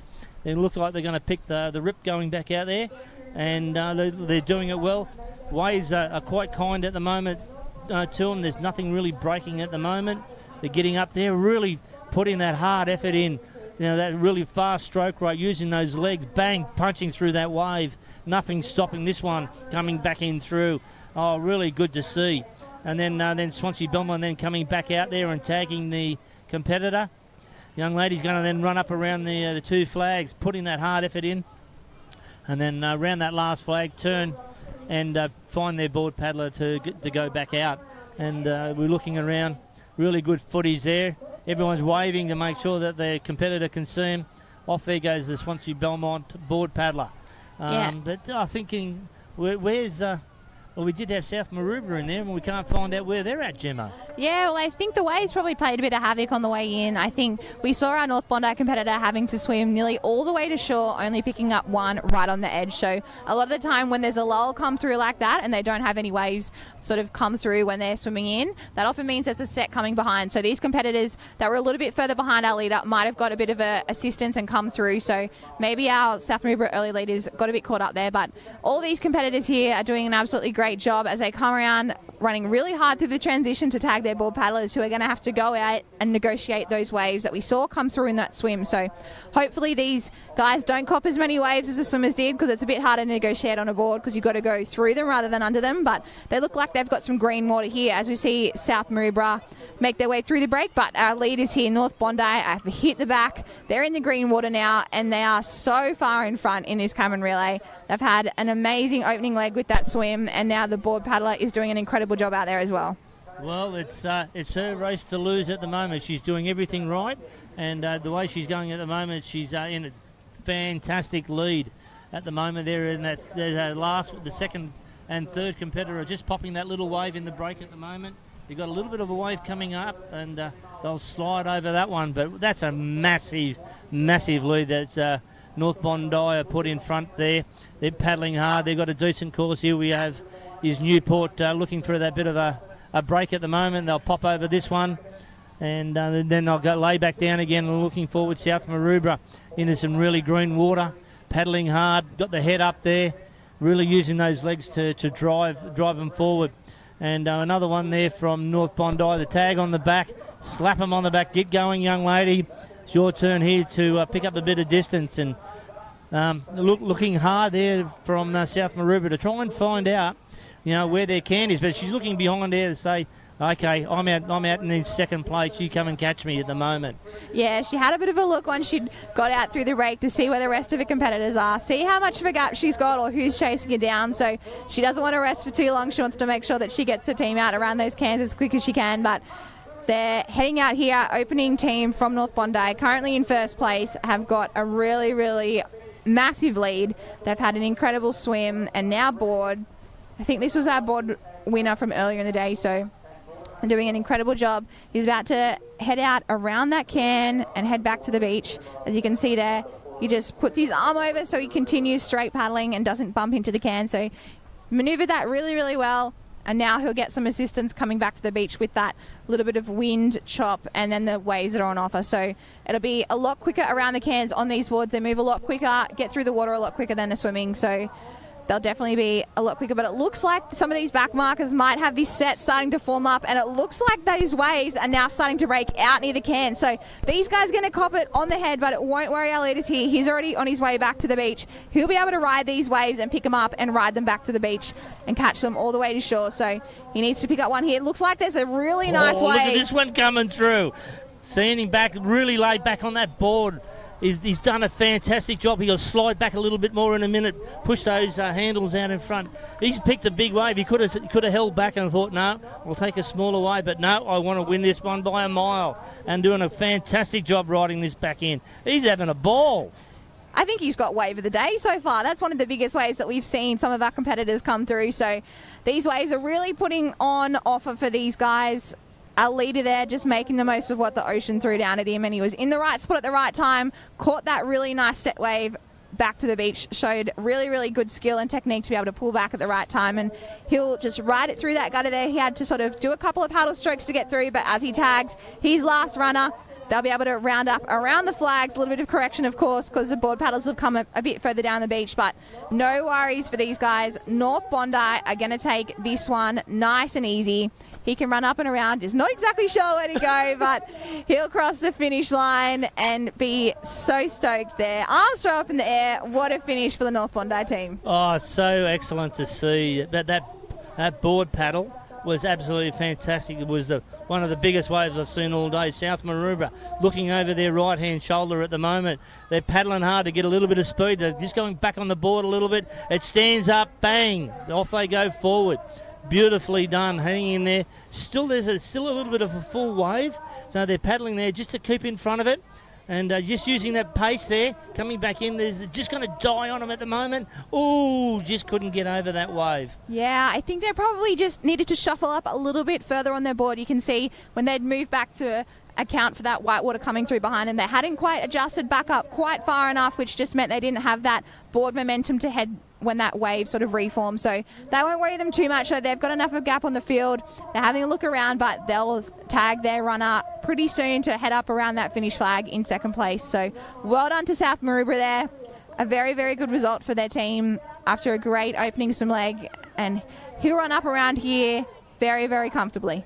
Yes, well, they're still putting the effort in there, Gemma, and he's putting it in there hard, looking around where he's going, making sure he rounds those two flags and heading towards that finish line. Look at the green flag. He's having looking over his shoulder. I don't know why. There's no one within cooey of him, but really proud. So that's a silver medal to South Maroubra. And look at this one coming back in through. Swansea Belmont just in front of Coogin Headlands, and they're putting it in hard. But Swansea Belmont are in front just enough to pick that one up in third position. Pump of the fist. And Coogin Headlands just coming back in there in fourth position. So a fantastic effort from that country club. They're a really strong club, Coogin Headlands, and they put a lot of effort in. And looks like the young lad there from Wombrel by the look of it. I think it might be Wollongong City, a very similar cap. Yeah. I think I can just see City on the side of their cap there. So has a bit of a look over his shoulder as the wave comes up, and he'll take that one back to the beach. Thank you very much. What a finish for their team from Wollongong City. You can see there he's really, really lifting and trying to get down that little bit of a reform. He'll carry that one all the way through to the beach. So well done there. Good skills, good tactics. And, yeah, he'll tag his runner to run up around. But a great race for these guys to finish off their state championships. They put everything they can into this race. Even though there's no one around, they'll still run up nice and hard. Oh, they will. And the competitor there, the runner there, actually goes into the water to make the tag. They make it a little bit easier on them. And running back in there, and looking like North Bondi there at the moment. We'll be probably throwing back down to them in a minute, as looks like Cooks Hill coming back in with the orange board with a black tip, and really these skills that they've got at the moment, picking up these little runners that they pick them up in those full waves, just ride them back into shore at the moment, which is fantastic. Yeah, it's really good skills here by the Cooks Hill competitor. He did a really good job to ride that wave in as far as he could. It's really hard on these little boards to get as much assistance as the faster mals, so it is a lot harder for these guys, but he did a really good job there to negotiate that inner gutter. But you can see here his other competitor's going to run up around and finish it off for his team. So these runners combined with the swimmer and the board paddler to have the team of 4. So they're just as important, but we're going to throw it back down for an interview with our winners. Yeah, I think we...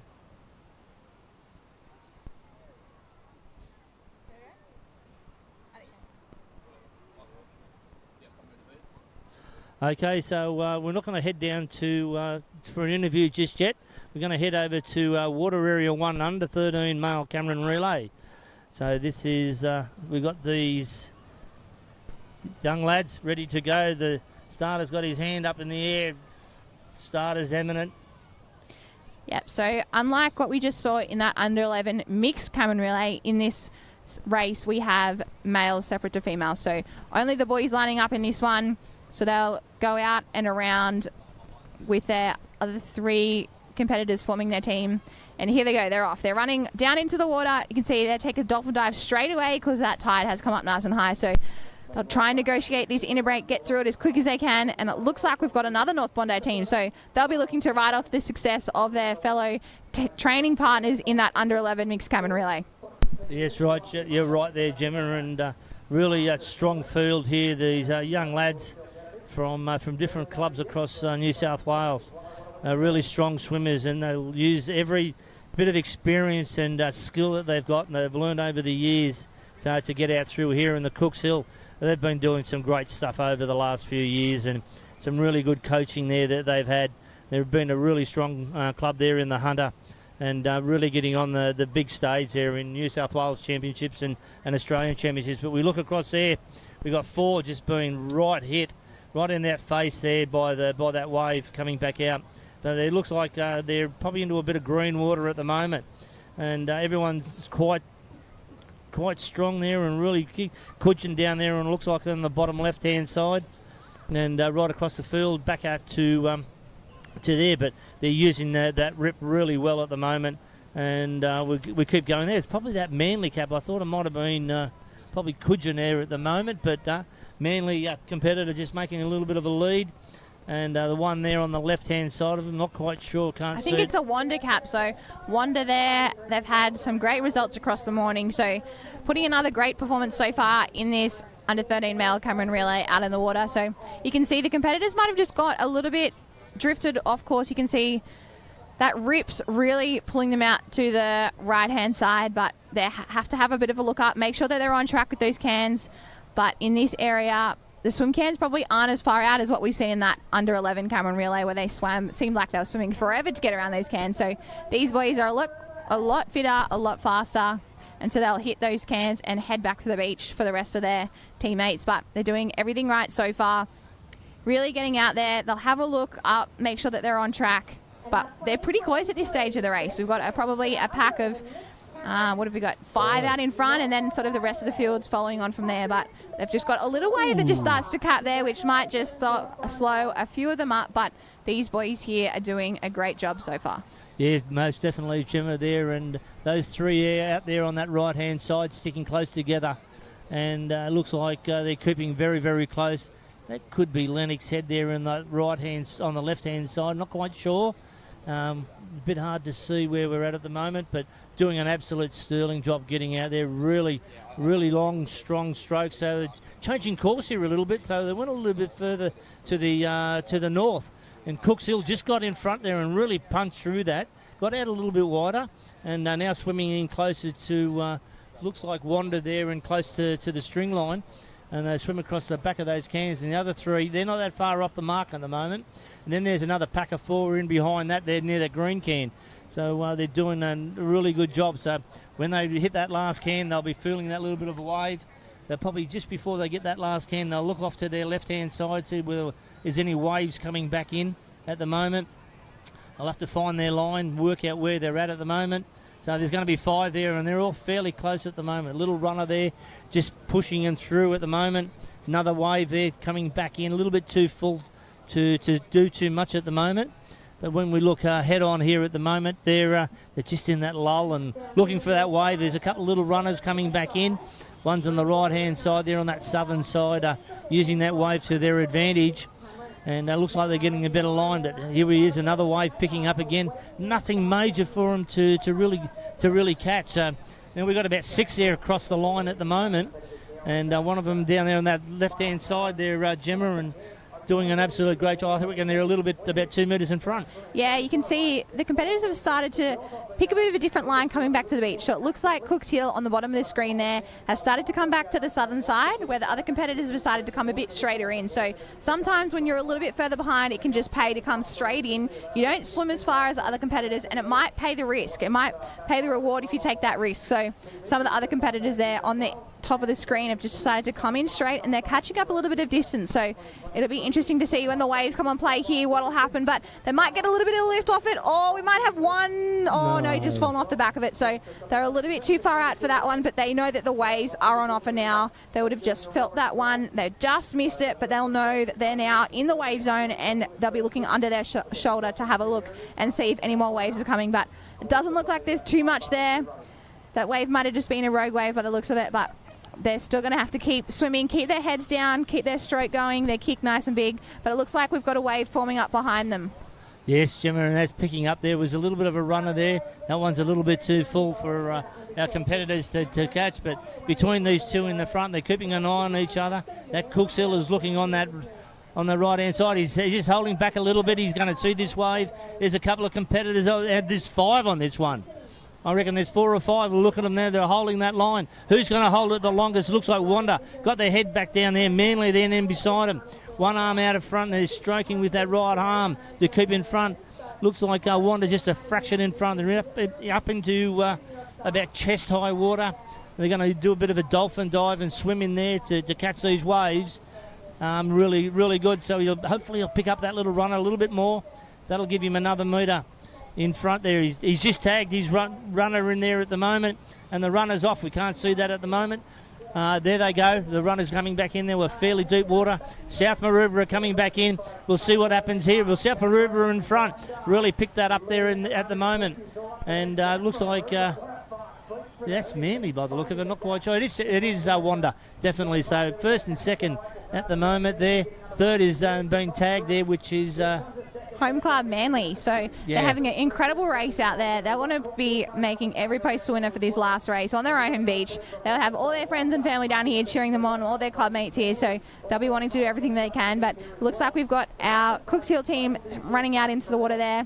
These guys, it's a really special race, this Cameron, because we can see competitors come together from competitors that race on the beach. So sprinters and flaggers can sometimes come down and do these transition legs. So all the competitors from the club come together and race under the one cap in this relay. So it's a really, really special race, and these boys are doing a great job out there so far. So our board paddlers are heading out, a second leg in the water. They just got to negotiate. Oh, it looks like someone just got a bit of a back shoot there. So in the wrong spot at the wrong time, and that wave power just pulled them back. So maybe made a bit of a wrong decision with deciding to pop instead of roll that one, because when you roll, you can roll underneath the white water and not get dragged back as if you do a bit of a skew pop. So might have made a little bit of an error there, but got to get back on his board and head out, because all of these rest of these competitors are hot on his heels.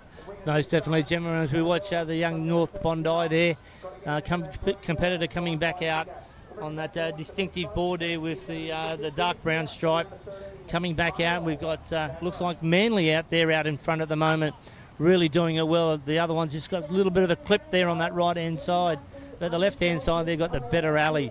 As we look at the technique we've been used, nice little technique we've got there. Looking like, that's a bit of a different cap. I haven't seen that one before. North Stone. Oh, it didn't look like North Stone to me, but anyway, I can be corrected.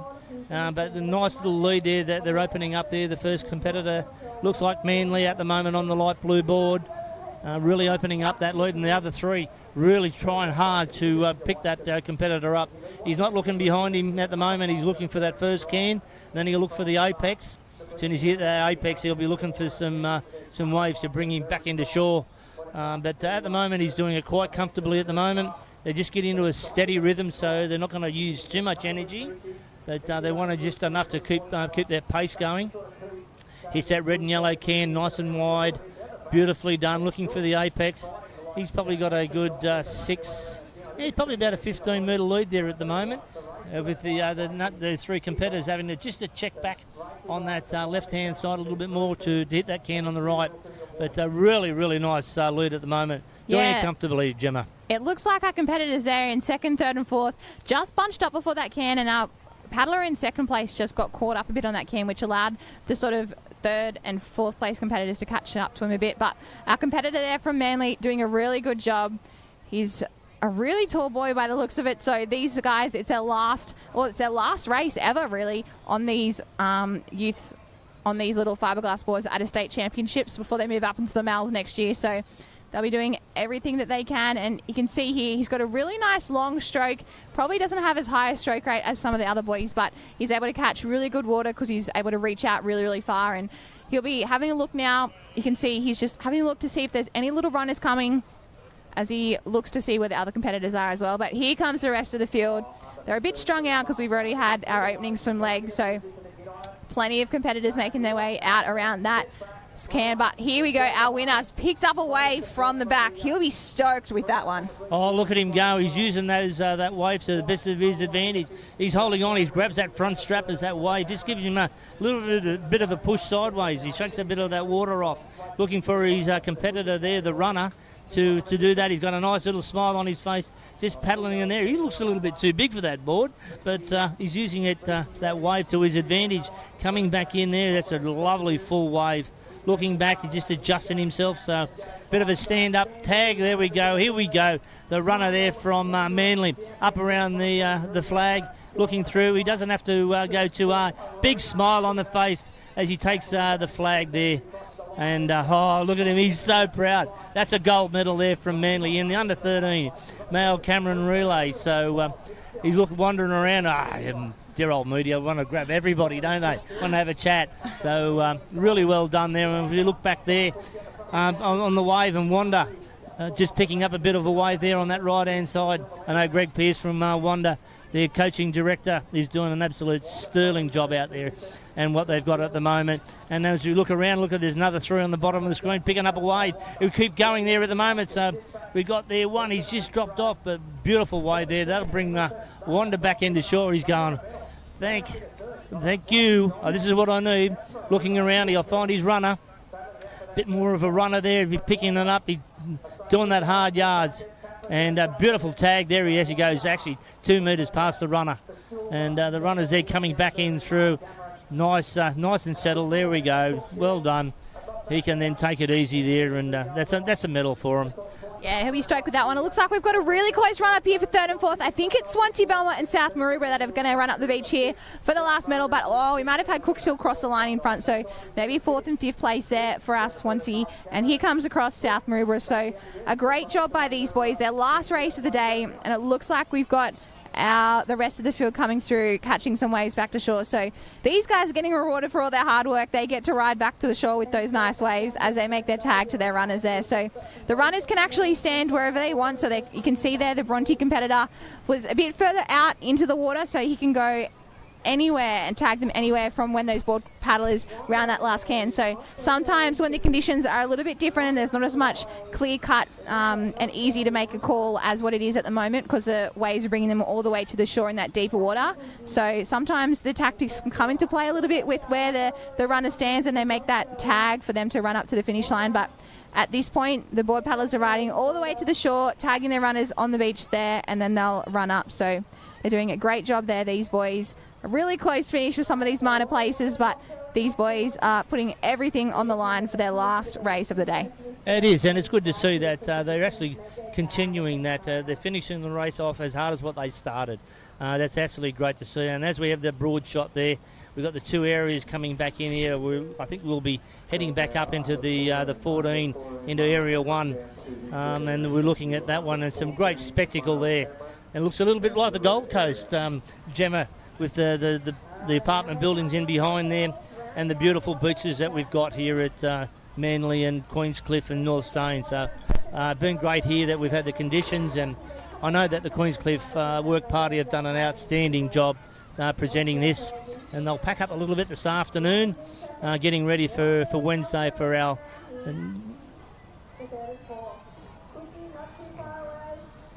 Okay, so just got word we'll be heading back shortly in a minute, but as these competitors, they'll pick up their boards and give everyone a bit of a handshake and a pat on the back for a great job well done.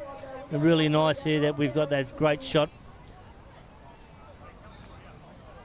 Yeah, it looks like we've got the next race on the line here, so I think we're going to throw back down to the beach for an interview with our winners of that last race. Well, guys, you've made it to the end. You've come in first. How are you feeling right now? Yeah, I'm very happy and excited. How good does it feel to be winning a team race today? The last event of the whole thing for you. How are you feeling now, knowing your team won this one? Oh, it's pretty good. We tried really hard, so it worked out. Fantastic. Did you have a plan going out? Yeah, kinda. Kinda? Yeah. What did your coach say to you before you took off? Just go hard. Last event of the day, you got to push. Yeah, do your best. Well, fantastic, boys. I bet you're going to have a bit of a party tonight, and it's well earned. Well done. Thank you. So our boys there from Manly taking out that Cameron relay. Absolutely phenomenal team effort there from the boys. A really good race across the opening swim, run, board, and then the run to finish. But we can see here the final results. Manly took out that under 13 Cameron, followed closely by Wanda.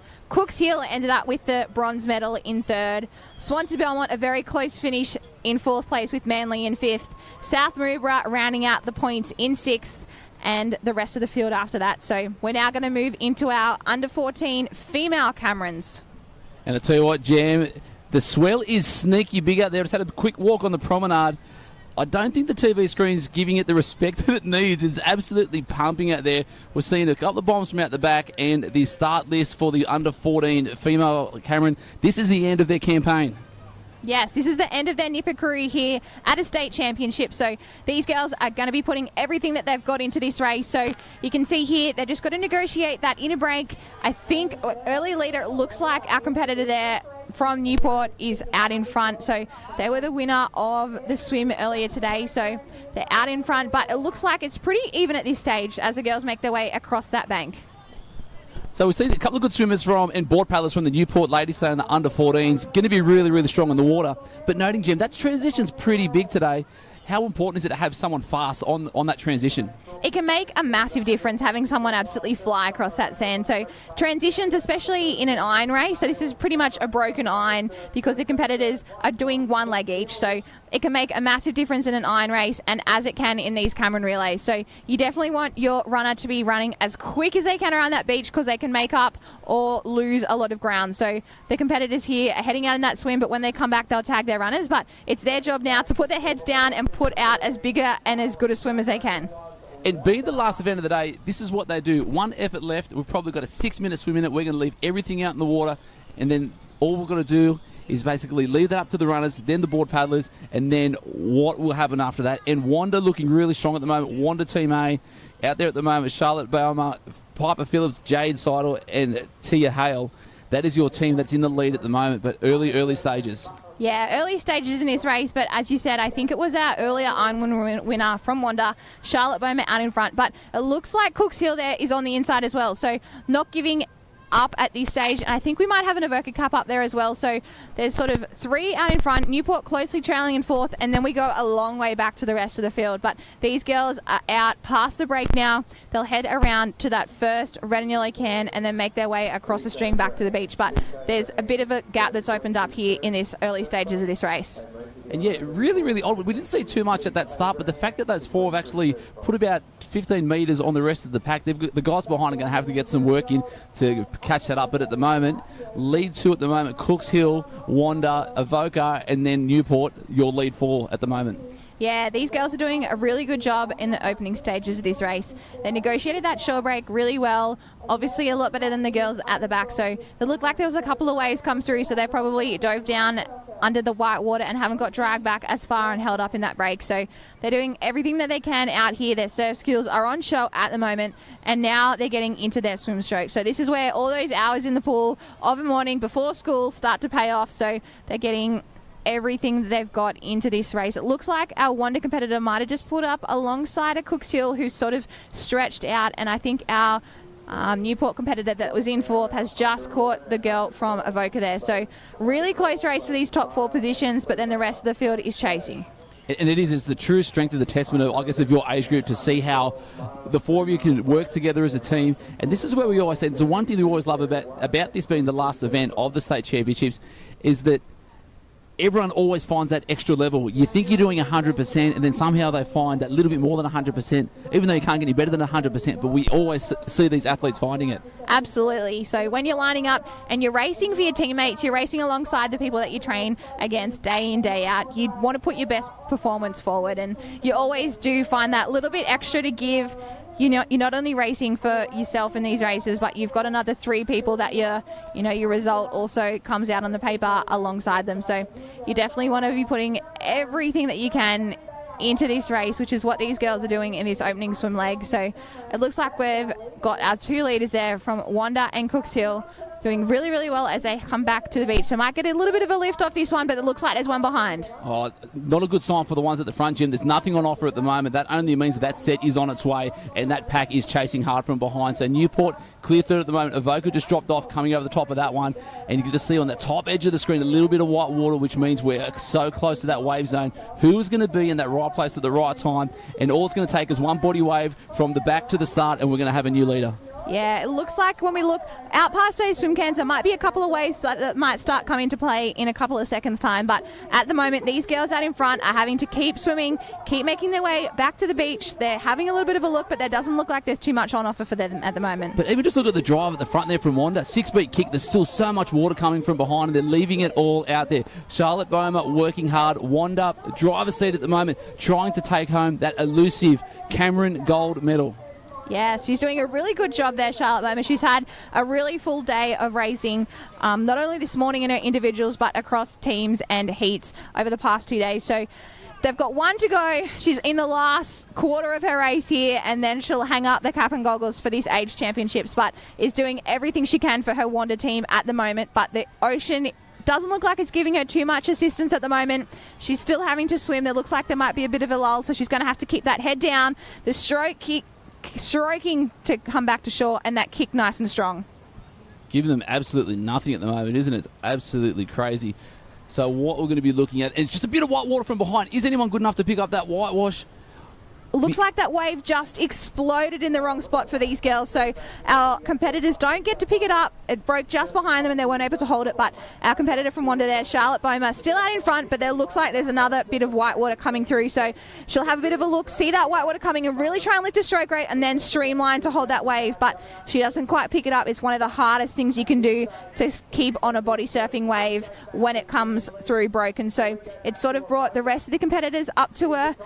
Looks like these girls are going to tag really close together and their runners will run up around the transition flag back to their board paddlers. So Wanda there, early lead, still in nose in front over the rest of the competitors from, looks like we've got maybe Manly in the mix, and I think also Cooks Hill and Avoca are up there. So a bit of a change up there. So Wanda 1, Manly 2, Avoca in 3. And obviously that wave just changed up a little bit. Bulleye from nowhere there as well. Cooks Hill slid back that little bit. So Cooks Hill worked so hard through that little hole, then no luck on the waves there, but in the old unconventional double hand tap across the back, just to make sure that the officials see both hands, right? That's exactly right. You want to make sure that your change is nice and clear. The officials need to be able to see that you had body contact with your other competitor before they head off, so you want to make sure you give them a nice big pat on the back or a slap. So all the girls there did a really good job, but it looks like Avoca on the inside of the screen have got the best start on this board, so I think they're going to make their way out, but we've got some of the back markers making their way up around their transition here. So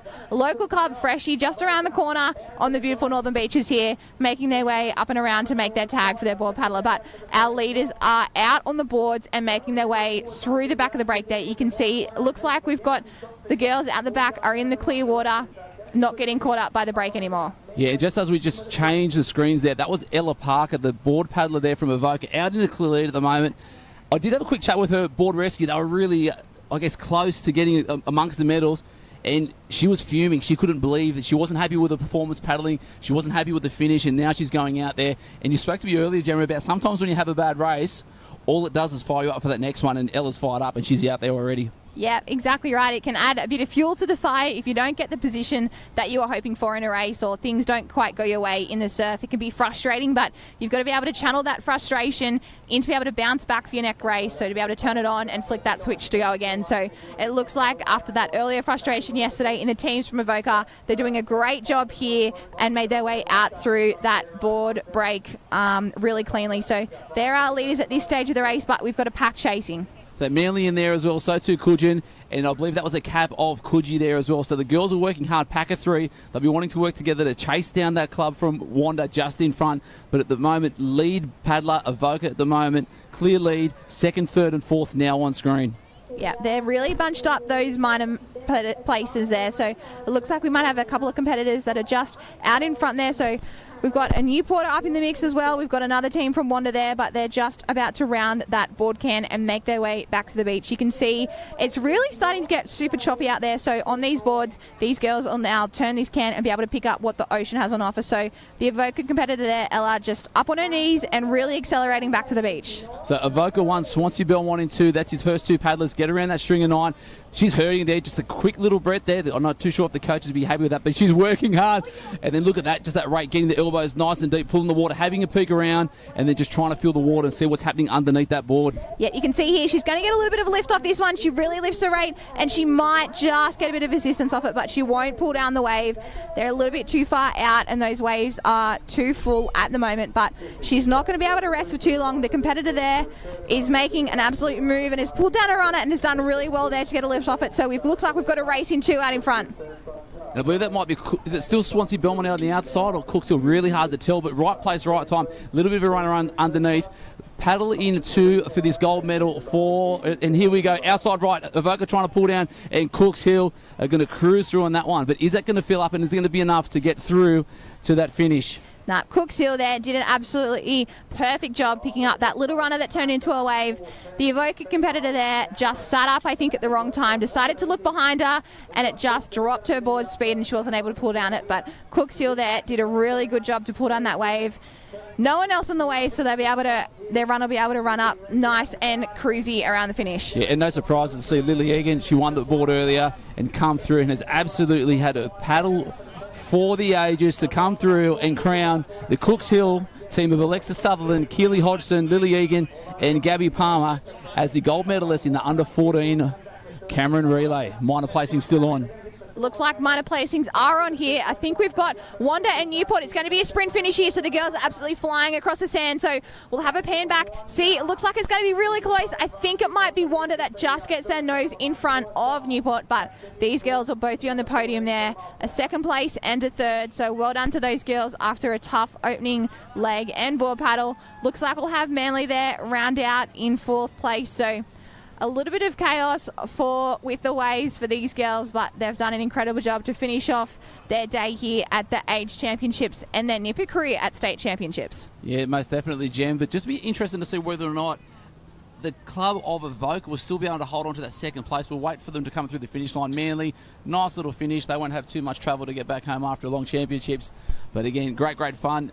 Bulleye coming through there. Cronulla, Allura, Wanda B, and then also South Maroubra finishing off their campaign for the under-14 females here at the New South Wales 2023 Championships, brought to you by your local club. And this is fun, Jem, isn't it, to finish off the carnival? Yeah, you definitely want to catch a good wave if you can. You can see those girls there did an awesome job to pull back on their straps. That's exactly what you want to finish off your race, away from the back.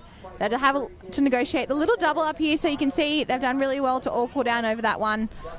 And they'll tag their runners to make their way up under the big Your Local Club finish arch. So what a day of racing that we've had so far on the beach. We've only got a couple of races to go, but these girls are finishing off strongly for their teams. Yeah, so Bronte coming across the line there just behind Freshwater, Woolgoolga over there as well. One more race to go, Jim. The under-14 males, Cameron is now on, and what we're going to do, we're going to head down to the beach for an interview with our winning team for the under-14s from Cooks Hill. We're back down to the beach. Let's go. Well, here we are with Cooks Hill, the 2023 under-14 Cameron champions. How does that feel to have that title? That feels really, really good. Yeah, good. There's lots of smiles down here as well. How good is it to win an event as a team member? Very good. It feels like very rewarding that we did. Sounds like you work well as a team. Now, what are some of the things your coach said before you left the beach today?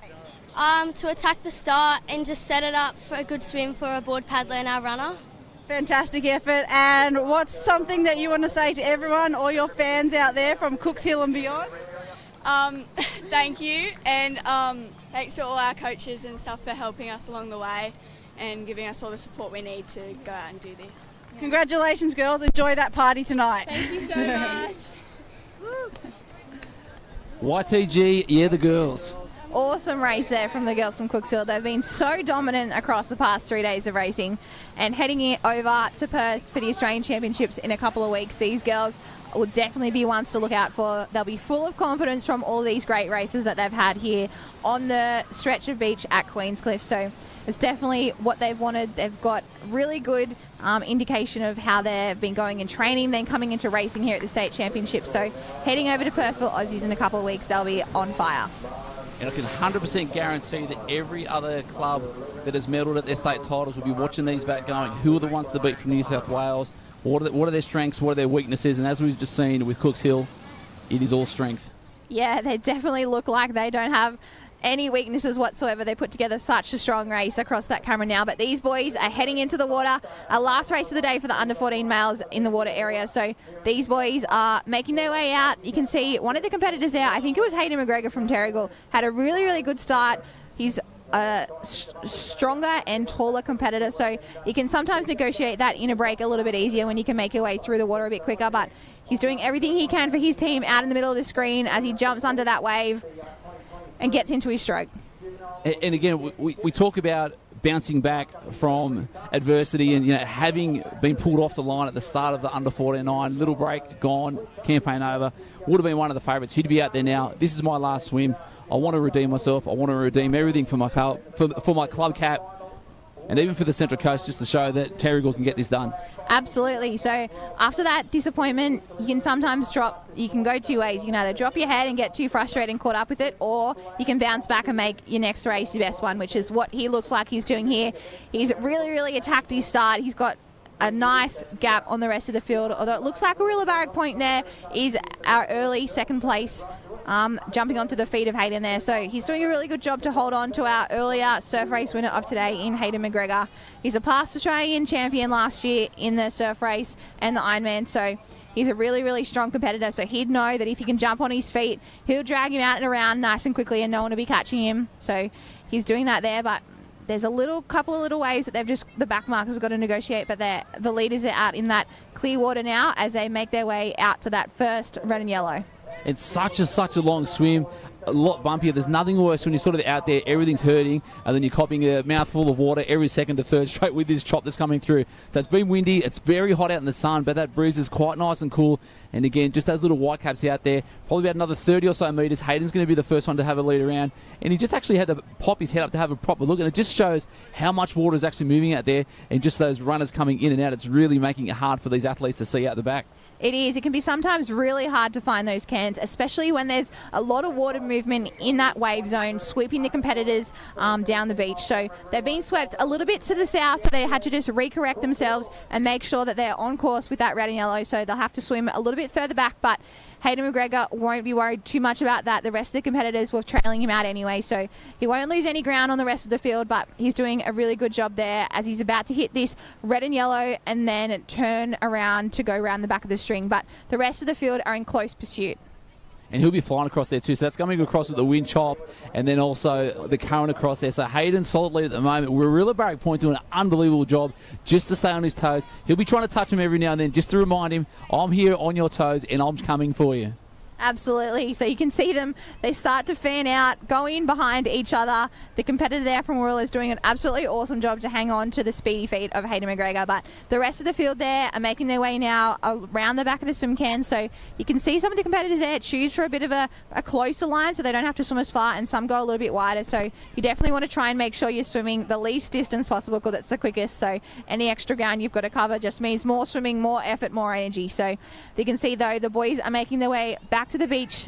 They've started to actually looks like they've chosen a couple of different lines on the way in, which will be interesting to see. So Hayden McGregor and I think it's our Wirral Point competitor on the bottom of the screen here have chosen different lines. So they would have been watching that race before and saw where the waves were breaking in that swim, where they got the most advantage and lift off the waves. So it'll be interesting to see when they hit this back of this wave zone which route paid off the best. Yeah, it is about making these decisions. We just see just in third place, it looks like we've got a Voca in there as well. And again, different line. Hayden McGregor going further and further right. So he's either seen something or he hasn't seen something. It's really hard to tell. A couple of waves building up out the back. But again, this is going to be down on that wave. We saw that change up with a little bit before in that ladies final for the Cameron.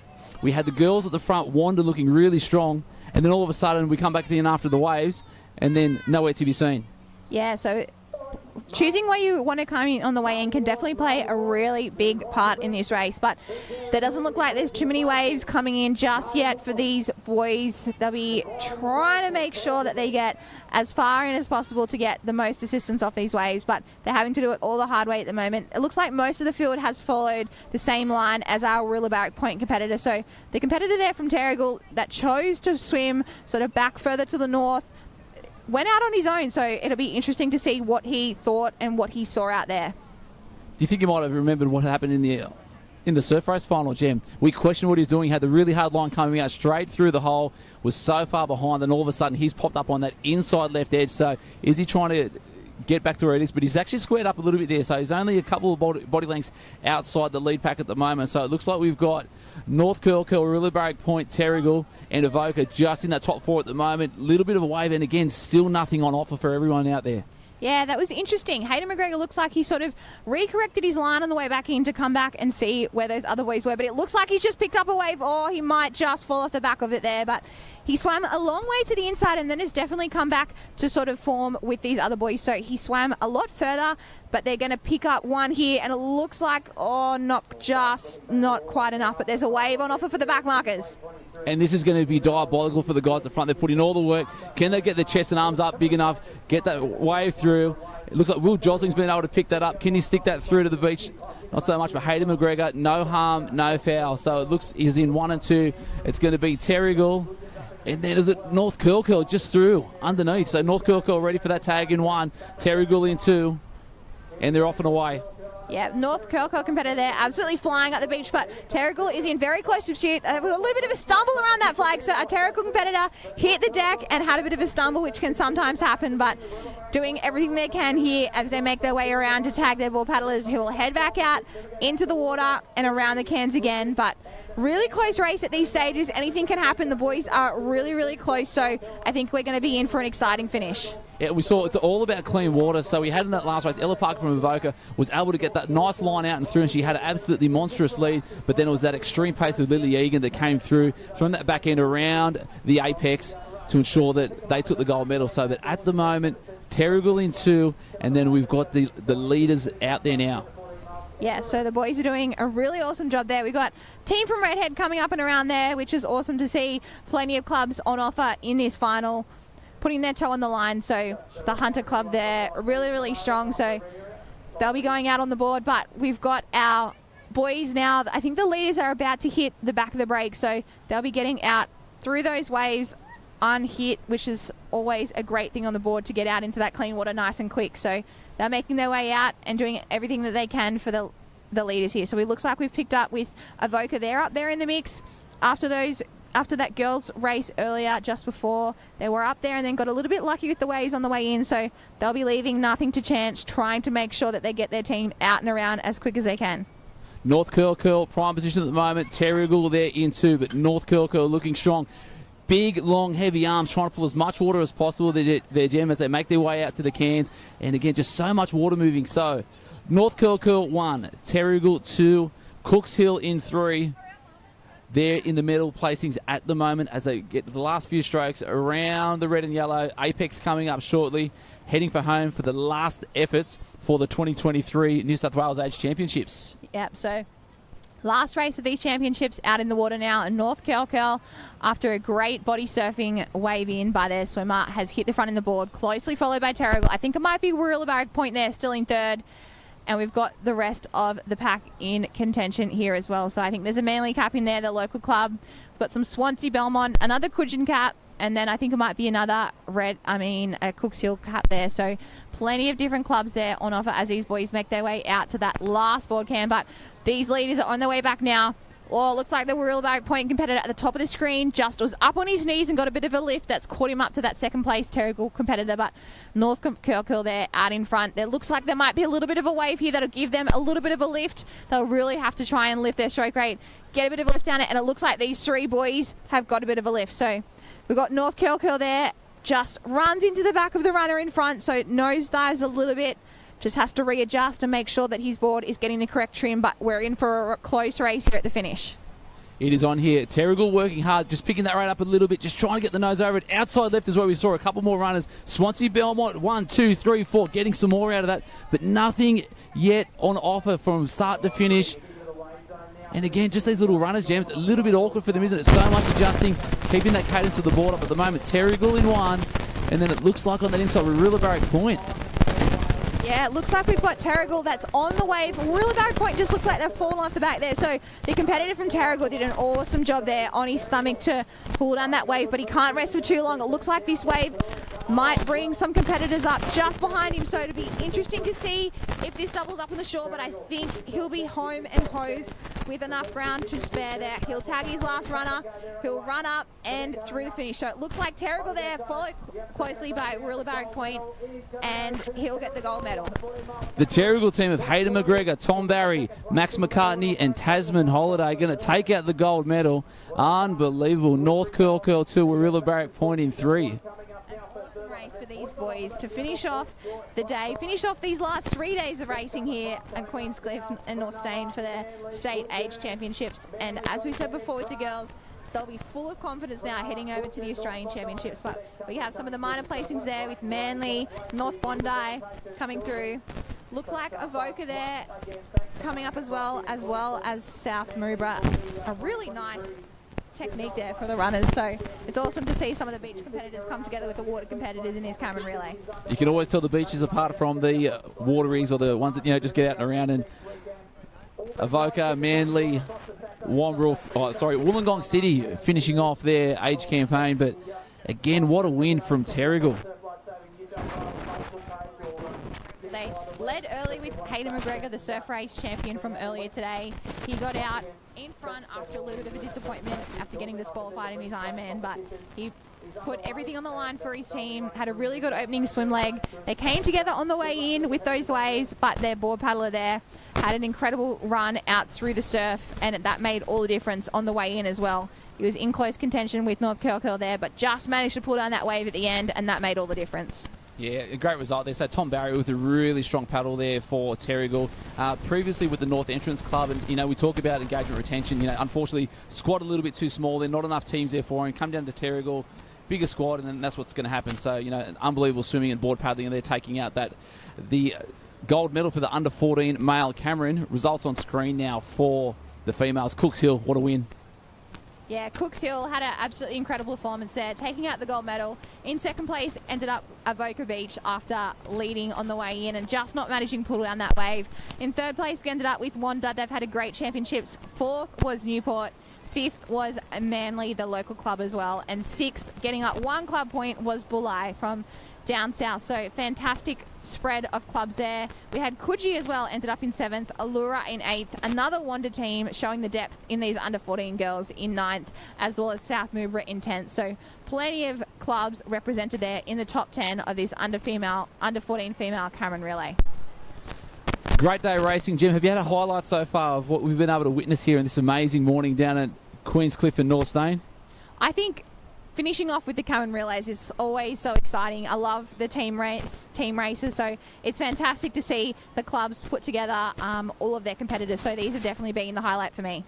Yeah, I'll tell you, probably my highlight is that Terrigal win there. We're going to finish off with that. We're going to throw it down to the beach with our winners of the under-14 male Cameron, Team Terrigal. Well, the boys from Central Coast have done it. Terrigal, how does it feel to win the premier event, finishing off the whole water section with the Cameron Relay win? Yeah, it feels pretty good to come away with it. It was lots of fun, and thanks to Hayden for giving us a good swim. Well done, guys. What was the plan going out? What were you going to do when you left the line? Just literally go as hard as we can, try our best, see how far we could come. Fantastic. What's the message for all your supporters at home? Do nippers. Have fun. Fantastic advice there. Any last word for the boys before they go off for a party?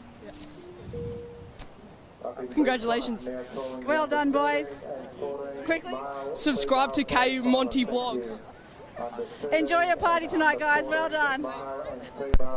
Oh, so good. Terrigal, last win of the event, under-14s champions. Results on the screen, Jim. Yeah, Terrigal took top line honours in that one with a really dominant performance. In second place ended up North Curl. Third from down south, Warilla Barrack Point in third place. Fourth, very close, Swansea Belmont. Fifth was Manly, the local club, and sixth was Cronulla. We then head back up to Coogee Headland for 7th, North Bondi in 8th, South Maroubra in 9th, and another Manly team in 10th. So a big spread of clubs again, which is great to see. 2 Manly clubs in the top 10, which they'll be very happy with to finish off their championships. Another strong performance to round out our age championships down here on Queenscliff and Northstein. Yeah, amazing stuff, Jem. So we've got a bit of a teaser for what's coming up next week. We've got all the action coming live through KO, YouTube and Facebook. So we're going to be here all day Saturday and Sunday for the Open Championships. What are you going to be racing in, Jem? I'll be putting my foot on the line for a lot of races across the couple of days. So really looking forward to getting out there in the water across individuals and teams. So yeah, really looking forward to having my chance to race after watching all these juniors in action today. Oh, it's going to be so good. I can't wait. I'm going to be back here in the commentary box. The beach flag package will be posted shortly after this, so you won't be missing any of the beachy stuff. That will be, again, live here on KO, and the results for the overall championship will be coming up and, I guess, shown once we've calculated all of it. Who will be crowned the champion club of the 2023 Age Championships? This is Harold Marshall and Gemma Smith signing off.